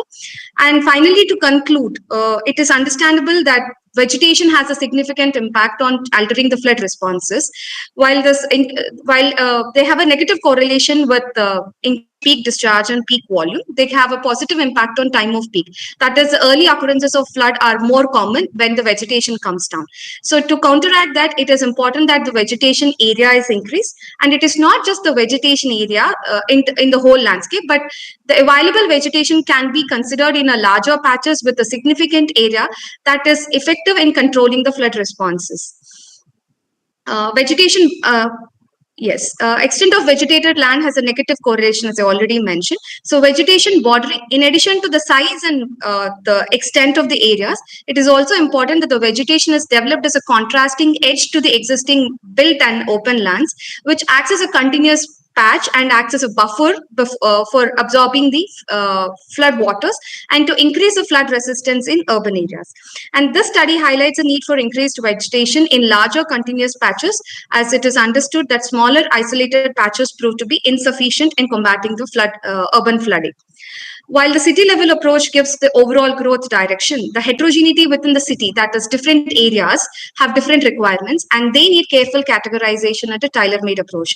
The changes in the land use, land cover and landscape metrics have to be studied and analyzed on a case-to-case basis, depending upon development density and other characteristics through a thorough research and analysis, and appropriate measures may be devised accordingly based on the existing ground truth conditions. Also, it is essential to adapt mid and long-term goals as mentioned by the National Disaster Management Authority to adapt cities to changes that are occurring and also to prevent them or to protect them from the imminent ecological disasters for better utilization and management of existing resources. Thank you. These are some of my references. Thank you, Kirti. Nice presentation, I'll say. The strategies and the changes that you have mentioned is actually, I can see that personally. I live there in Vartur. My brother lived there, so I can see the changes, but the mitigation measures that you are telling about, I think that need to be more refined in a way that it is practically possible for that portions of the area for Vartur and the Bellandur. So what do you have to say about that? Yes, ma'am. Actually, this study was conducted at a watershed. Increase in the built-up area and the decrease in the vegetation that will happen, right? So how are you proposing? So how are you proposing it to be possible for increase in the vegetation that you are mentioning that is required? Yes, ma'am. Actually, this study was conducted for two conditions. That is, one is to understand the changing conditions from the city center to the city periphery. While in city center, it is, the land prices are high and the land availability is also very less. So any proposed vegetation can follow these guidelines or consider the existing conditions to adapt this, take this as a guideline to propose new vegetation development in these urban areas. Also, the learnings from this can be used in the urban fringes so that this may not be repeated in the urban peripheries where the new developments would be happening. Okay, great. Thank you so much, sir. So now we move ahead to Mayuk Biswas sir. Are you there? Yes, ma'am. Yes, I'm there. Okay. So kindly present your screen. You will be talking about making resilient urban neighborhoods, a perspective of reduction of crime and local spatial planning. Yes. Yes, ma'am. Slide visible. Your screen is visible. Kindly make it in a slideshow mode if possible. Yes, ma'am. Yes. Yes. Now please present now. Good evening, everyone. So today, me, my Biswas, is going to present our topic. It is making resilient urban neighborhoods, a perspective of reduction of crime and local spatial planning. So it basically focuses on the reduction of crime using spatial planning and making the urban neighborhoods more resilient. So disaster is an event or series of events that causes the casualties and damage or loss of properties or different essential services and environment. And this human caused disaster include the term crime as a part of the disaster. So why I'm doing the study is because crime doesn't relate it only to law and jurisdiction. It also affect the quality of life of people, safety and security, and overall country's economy that affect the GDP. And urban different aspects of urban planning such as globalization, urbanization, different urban form factors, and the socio-economic characteristics are related to crime. So if we see India in global scenario, it's ranking 71st in in crime, and crime index is 44.43. And if we see the NCRB report from past decade to 2011 to 2021, it's showing a continuous increment in the crime. So coming to the literature review, here I am taking different urban form factors that includes land use, then the layout of the road network, built wide density, that is the different sky view factors or building height parameters, residential complex like slum areas, where are the locations of this. So next is what is the fear of crime, that can be understood as a set of emotional reaction that occur out of fear of being victim of certain types of crime, as said by Marzabali et al. In 2016. Then I did different literature review. First one shows different linkages, like actively and passively linkages between different factors that are affecting the crime in a residential area. Next one talks about like there are crime happening in Kolkata or North 34 Pargana areas in West Bengal. Third talks about different socio-spatial, like in Kolkata metropolitan area, where are the locations where crimes are happening and what are the possible causes. And then next one, link the different urban form factors and the quality of life with the crime. And the last paper talks about how this impacts this community design and the crimes are related to each other with built environment. So types of crime I'm going to discuss is all the registered crime that are happening outdoor public spaces, open spaces, and roads. So it includes robbery, theft, pickpocket as one category, attempt to murder, and female kidnapping or teasing and molestation as third category. So coming to the like research framework. So firstly, I did the baseline study and took the all data of crime and understand the scenario. Then I went through the literature review and understand different urban factors and the different terminology why crimes are happening, and found out the research gap that a very less study has been done linking these spatial factors with crime. And I generated my research questions and hypotheses. And my aim is to arrive at urban form design principle and policy to combat with fear of crime and reduce the crime opportunity for making resilient neighborhood.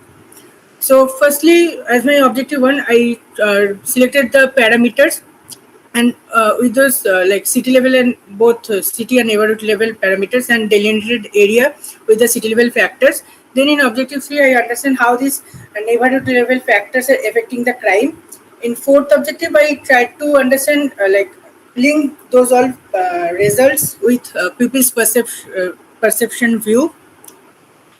In fifth objective, I generated a regression model to understand the probability of crime and how it can be reduced.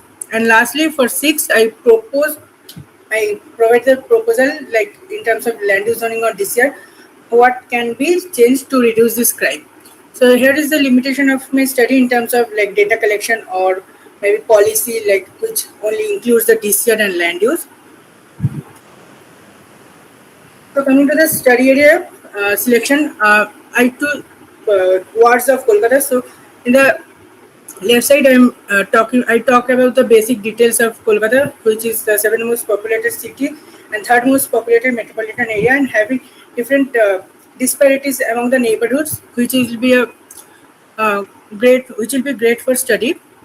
And if we see NCRB report from 1979 to 2021, the crime rate is continuously increasing and showing a growth trend. So selection of study, I majorly chose total crime number and crime density as my two major parameter, and took two low crime and two high crime area with high crime density and low crime density, and four other city level factors that are built up density, road density, unplanned open space density, and slum population percentage, and different permutation combination. I chose 4 wards, that is Ward 38 with crime number 27 in 2021, Ward 64 with crime 23, Ward 66 with crime 76, total 76 crime in 2021, and Ward 108 with 44 crimes in 2021. So this is the basic details of land use and area and population of all these 4 wards.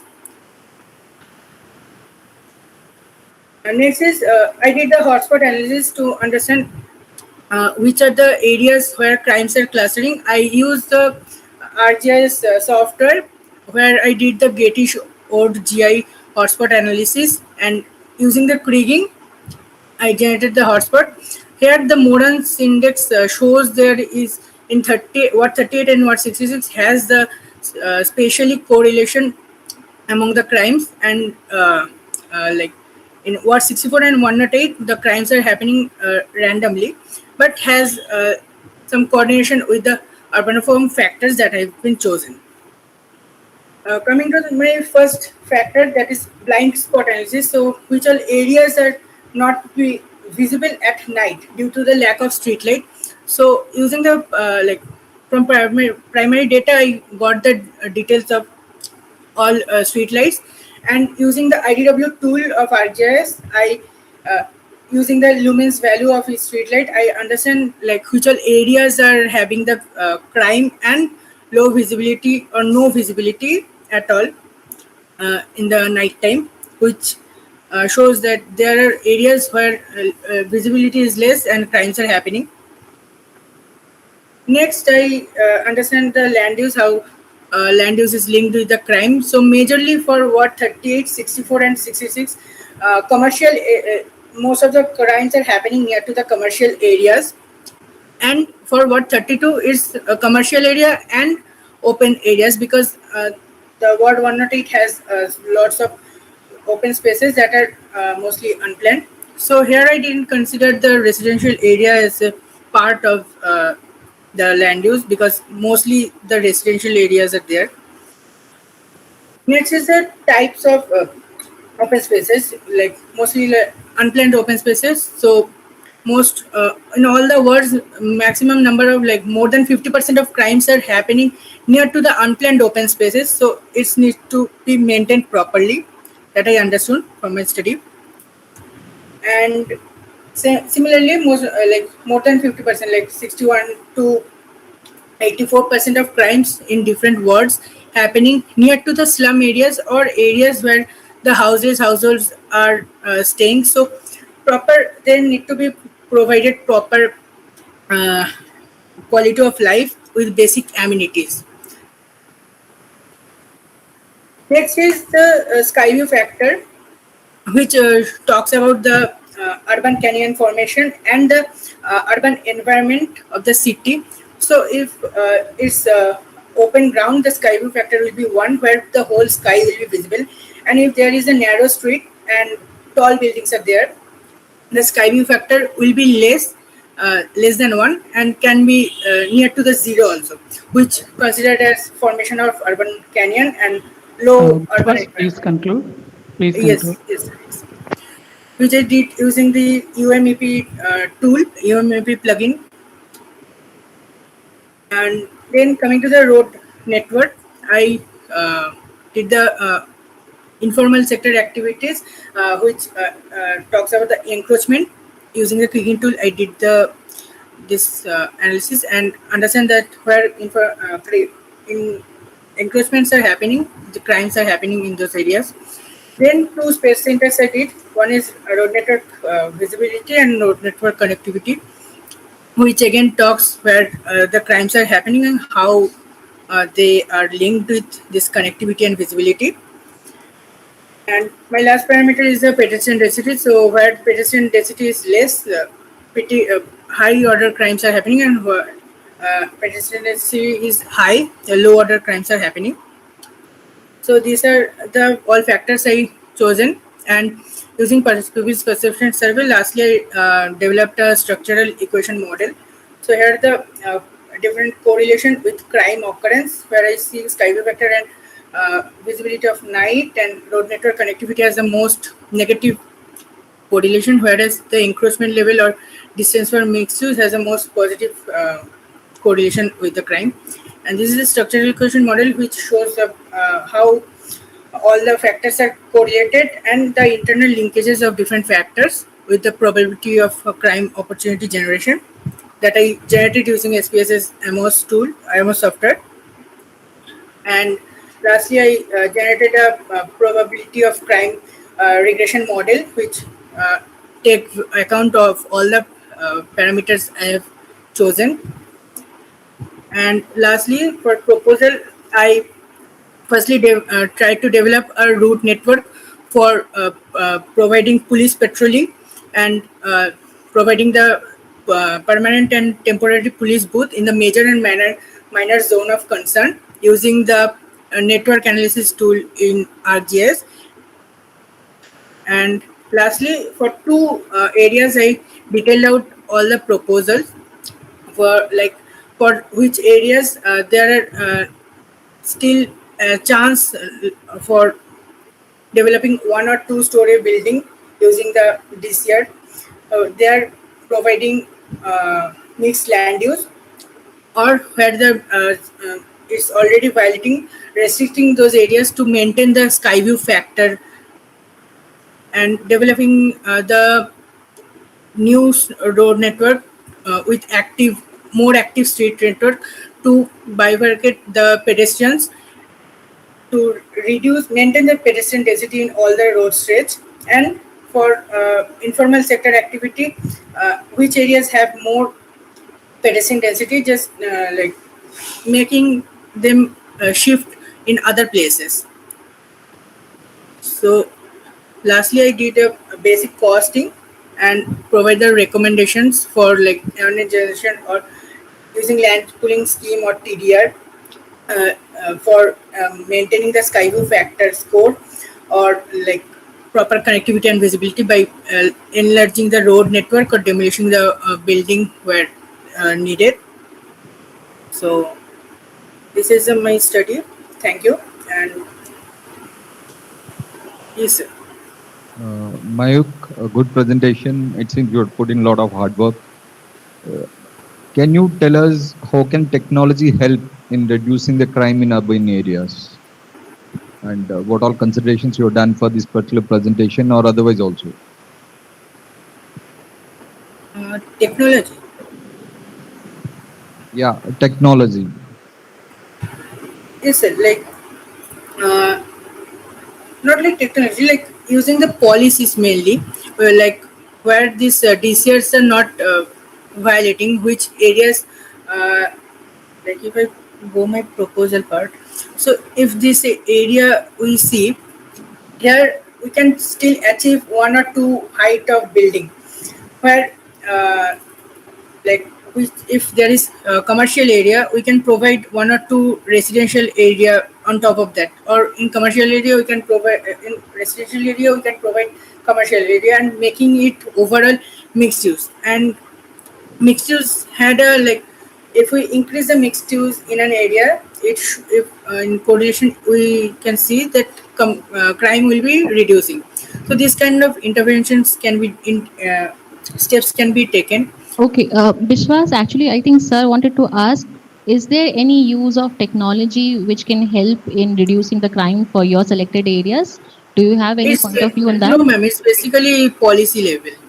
It's basically policy level for your case study that you are saying. So it's a Yes, limitation. Yes. So, okay, thank you, Bishwas. So now we are moving ahead to Ms. Shreya Palit. She'll be talking about strengthening urban flood resilience for the city of Mumbai. So are you there? Yes, ma'am. Okay, kindly please present your presentation and share your screen on a slideshow mode, please.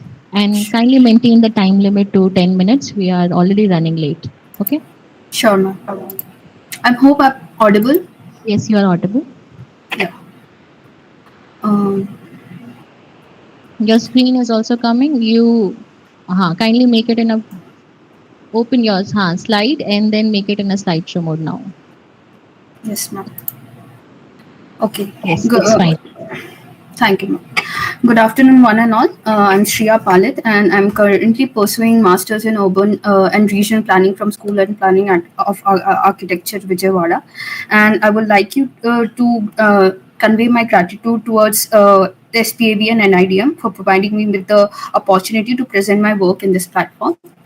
So I'll be presenting for the theme of disaster mitigation and urban resilience, and my topic is strengthening urban flood resilience for the city of Mumbai, and my co-author is Mr. Jayesh Kumar Mahesh Kumar Bhagwat. So introduction is that urban flooding.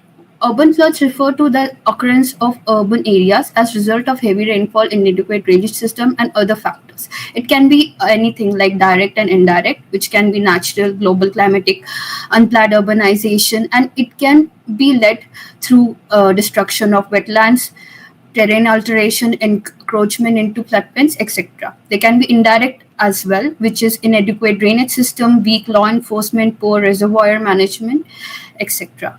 So here when urban flood resilience comes in picture, which is basically the ability of a city or urban area to withstand and recover from flood events, and is like an adaptive capacity to cope with flood caused by climatic changes. So basically it provides with us strategies that can be implemented at various scales from building to citywide level.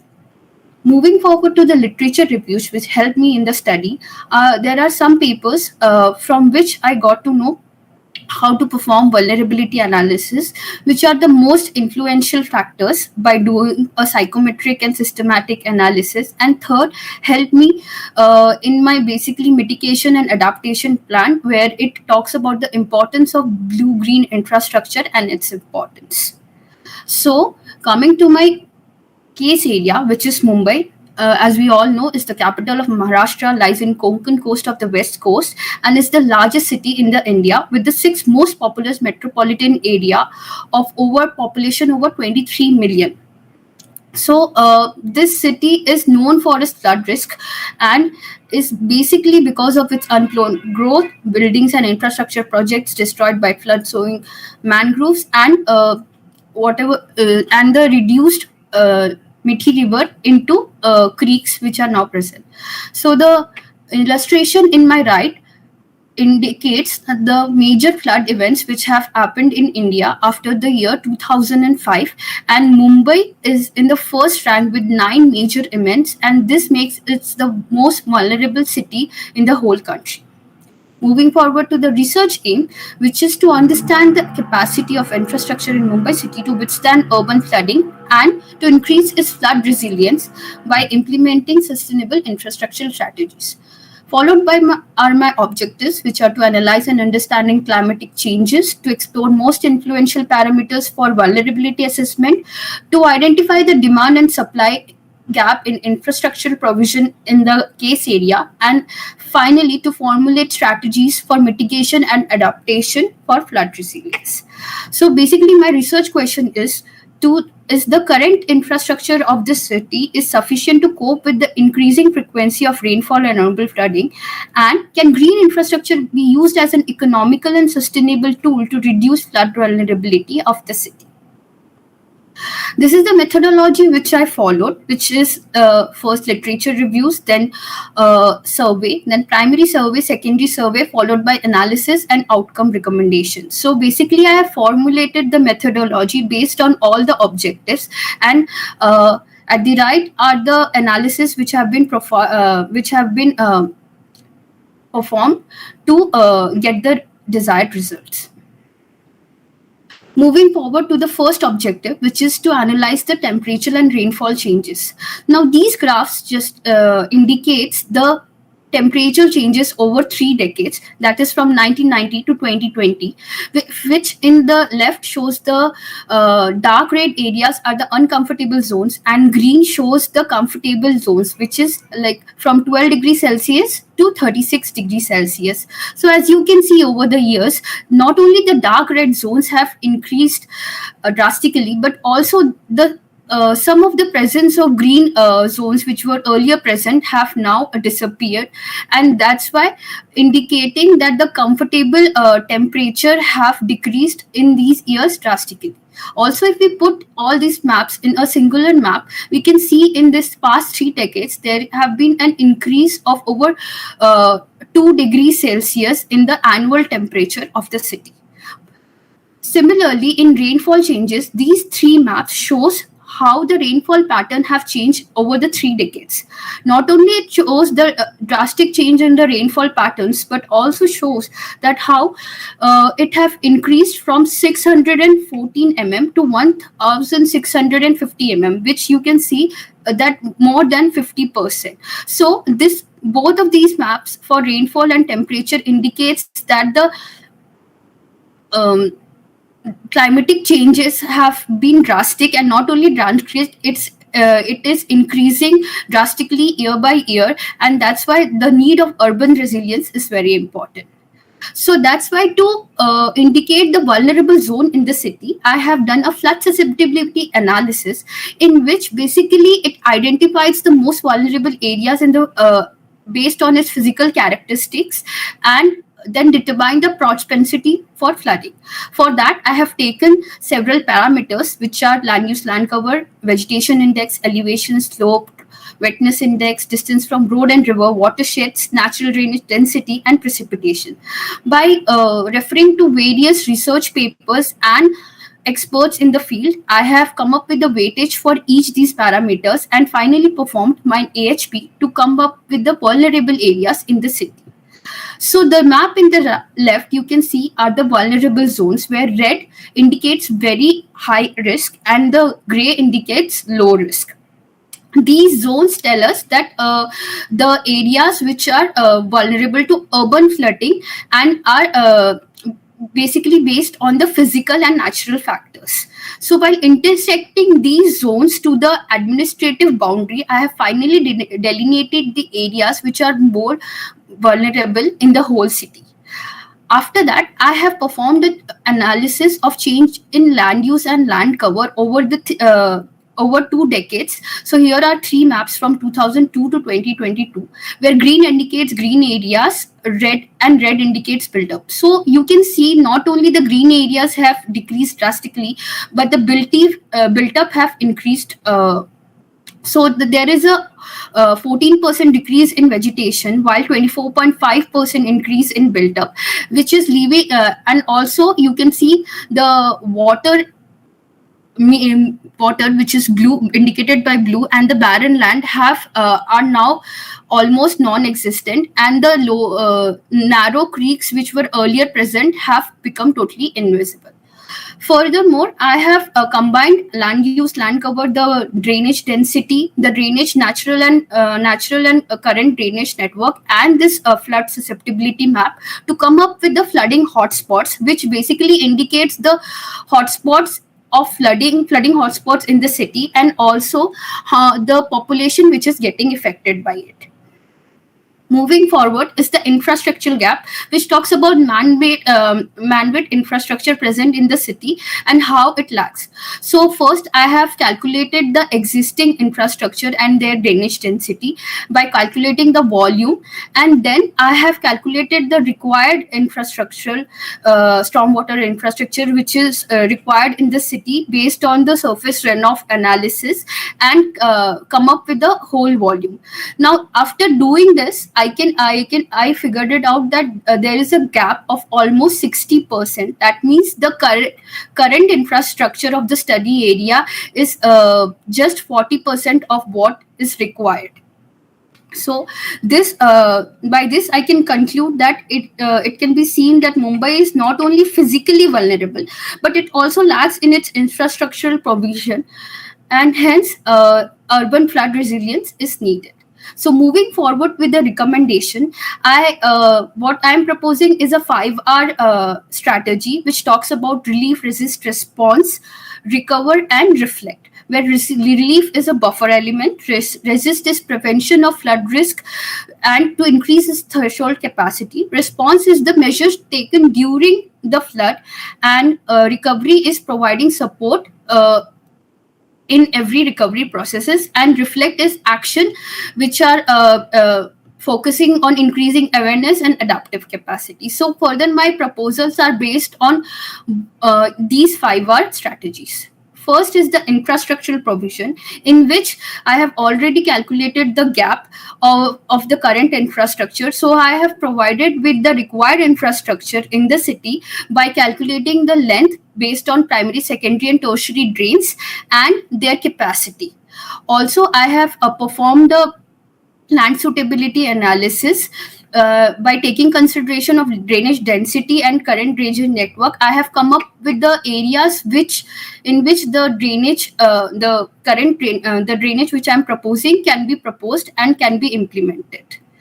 The next are the planning interventions, urban design interventions, where I'm proposing water sensitive urban design, which is basically a urban design strategy taking care of both flooding and the water retention capacity of any city. So it works on a concept of detention, retention, and recharge, where it not only just reduces the surface runoffs, but also focuses on recharging the groundwater and using that water for the deficit which the city is facing. So this can be done by interlinking transit corridors, building roofs and unused urban spaces, and multifunctional public spaces can be used to capture, filter, and recharge the areas. There's a pilot project which have been already implemented in many cities and can be also done in the city of Mumbai. The next intervention which I am proposing is riverfront development for Meethi River, so as to prevent the narrowing of creeks, which we identified as a problem earlier. This will not only prevent soil erosion and depleting of river plains, but also will work as a revenue generation model for stormwater and drainage management, help maintain the river from getting polluted, and further will prevent the unauthorized development along the river. Lastly, it is the design intervention which we can do in the existing infrastructure of the city. As we all know that Mumbai is facing over urbanization and hence doesn't have any barren land left. So these green interventions can be done in the existing. Please conclude, madam.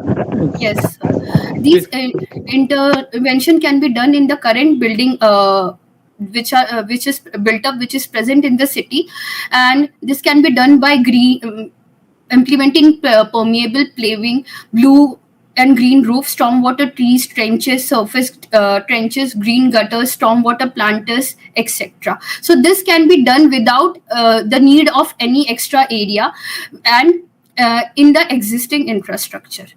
Lastly, these are some development control guidelines which I would like to propose so as to not only implement my proposals but to regulate them on a regular basis. These are the references which I used. Thank you.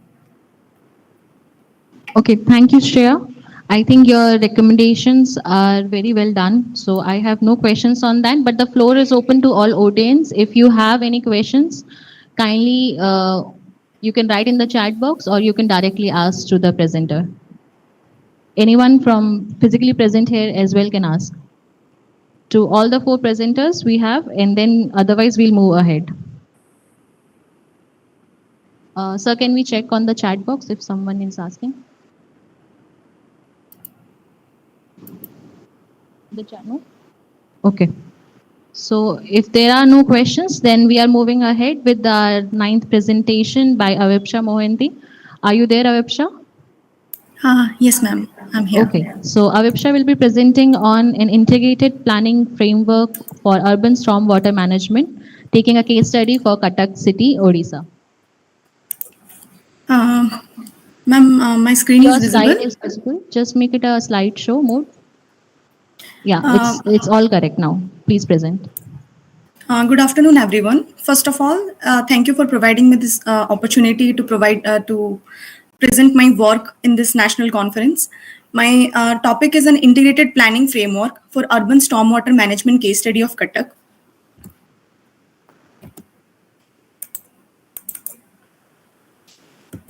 This is the structure of the presentation. And moving on to the background, as we are aware that India is quite vulnerable to floods on account of its geoclimatic and socio-economic conditions. The cities are currently facing the urban flood concern due to the rapid urbanization, outdated drainage infrastructure, absence of the stormwater drains, lack of maintenance of the existing drains, and etc. So stormwater management is basically a key component that we will be requiring for developing the urban resilient infrastructure against the urban flooding. So here the urban resilience and urban flooding is somewhat related, or we can say is directly related. It's towards our approach. So how we are going to address these concerns towards our resilience approaches and interventions in terms of the infrastructures and in terms of our policy framework, or we can say the public participation framework that we are going to implement in our structures and in our strategies that leads to the improvement of the urban resilience of the cities. So moving on to the urban flood statistics, most notable urban floods are the 2015 Chennai floods, 2023 Bangalore floods. The flood peaks and the flood volumes are quite day by day increasing over the period of time. It particularly it increases 1.8 to 8 times and increases the flood volumes up to the 6 times. So urban areas are basically facing this kind of concerns due to the ineffective balance between the pervious and the impervious ratios. Due to the high built up areas, the impervious ratios are quite high in comparison to the pervious ratio, that resulted into the stagnation of the water for a longer period of time on the surface of the urban areas, which is a major concern and creates a chaotic situation for the urban residents. Moving on to the literature study. So this is a schematic framework of the literature study that highlights the theoretical study, conceptual, empirical, and contextual. Here I have highlighted few of my papers that basically I referred for this for my study. So the key relevances of this literature study, it helped me to understand what should be the policies and how to improve the implementation approaches towards this addressing the concern. What should be the low impact development techniques that can be implied in the geoclimatic conditions, or we can say the geographical constraint areas that are basically found in the deltaic region, and what should be the land development action plans to that little economic benefits to the local communities by reducing the flood risk and the cost associated with the flood damages. The substantial amount of changing greens, blues, and urban density impacts the urban stormwater management, and how to address this concern with regards to the geographical constraint is the research here. The aim is to establish an operational framework for integrated stormwater management through spatial modeling, followed by the research objectives. The first objective depicts the review and the study of the existing stormwater management scenarios. Second one is to explore the stormwater management concern with respect to the urban variances, or we can say the influential parameters. So here the influential parameters are the land use, the density impacts, we can say the road, the subcatchments, catchment, stream order are the basic influential parameters considered in this study. Third one is to quantify the significant parameter and perpetrate the requisite analysis for urban stormwater modeling. And the last one is to develop the operational framework for integrated stormwater management. This is the methodology. The first schematic methodology will represents the background study, the setting of the need of the study, the research framework design, literature study, data collection and data interpretation, then followed by the proposals and strategies. And if we talk about the detailed one, the interpretation is the objective-wise analysis that can be evaluated through the multiple scenario studies.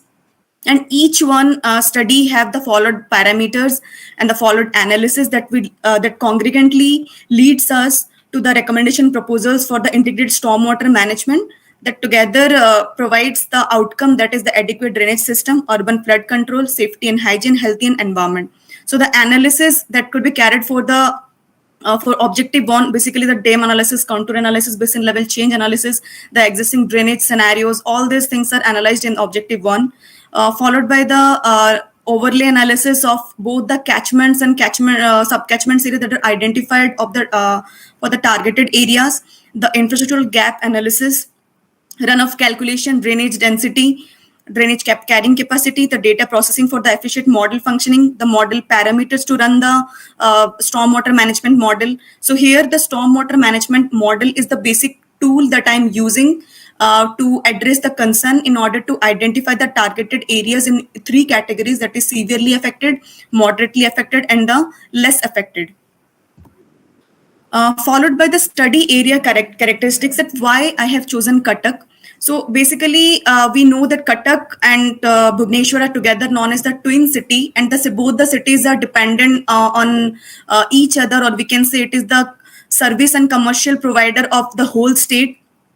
It has very outdated drainage infrastructures, and the place is located at the confluence of Mahanadi, Kathajati, and Kuakai River.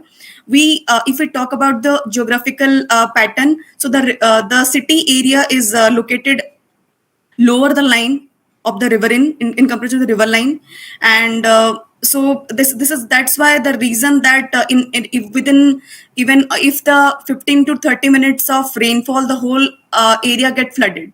So that's why it quite attracts me to study these concerns and how these things are happening going like this. The major challenges of the cities, it has the combined drainage network. The ratio of the brew and glean spaces are decreasing over the period of time. The central part of the city is at low slope, inadequate capacity of existing main pumps for the draining, and the choking of the drains, the stagnation of the flooding in the low-lying pockets. So the map in the middle, that is the area having the waterlogging issues. The green dots, that basically it represents the water-prone the wards that are prone to the waterlogging and the urban flooding scenarios. And from the existing LULC map, we can observe that the city area is quite, the built-up density is high in this area and are prone to the urban flooding concern. The data collection, for the data collection, basically the three types of surveys are carried out for the study. The recurrence survey, household survey, and the departmental survey. The primary data collection and secondary data collection basically collects the data of the rainfall, the kind of surveys that are taken into account, and waterlogged locations, the city development plan, all these benchmark study governance framework to maintain to understand the scenarios that how the city is functioning in terms of the stormwater management and the drainage addressing concern. So these, I have highlighted a few of the collected data samples in this study. Moving on to the assessment of the existing drainage characteristics. So here the green dots represent the major targeted wards as per the primary survey, where it is quite important that the interventions is quite necessary on this place. From the picture we can see that the drains are quite narrow in nature, and it is filled with the chunks of the solid waste. Even the slope of the drain and the slope of road is quite improper. So as a result, even if the rain comes, so within the small amount of rainfall, the whole area get flooded. The stagnated water, the combined drainage system. So here the drainage flow mechanism is the user interface where the black water, gray water and rainwater are grain water is there, and the percentage of the black water is 55.62%, and the gray water and the rainwater is completely 100%, is completely wasted. There is no storage of the drainage. Rainwater is currently takes place in the city. So the conveyance is through the three types of drains, majorly the tertiary drains, secondary drains, and the primary drains. And the disposal is all the drains collected the rainwater, collected the all kinds of water, and its disposal is through the two rivers, that is the river Mahanadi and river Kathajodi. In the analysis, the 5 types of broad analysis are carried out. That is the LULC analysis, basin level change analysis, runoff analysis, service level gap assessment, and the stormwater management model analysis. So the parameters taken for this study are based on the geological profile, built-up profile, natural flow pattern, and these are followed as a slow stream order, catchments, subcatchments, existing LULC of the 20 years, and the road networks. So in the first analysis, we can observe that over the period of 20 years, the built-up ratio is quite increasing in a rapid pace. And from the metrics, we can see that the green areas to built-up area ratio is quite high, followed by the green areas to vacant land ratio. So the density area over the period of time is increasing. That also depicts that the ratio of the impervious surface is increasing at a rapid pace in the core of the city. So that leads to another concern towards the stagnation of the water for a longer period of time in the study area. This is the basin level change analysis. Here the subcatchments and stream order of the city is highlighted. It is overlay on the ward map, and it is observed that the stream order 3 and 4 are falling in the major built up areas, and the 7 subcatchments are altogether found in the built up areas, which is a serious concern, as these are the major stream orders that are carrying the water for the final disposal of the city areas. Moving on to the runoff analysis, I have calculated the runoff analysis by using the rational method, percolation rate, and the drainage density as a major tool. Vipsha, please conclude. Yes, sir. Yes, sir. So on the basis of the drainage density, the study majorly witnesses the larger basins with a higher drainage density. It signifies that the collected rainwater quickly, but the lag time in this case is shorter in nature, that leads to the stagnation of the water for a longer period of time in a particular place. So the service level gap assessment, the whole city area, like the pumping system is there, where the water get taken out from the targeted areas and the city gets becomes the functional. But here the capacity of what we can say the pumps, including the manpower, is not that much adequate for the study area, which is a measure another concern in order to management of this issue at the city level. So here the stormwater management model, it is basically Environmental Protection Agency's tool. So here I am overlaying the spatial data and geological data in the ArcGIS, where the basin level changes, all the analysis, it will be overlaid in a single platform, and the network presentation, all the model parameters are set. After that, the simulation is happening, that resulted into the identification of the whole affected areas into 3 broad categories, that is a severely affected, moderately affected, and the less affected. And accordingly, the low impact development is associated in this principle, so that in terms of the priority basis, we can able to address the city, that what are the best fitted suitable methods that can be implied in this area to address the concern. So these are the like outputs. Basically, I have already covered in my previous slides. So here in the conclusion, the whole proposals will be divided into 2 parts. One is the intervention part, basically that can be done through the modeling approach in association with the low impact development. Second is the improvement of the governance framework. So here in first of the low impact development, the highly concerned or highly affected areas, there the low impact developments, basically the rain barrels, the rainwater harvesting methods, all types of the bioswales, biofilming, all these technologies will be adopted at the targeted areas and on the priority basis. So there we can be able to consider address the concern. Moving on to the governance framework. So when we talk about the change, so both government and the local people will be come together in order to bring a change. So here the public participation framework, including the stormwater stewardship framework, can come into the picture, and this can be brings a greater change in terms of the development, or in case of the resilient urban areas against the urban flooding scenarios. So that's all, and that resulted of the study ultimately improved the poor urban drainage system of the targeted areas.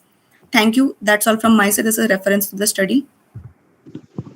Thank you, Avipsha. We are running short of time, so we directly move to next presenter, Ms. Purnima. Are you there? Yes, please share your slide. Thank you, All the ma'am. 4 presenters, please be ready. So we'll quickly finish with this and then come to the question answers. If possible, make it to 5 minutes. Okay? Yes, ma'am. Is my screen visible, ma'am? Yes, it's visible. Please make it to the slideshow mode. Yeah, now. Yes, ma'am. Okay. Good evening, everyone. My name is Professor Purnima Buddhiban, and I will be presenting my research along with my co-author, Dr. Parag Nathre. And the research topic is Post-Disaster Reconstruction of Cultural Heritage, a case study of Pune. This will be the flow of the presentation. Talking about the research background, in the foreign countries, the river acts as a part of the foreground, where there are lawns or the gardens or the public spaces, and then the buildings are in the cross profile. In our Indian context, we consider it as a backyard. At the edges, there are immediate buildings or the toilet windows of the slum encroachment as a part of the skyline. It is mandatory to use the river as a foreground, where the edge space will be considered at the policy level. So when the rivers flow through the city, we always take the edges for the granted, and we do the encroachment by manipulating the flood line, that is the basin. Even if we propose a good river embankment design or a scheme, the river shows its natural character periodically due to the urbanization. Sometimes the edge homes get ruined because we never give the prior notice to the people to leave the river edge in a timely period. Hence, it is advisable to not to do the encroachment on the river edges. The need of this study is because there is an increase in the globalization and the industrialization in a city like Pune.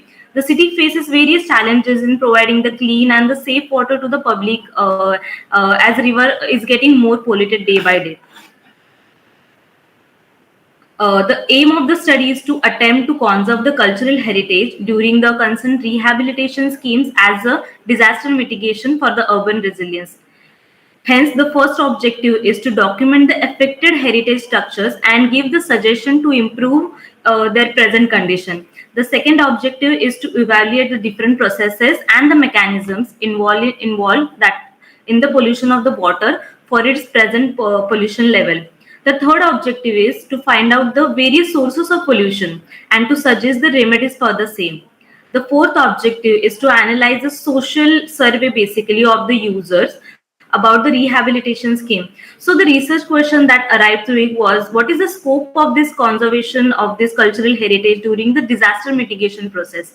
Hence the scope and limitation arrived that this research has a future scope because there is a rapid industrialization or the urbanization result in the formation of the toxic contamination which is continuously leading or releasing to enormous damage to the environment, directly putting the lives at a risk. So since this study is conducted in a selected urban neighborhood that is in Pune city, the result may vary in other urban areas of the cities as well. The limitations are majority of the lack of appropriate guidelines or the lack of awareness which we have amongst us about the disposal of the waste in river, and there are no strategic commitment by the top management leading to this particular hazardous wastewater. So the methodology that we have followed is about doing the literature review to explore the literature on the natural disaster, identifying the interconnection between the disaster management or the remedies that are there to develop a common framework. then identifying the area of study, that is the Pune city, then defining the aim, objective and the research problem, doing the primary study after that, following by the data collection, that is to study the past and the current situation by doing the questionnaire survey and the observation of the existing condition of the affected heritage structures or the present structure. Then doing the data analysis, then afterwards finding the results and arriving to the conclusion, and majorly lastly but not the least, giving the future recommendation through the assessment of various environmental impact for the future mitigation measures. The literature review was done regarding to study the Pune city in general, about the river ecosystem and different housing typology that are present in the Pune, which considered as a heritage, which are belong to the river edges. If we talk about the site, if you can see in the photo, the right hand side photo, when the disaster had happened in Pune in 1961, that time the river had crossed the central line. If you see the red line, this is the central control line of the river, and if you see the flood line, that is the blue line, it is almost equal to a river on the both side, right? So that means that the water had gone inside the city. So that what will be the severity of that particular disaster or the flood, right? Because otherwise we don't have particular measure to we don't have the particular scale to measure the disaster. Hence we can analyze it from the river width in this case. Through this case study, we can we have denoting this disaster by comparing this control line and the submergible flood line. The disaster or the flood can be man-made or the nature-made, but in this case the encroachment is a huge part or the major part of it. When nature had created the water basins, that is the control line, it had that capacity even to cope up with that flood. But we did the encroachment on that baseline or the edge also by doing the slum development or giving the permission to them. Looking at the migration or the space of urbanization, it is quite possible that and happening around at the edges of the river regarding the encroachment and the new construction. The settlement that was in flood before, it can even go now, right? I mean, the settlement right now there is in that edge zone. Even if the flood comes right now, the half of the settlements are going to get vanish in the flood also. So it is important to understand not to do the construction over there over the period of time or in current situation. The purpose over here is ask to speed up. Yeah. Madam, you need to speed up, please. Yes, ma'am. The purpose here is to talk about the disaster in general, and but when this flood happens, our first priority was to save life of the people. But there is a cultural heritage in the form of temples or the vadas, which is unused, or people are not staying there. Even if the flood comes, there should be a policy to conserve it, and it should be. Fortunately, the temples or the cultural heritage structures are strong enough. For example, even if the flood was happening in Kedarnath, all the village got flooded by the flood, but the temple was still there. But that condition might not happen every time and everywhere. So we need to have some policy where even if the flood happens, there should be a minimum damage or should withstand. So there are no policies at the national level basically to conserve the urban design. Basically, where the conservation and the urban designers can bring it at the mandatory level till now. So there is a less scope in practice as well. Even the conservation architect can propose the design, but the design doesn't get implemented or there is less public awareness. So there is a policy at the there is no policy at the national level as I speak about, and hence we are proposing it. First, we are proposing it because it is necessary. There should be a policy for the river in disaster mitigation, and we have selected the river because it's in our hand, right? Because earthquake, disaster like earthquake, it's not in our hand, but flood we can control. We cannot build the structures along the river. That is in our hand, right? So for the future action plan, these are the structures or the typology of the cultural heritage which are belong to the edge of Mula or Mutha river. If you see the future action plan, before the flood comes, there are these tools like which gives us the warning or the indication if the water level increases, but only the weather department handles that. What if we can propose or integrate it with our own design with the architects? Planners generally don't use it, but if we use it, we might can create a better results. As a planner, though it is not our core job to look into the atmospheric pressures or climate details because it is provided by the meteorological department or the body, but planner needs to have a sound knowledge about it so that we can understand and include on all this in our planning when we make the policy. So this was the kind of graph that was generated back basically to map or delineate the flood line and how we can design the submergible zones.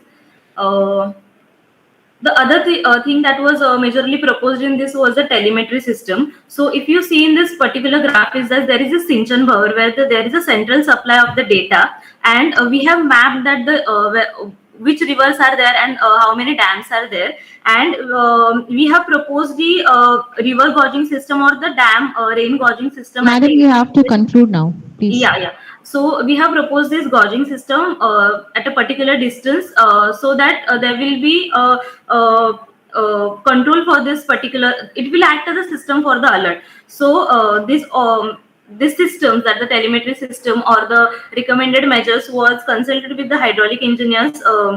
So these figures we could get from this understanding of the severity and the intensity of it. These are the list of department that we have listed down. Would be helpful if architects or any planner can work with this particular scheme.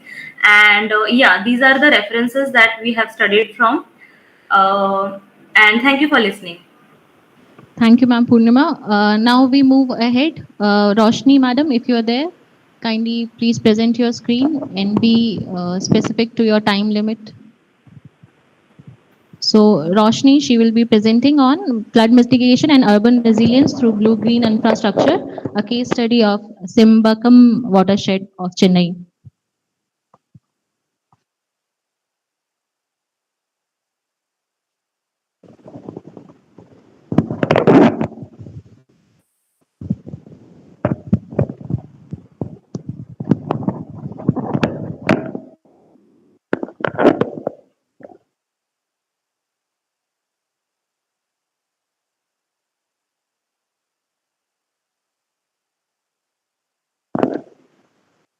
Good afternoon to all. This is Roshni. I'll be presenting my research on flood mitigation and urban resilience through blue-green infrastructure for the case of Sembakam watershed in Chennai, co-authored by Dr. Shanmugapriya ma'am. To begin with, let me explain the importance of this topic. Urban growth often takes place at the expanse of a city's blue-green system, and the city expands in the low-lying areas of wetlands where there is disappearance of lakes leading to urban flooding. And this is a critical problem in the case area of Chennai, which is a capital of Tamil Nadu in southern India. Chennai used to be rich with water bodies, but right now it's facing a lot of disasters caused of flooding. The great floods of Chennai in 2015 had devastating effects on people's livelihood. The right side map shows the built up to the open water bodies, and the pink shades is the flooded areas. So this is all due to the water channels being buried and lost due to unsustainable human practices, garbage dumping, and encroachments. So climate change mitigation solutions is an urgent focus for the city of Chennai, and effective restoration of these lakes would be wise and economical for the natural flood control systems for the city of Chennai. So the need for research is to develop a comprehensive approach in planning of the city for flood mitigation. And flood mitigation should be given focus via sensitive context-specific development. Preventive measures should be taken instead of flood relief measures. And the aim of the research is to analyze the transformation of a selected watershed, that is Sembakam, with a focus on linkages between the lakes and propose a holistic approach to restore the linkages and mitigate flooding. This is the methodology. The objectives being to identify and study the lost linkages of the watershed, analyze the transformation of the watershed, bringing back the cascading system, and to propose a holistic approach to restore the linkages and mitigate flooding. For this, the literature reviews are the traditional water system, understanding the cascading lake system, and the current design approaches of water-sensitive urban design, blue-green corridors, cloud-based management plan of Copenhagen, and to develop quality of life for the people, understanding the place-making components. And various macro and micro-level maps were analyzed, a discussion with experts, and questionnaire surveys and interviews were conducted to propose guidelines and restoration measures.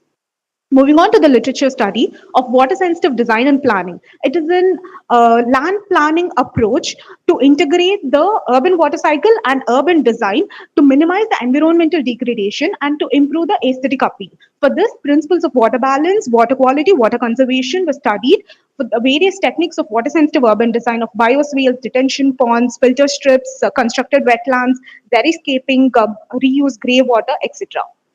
Next is the cloud-based management plan of Copenhagen. Copenhagen had faced a similar 1,000-year storm event similar to Chennai, and entire city was submerged under 1 meter of water. So blue-green approaches integrating the climate adaptive solutions and within the confined urban space was developed and a toolkit was proposed. So this was studied. Moving on to the study area of Chennai. Palikarnai marshland is the freshwater marshland, the last living freshwater marshland in Chennai, occupying an area of 250 square kilometers with about 65 sub-watersheds in the southern part of Chennai. And the case area of Sembakam watershed is a sub-watershed to the Palikarnai marsh. So the water from the sub-watershed flows through the Palikarnai marsh via a cascading system. Cascading lake system is nothing but when one lake fills up, the surplus from one lake flows to another lake. So here, from the mountains of Pachamalai Hills and Tambaram Sanatorium, the water flows to Chitlapakam Lake, Selayur Lake and Rajakilpakam Lake at separate channels, then to Sembakam Lake. From Sembakam Lake, it flows down to Nanmangalam, Kirkatla and Narayanapuram Lake and finally reaches the Palikarnai marsh. From Sembakam Lake, the flow is linear and it's visible to the naked eye. But within the Sembakam watershed, the channels are all buried and lost. So this is the entire catchment area showing all the 4 lakes together. So to proceed with the research, I first studied the old revenue maps to understand the old water linkages between this watershed. So I identified the water channels, many of which are now buried and lost due to urbanization. Some of the lakes, ponds and water tanks are now completely lost. Like the right side map shows the current water channels that I identified, mapped and tracked down, and I've mapped it here. So overlaying these 2 maps of old water channels and the current water channels, we analyzed that none of the channels overlay each other because all the old channels have been neglected due to urbanization that has led to the deterioration of the lake system. And the current channels have also been overlaid with the contour map generated by GIS. We find that the existing linkages also does not follow the valleys of the contour because the water is transferred from lake to lake via stormwater drains constructed in the residential areas. And to further understand it, I studied the timeline of the entire watershed. The urbanization started in 1980s, and in 1990s, the groundwater level was about 3 to 5 feet. But right now, the groundwater level is about 50 to 200 feet. And in 1992 to 95, the residents struggled against the government to protect the lakes from being from the land being allotted to Tamil Nadu Housing Board construction of flats. This entire area also does not have an underground sewer system because until 2020, Sembakam was a town panchayat, and only after 2020, Tambaram became a corporation and Sembakam became a municipality. So, but efforts were taken by the government in 2006 to bring about a comprehensive sewage system under the JNNURN scheme, but the plan was dropped in 2011 due to lack of funding. And in 2007, efforts were brought about to bring a recycling wastewater treatment plant of capacity 2 lakh liters. But the entire amount of sewage water that is received by Sembakam Lake is about 90 lakh liters, which is nowhere near the capacity of the wastewater treatment that was developed. So that became unfunctional. And right now, there is an underground sewage scheme for the entire Tambaram municipality with 30 MLD capacity, which is now under construction.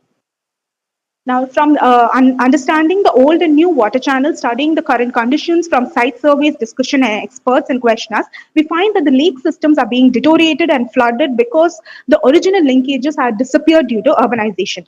Further, there are issues of flooding and burying of old channels due to urbanization. Entire area does not have an underground sewage facility, because of which the residences have illegally connected their septic tanks to the stormwater drains, and the stormwater drains are now carrying the dirty water from all the residences to the downstream lakes. And there's accumulation of sewage in the water bodies due to siltation, and it's no longer able to hold the water, and that leads to urban flooding. As a policy level intervention, the removal of encroachments over the water channels and restoring the linkages has to be done, and separate sewer lines must be laid so that the stormwater channels is not over pressurized, and which is now leading to flooding. The right side map shows the open green spaces in the watershed area in 2003, and the second map shows the open spaces in 2023 right now. So all these are the public parks and the playgrounds. As a comprehensive macro level solution, these open green spaces can be converted into central retention ponds, that is depressions, to store the water and delay the water, which avoids flooding, and it also increases infiltration and raises the groundwater table. So these are some blue-green solutions for mitigating the flooding in the watershed. And these green open spaces can be connected to the green streets and rain gardens. That will be changed in the typical streetscapes. Now, these blue-green approaches are low-tech, surface-level interactive, and integrate climate-adaptive solutions within the confined urban spaces. So these are the ideas for the central retention areas that can be converted from the parks and playgrounds that have been identified and mapped here. The next is conversion of the conventional stormwater drains, which is concretized drains, to bioswales, vegetated swales, so that the water can move slowly, and also there will be percolation of water. And there are also cut and cover drain scheme that was brought about by the government, that is 10 feet wide channels in the middle of the street to transfer water from lake to lake. But initially this was a failure because there was mixing of sewage into these channels and poor construction. There was breaking of the channels into the stormwater drains. So this system also can be enhanced. Further, some of the existing street sections that can be proposed as green stormwater infrastructure that carries water from lake to lake via vegetated swales and some stormwater planters, via which the water will flow under the ramps of the entry of the residences. So there are a lot of buffer spaces in the streets in front of warehouses, parks, and ponds. So those spaces can be utilized as these. To conclude it, this research paper has analyzed water channels transformation in the watershed and proposed a holistic approach to restore and maintain the same via blue-green infrastructure. And restoration of the water channel to its original state is definitely not possible, but it can be redefined according to the urban scenarios. And these management planning principles helps in providing ecological waterscapes that are vibrant public spaces, contributing to the quality of life and well-being of cities. Hence, these blue-green solutions can act as prototypic landscape design approach that can be helpful for mitigating flooding in urban watersheds, which has similar characteristics. Thank you, ma'am. Thank you, ma'am. Very nice presentation. So we'll come back to you again. Last presentation, Mr. Rizwan, if you are here. On circular economy in the built environment, a systematic review. Kindly please share your screen. Yeah, good evening, ma'am. Am I audible? Yes, you are audible. Yeah, I'm just sharing my screen right now. Okay.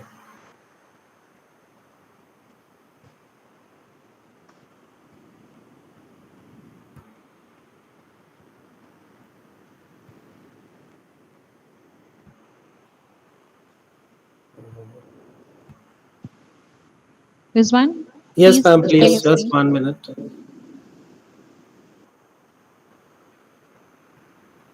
What is this? A tab. Just give me 1 minute. I open it up.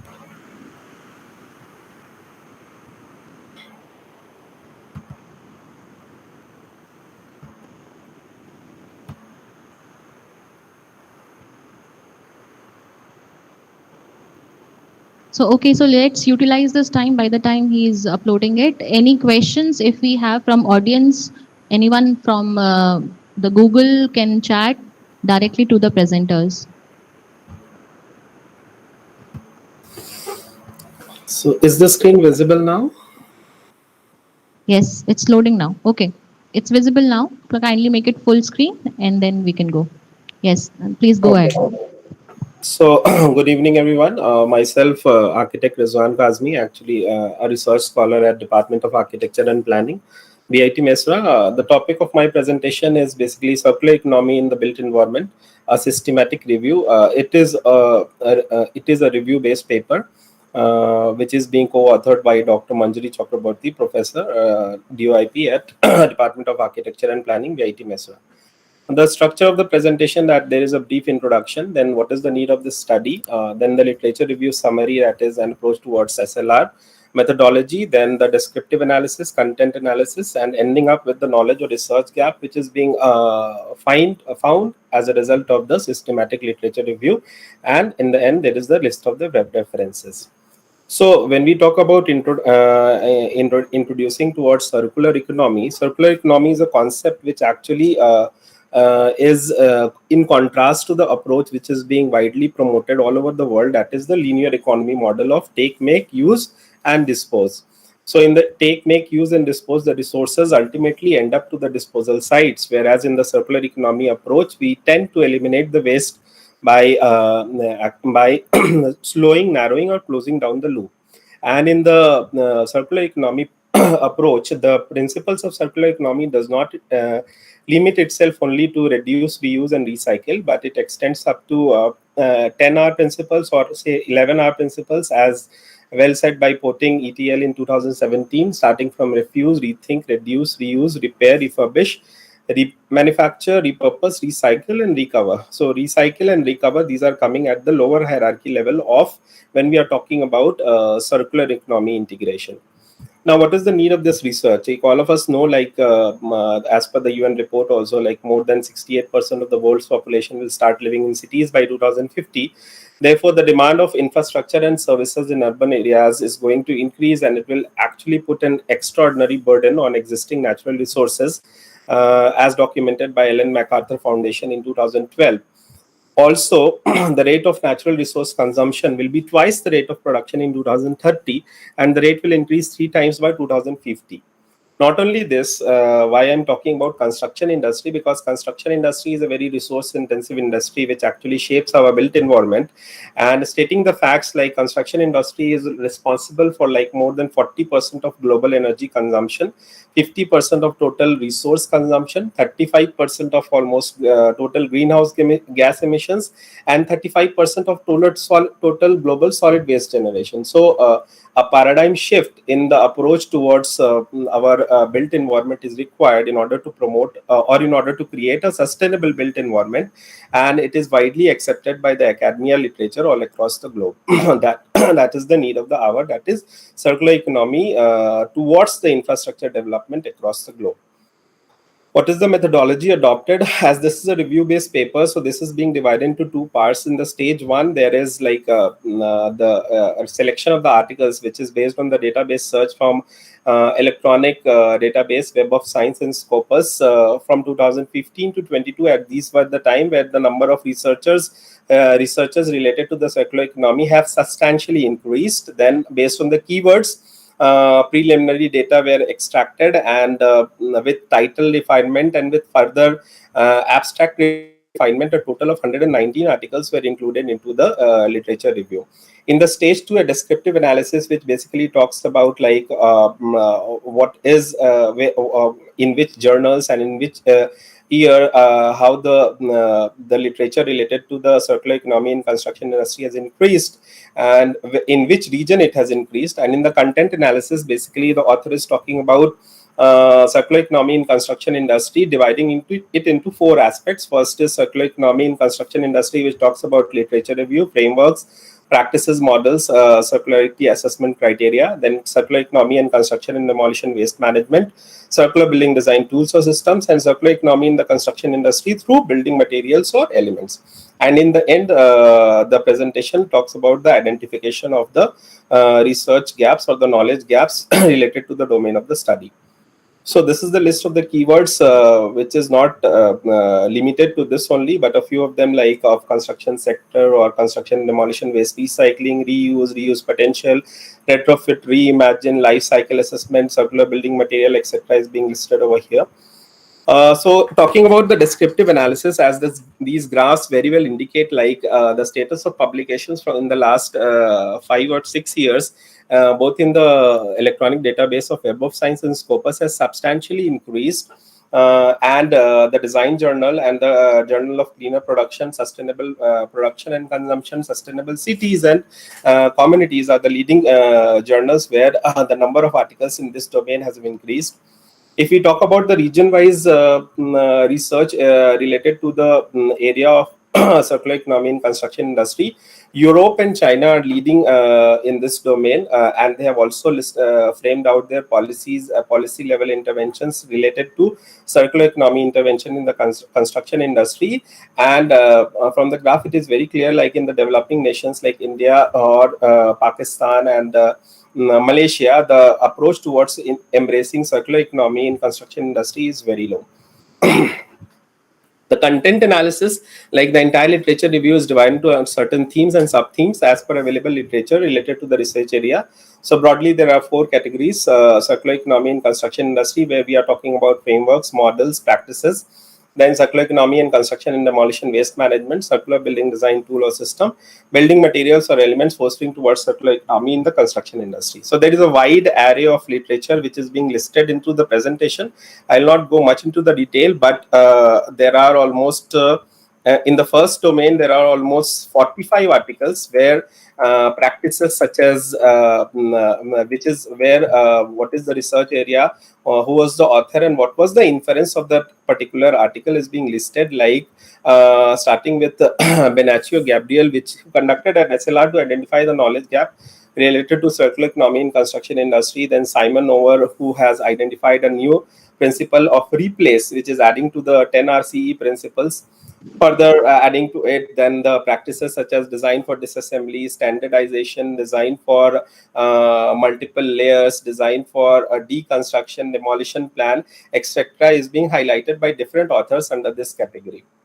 The next category is about circular economy and construction and demolition waste. So construction and demolition waste management and rules are like differently handled across the globe in almost all the countries. And in this part of the systematic literature review, different authors talking about like what could be the tool for like optimizing the construction and demolition waste, like material flow analysis, then effective measures towards construction and demolition waste. Rizwan, please conclude. Yeah, please. I am just so this is the second part. The third part is about circular building design tool, where tools such as BIM, which could be used during the pre-design and design stage in order to minimize the gap, because mostly the tool which is being used for circular building design is generally used during the end of the life of the style, where we actually go for recycling, which comes under the lower hierarchy of the circular economy principle. So tools which actually contribute towards elimination of waste right from the beginning, pre-design or design stage, is being elaborated in this particular part of this section.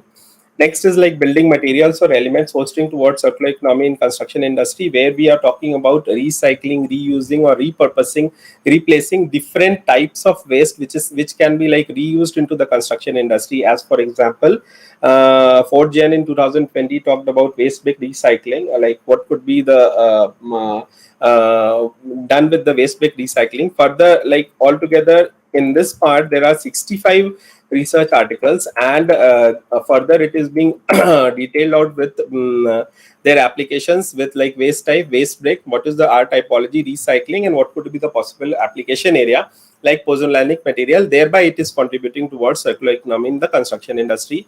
Similarly, for agricultural industry waste, then there is steel industry waste, automobile industry waste, plastic industry waste. Rizwan sir, please conclude. Yeah. Maybe directly you can come to the whatever your conclusions you have to make. Finally, the study indicates the evolving gaps in the knowledge domain of circular economy in the construction industry. Like first, the knowledge development has inevitably increased in the last decade, but the implementation and practical application of circular economy in the construction industry is still very low. especially in developed nations like India. Then the literature findings also indicate that mostly the circular economy concept is incorporated during the end of the life stage of the building rather than integrating it throughout the life stages of the building for better results, which includes like pre-design, design, manufacture, construction, operation, and end of life. Another significant gap which is being identified through the literature review is integrating circularity in the construction industry is the lack of a circular business model that incorporates almost all the stakeholders. And lastly, the literature findings also suggest weak governance system, legal and policy framework, stakeholder unawareness, cultural issues, and lack of confidence among the construction sector stakeholders for recycle and reuse construction materials as the barriers towards adopting circular economy into the construction industry. In the end, there is a list of the references. Like I have not included all the 119 research articles into this slide, but definitely when we will go for the communication of the research article, it will be part of it. That's it. Thank you. Thank you, Rizwan sir. Indeed, a very important topic, different from others, but I think it is most important to understand the circular economy for our areas, for India specifically in the built environments, because we are generating a lot of waste material, the construction waste, and not looking towards the retrofitting measures like the others countries are facing. Yeah, So actually, thank ma'am, you so much. the further analysis of this literature review is like understanding where is the gap existing in our country related to the circular economy integration into the construction industry. Correct. So we are looking forward to the full papers of the presenters, whosoever our organizing team and the conveners will suggest. So with this, we conclude the day 2 session 2, the final session on the theme disaster mitigation and urban resilience.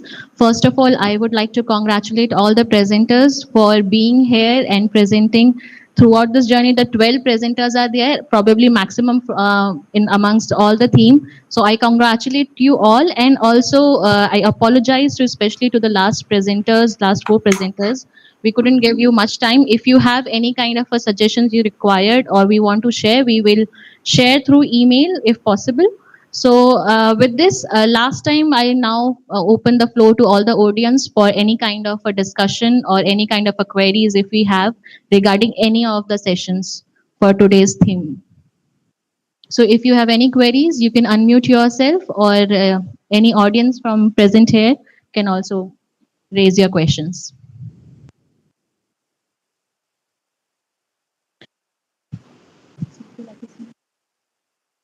Okay, so if we have no questions, anytime you can mail to us and we can probably reply back to any kind of suggestions you have. To comprise all the summary, give the summary of this theme, I would like to say that all the presenters, all the authors, co-authors have done wonderful job. I think they have done tremendous work in the analysis part.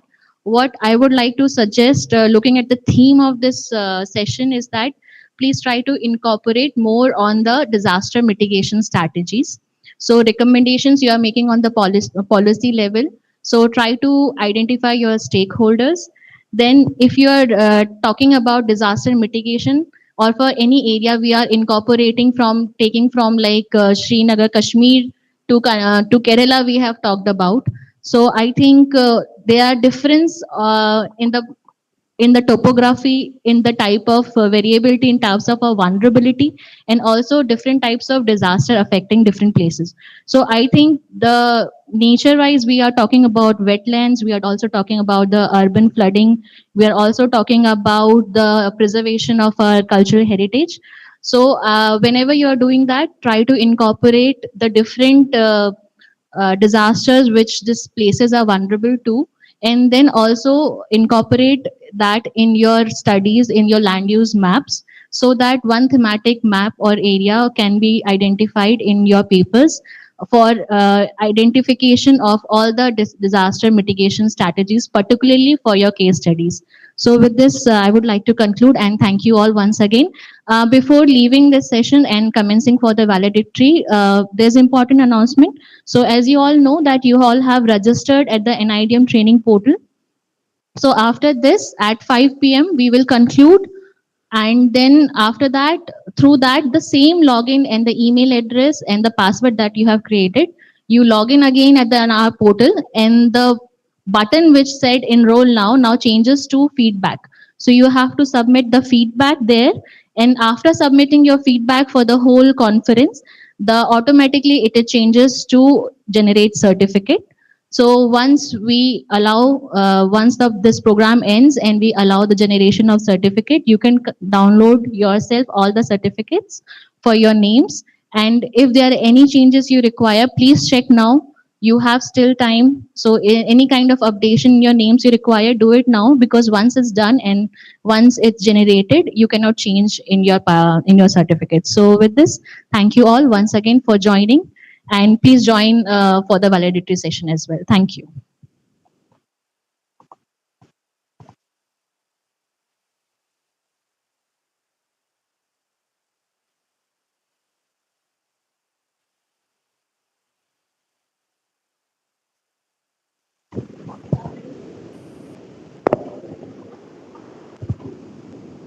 Once again, thank you to all speakers for your presentations. Thank you for your presence throughout this session, and we're looking forward to your participation in the upcoming valedictory section 2, which will start in a short while. Thank you again.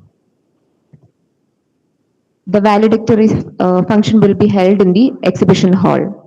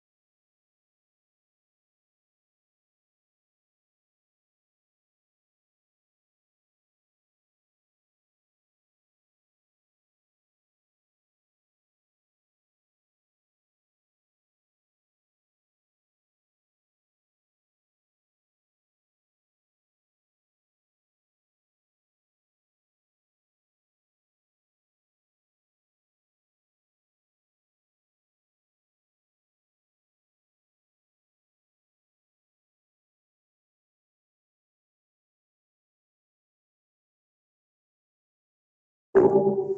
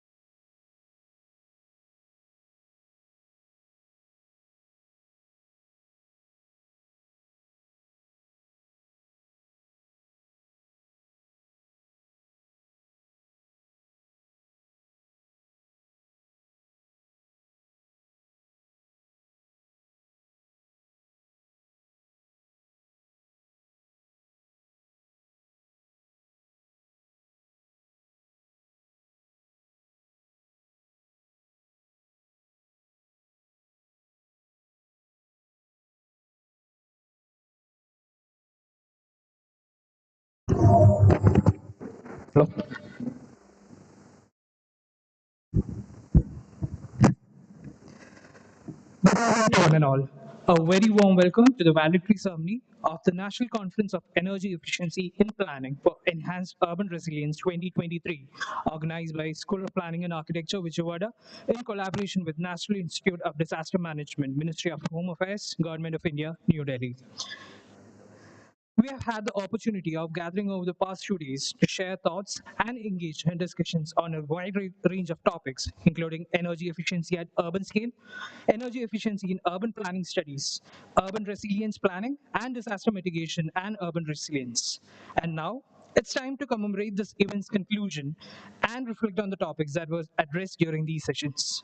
So first and foremost, I first call upon Dr. Janmajoy Gupta sir, Dean Research, Associate Professor at School of Planning and Architecture, Vijayawada, and convener of this event to welcome the gathering.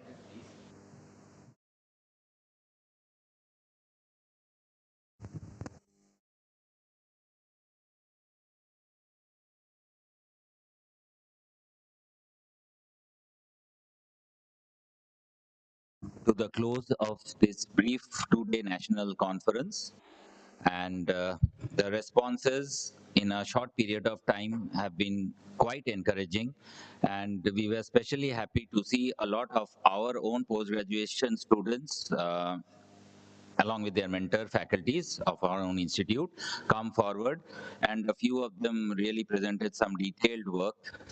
I remember, at least I was coming in and out, I remember at least, sir,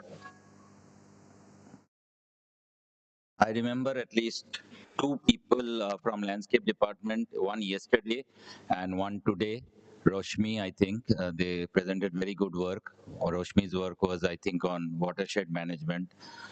So yesterday also there were a wide variety of topics started from the first session on energy at an urban scale, where a few of the NIT Trichy research scholars, I think Iyer ma'am was the chairperson in that session, they were dealing with issues of energy at the building level and then trying to translate into neighborhood level. There was a number of papers. All papers were good, but some were even more good, and a number of papers were followed methodology, clear methodology, and I think it can be considered to be a reasonable success, and we look forward to the full papers coming, and we hope that some of the full papers are very good quality as well, because the hopes were there seeing the abstracts, extended abstracts. And I won't waste any more time. I hope this kickstarts thinking process in us, and we as SPA Vijayawada, having such a well-established sustainable architecture department, such a well-established landscape department, such a well-established planning departments, numerous planning departments, I think we can holistically work upon and transcend from energy efficiency at building scale to energy efficiency at urban scale. So that's all for now, and I thank all of you for supporting in some capacity or another, and that's all. Thank you.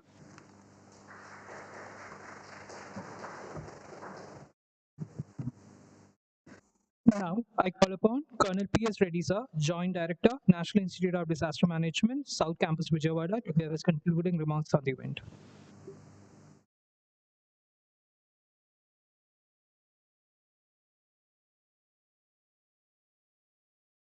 Good evening to all.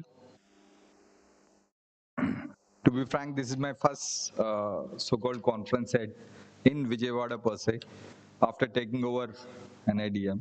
And it's a very enriching and learning experience personally for me.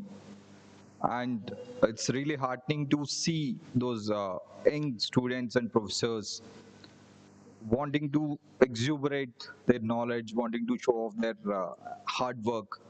It's really very nice, very promising. Though I'm being very frank, though I don't follow engineering very closely, my specialty being somewhere else.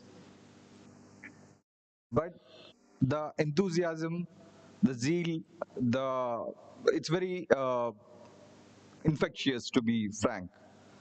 Thank you for making me go through such kind of experience. And sir, I once again congratulate. Yesterday it was for infrastructure, today for the student community and the professors. You got a wonderful team out here, sir. And all the best. Thank you. Thank you for everything.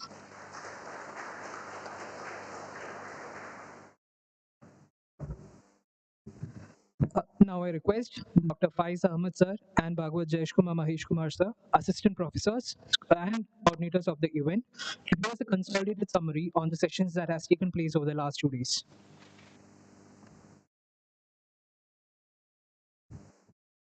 Good evening, everyone.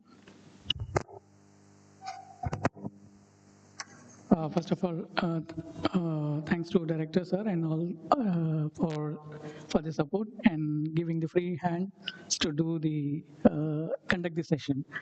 It was a very short time in which the idea of conducting the conference was done.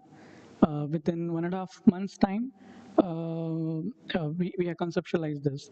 And when we started this, we thought maybe about 15 papers, if we can get hold good quality 15 papers on spread across 2 days, we'll be happy with that. But looking at the response, we actually got 43 papers in hand. And then after slight uh, review and checking the quality assessment, we came down to 33 papers in hand, and all the participants were able to were there online and presented their work. And just to brief, we had one on the first day. We had the keynote speech given by Reddy sir. Followed by we had a session on energy efficiency at urban scale. In that section, we had quite a good discussions on how energy efficiency can be looked at in a urban scale. Normally, we discuss that at a building scale very extensively. A lot of work has been done now at urban scale also. The parameters changes, the methodology changes, the way in which the problem is seen changes.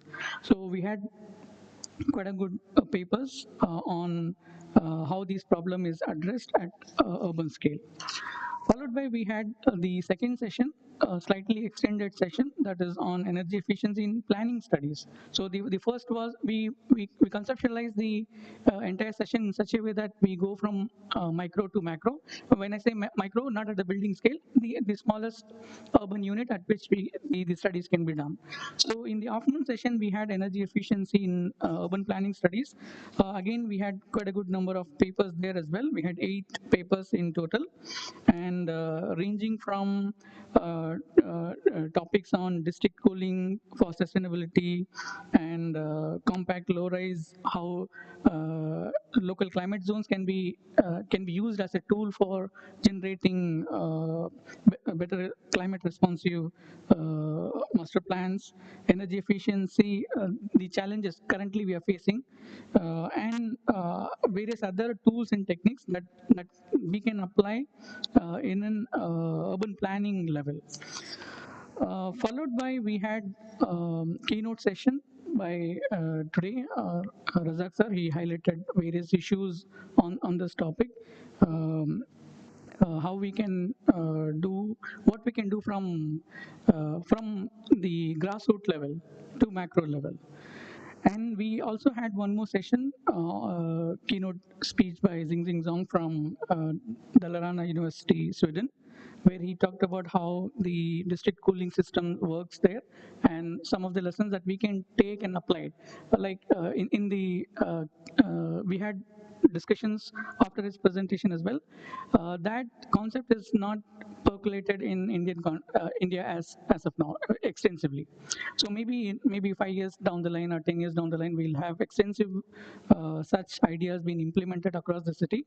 So that was one session we had. The second session, I request Jayesh to briefly explain what has happened. Yes, thank you, sir. So on the second day, we had 2 themes. The first is urban resilience planning, and the second theme was disaster mitigation and urban resilience. Under the theme urban resilience, we had 6 papers, and this papers predominantly focused on blue-green infrastructure and how blue-green infrastructure integration can help to promote urban resilience. Followed by we had certain papers on energy consumption patterns of the cities and how high-rise buildings can be helpful in order to build energy efficiency in cities and mitigate heat and other issues in the cities. In the second session of day 2, which was being chaired by respected Colonel Reddy sir, and we had nearly 12 papers in this session. We have different case studies of disaster management from PhD scholars, from master students, speaking from Srinagar to Mumbai to Pune. Yes. Yes, faculties were also present. Yes, surely, sir. And they were speaking about diverse topics from flood mitigation to post-disaster reconstruction, urban flooding, water resilience, urban vegetation, urban forestry, and also some papers related to circular economy, especially in the construction and demolition waste. All these papers were really very good. And how disaster risk reduction can be mainstreamed into our master plans, because most of our master plans fail to address the challenge of disaster. Due to concentration of population in the urban areas, the challenges in front of cities is becoming more and more critical. In this scenario, if we are unable to mainstream the things like disaster management and urban resilience in a master plan, the tomorrow is not going to be so bright. So I think all planners, architects, civil engineers, and people associated with built environment as a whole, we should rethink about our master plans. We should rethink about our building plans and how we can mainstream our master plans with urban resilience, with disaster management, and all these keywords. So with this, thank you, Director Sir, for giving this opportunity, NIDM, Reddy Sir, for giving this opportunity, and all the dignitaries on the dais, off the dais, and all the faculty members of SPAV. Thank you.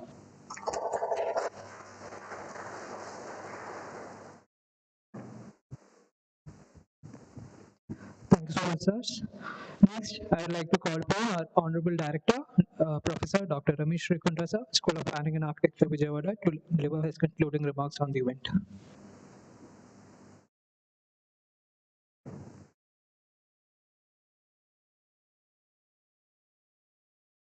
Good evening to one and all. Really special thanks to the National Institute of Disaster Management, where Colonel P.S. Reddy, but for his cooperation, this conference would not have been that much successful. In addition to that one, whenever we talk about the valedictory, it is not an end. Actually speaking, it is a beginning. The kind of a topics what we have seen excellent and insight given to the different areas. First, I thought there will be a dichotomy between the two programs like energy efficiency and as well as enhanced urban resilience. The connect is very difficult to make it the way it has been addressed in various papers. It was an excellently shown how an inefficient energy management going to lead to kind of a disasters. Specifically, if you look at it, the way it adds so much of thing to the greenhouse gases and global warming, in turn it increases to sea like glaciers melting as well as the sea level rise. All the things, no, it has a connect. That connect is very interestingly it has been made and addressed by various papers in a different areas very interestingly. So these things we can see it in a different way, like how we can able to add it to our literature and as well as to the industry, where we can take it further. That's what any conference is not an end. It comes out with a set of recommendations which these deliberations can be taken up in the literature as well as in industry where it is going to be get benefited. That kind of a benefit, that kind of a thought process, that kind of a knowledge sharing, what we have seen today. I'm really congratulating all of you here, where they have really focused so much on energy efficiency at a unit level to the macro level and urban resilience. The connect is really interesting. The connect is very much essentially been addressed, and it is a nice and successful conference, I can say. These deliberations definitely going to be helpful to the industry and as well as to the society and to the subject knowledge. So I'm very much thankful to all the organizers, all the chair and co-chair and the presenters and the thought process and given to the kind of a papers being submitted excellently. I was keep watching from the first paper to last paper, first session to last session. It is amazing. Very interestingly, it has been presented. Thank you one and all. Thanks a lot. Jai Hind.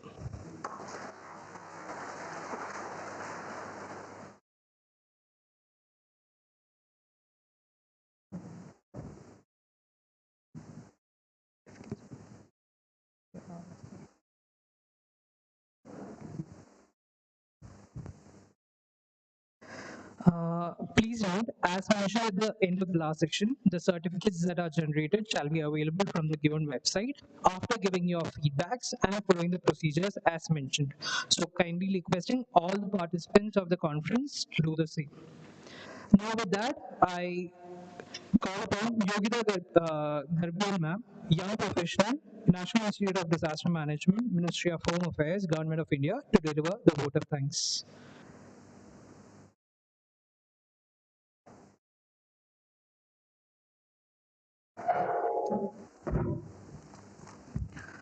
Thank you. Thank you to the SPA team for giving me this opportunity. First of all, I congratulate each one of you for giving us an IDM this support throughout this journey. Before commencing of this conference, we were tied together how to do it and how well we can organize this, how to make this conference as big as possible. So with the help of SPA, we could do that. And thank you, sir, for holding our hands throughout this time. So as a formal vote of thanks, I would like to start my gratitude towards the patrons of this program, both the directors, so Director SPA Vijayawada, Director Ramesh sir. Thank you, sir, for your support, for your guidance throughout this journey. Our Executive Director, Shri Rajendra Ratnu sir, he has been the pillar of this program. He has said numerous things regarding this program, how we can do it and go ahead. And he has motivated throughout this journey us regarding how well we can collaborate through each ministries, through each departments, through various programs. So thank you, sir, for giving us the guidance. I thank the conveners of this program, Janmajoy sir and Amir Ali Khan sir from NIDM. Unfortunately, due to emergency purposes, he was not here, but he was there today online. So thank you both of you, sir. You both are the pillars of this program. Without your collaborations, we would not have been there and this conference would not have been there. I thank all the keynote speakers that they have shared tremendous knowledge, experience to our participants, to all the faculties with us. So thank you, sir, each and everyone for giving your valuable time, from the chief guests to all the keynote speakers. I thank the chairpersons and the co-chairpersons who guided all the 4 sessions throughout this journey, and also sharing their valuable experiences to each participants, giving their suggestions point to point what need to be done. I think that was the most important, because on the research, the students need, what needs the most is defining their journey towards the end. So thank you each chairpersons and co-chairpersons. I would also like to thank the coordinators of this program, Jay sir and Faiz sir. They have done a tremendous work. They have been running behind this program. So thank you all. I also thank each and every participant who have participated both online and offline. And thank you for all your patience and all the very best for your journey ahead. I hope you all take the suggestions seriously, whatever the chairpersons and the co-chairpersons have suggested you. I thank all the participants, of course, that you are there for us, and hopefully we will be seeing you again and getting more suggestions and more valuable times of yours with us, sharing with us as well. I thank the volunteers, I thank the IIT teams, I thank the logistic team, thank SPA guest house team, who's where I'm getting all the residence experience. So thank you each and everyone for giving this opportunity and collaborating with NIDM. I welcome all the SPA team, all the participants to join us again. NIDM keep on doing these kind of conferences. We also do training programs, seminars, workshops all over throughout the world, and also in our campus. So I welcome you all to join for other programs and sharing your experiences once again with us. With these words, I thank each and everyone. Thank you, sir.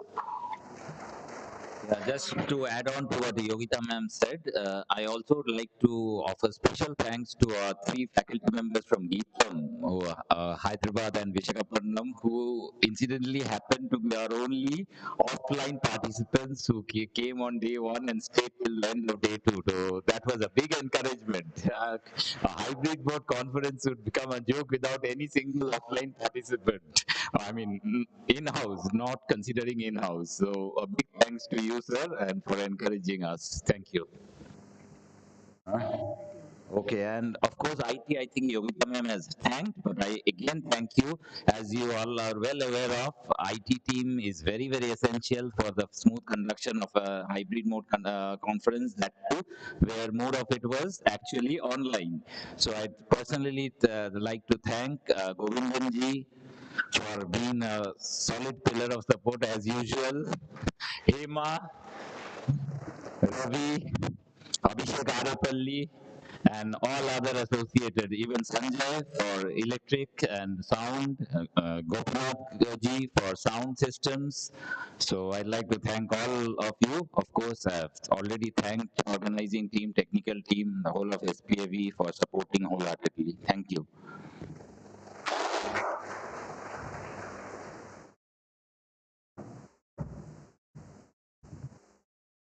With that, we come to the end of the event, and thank you all once again for your continuous presence throughout the event. And with that, I kindly request everyone to rise for the national anthem.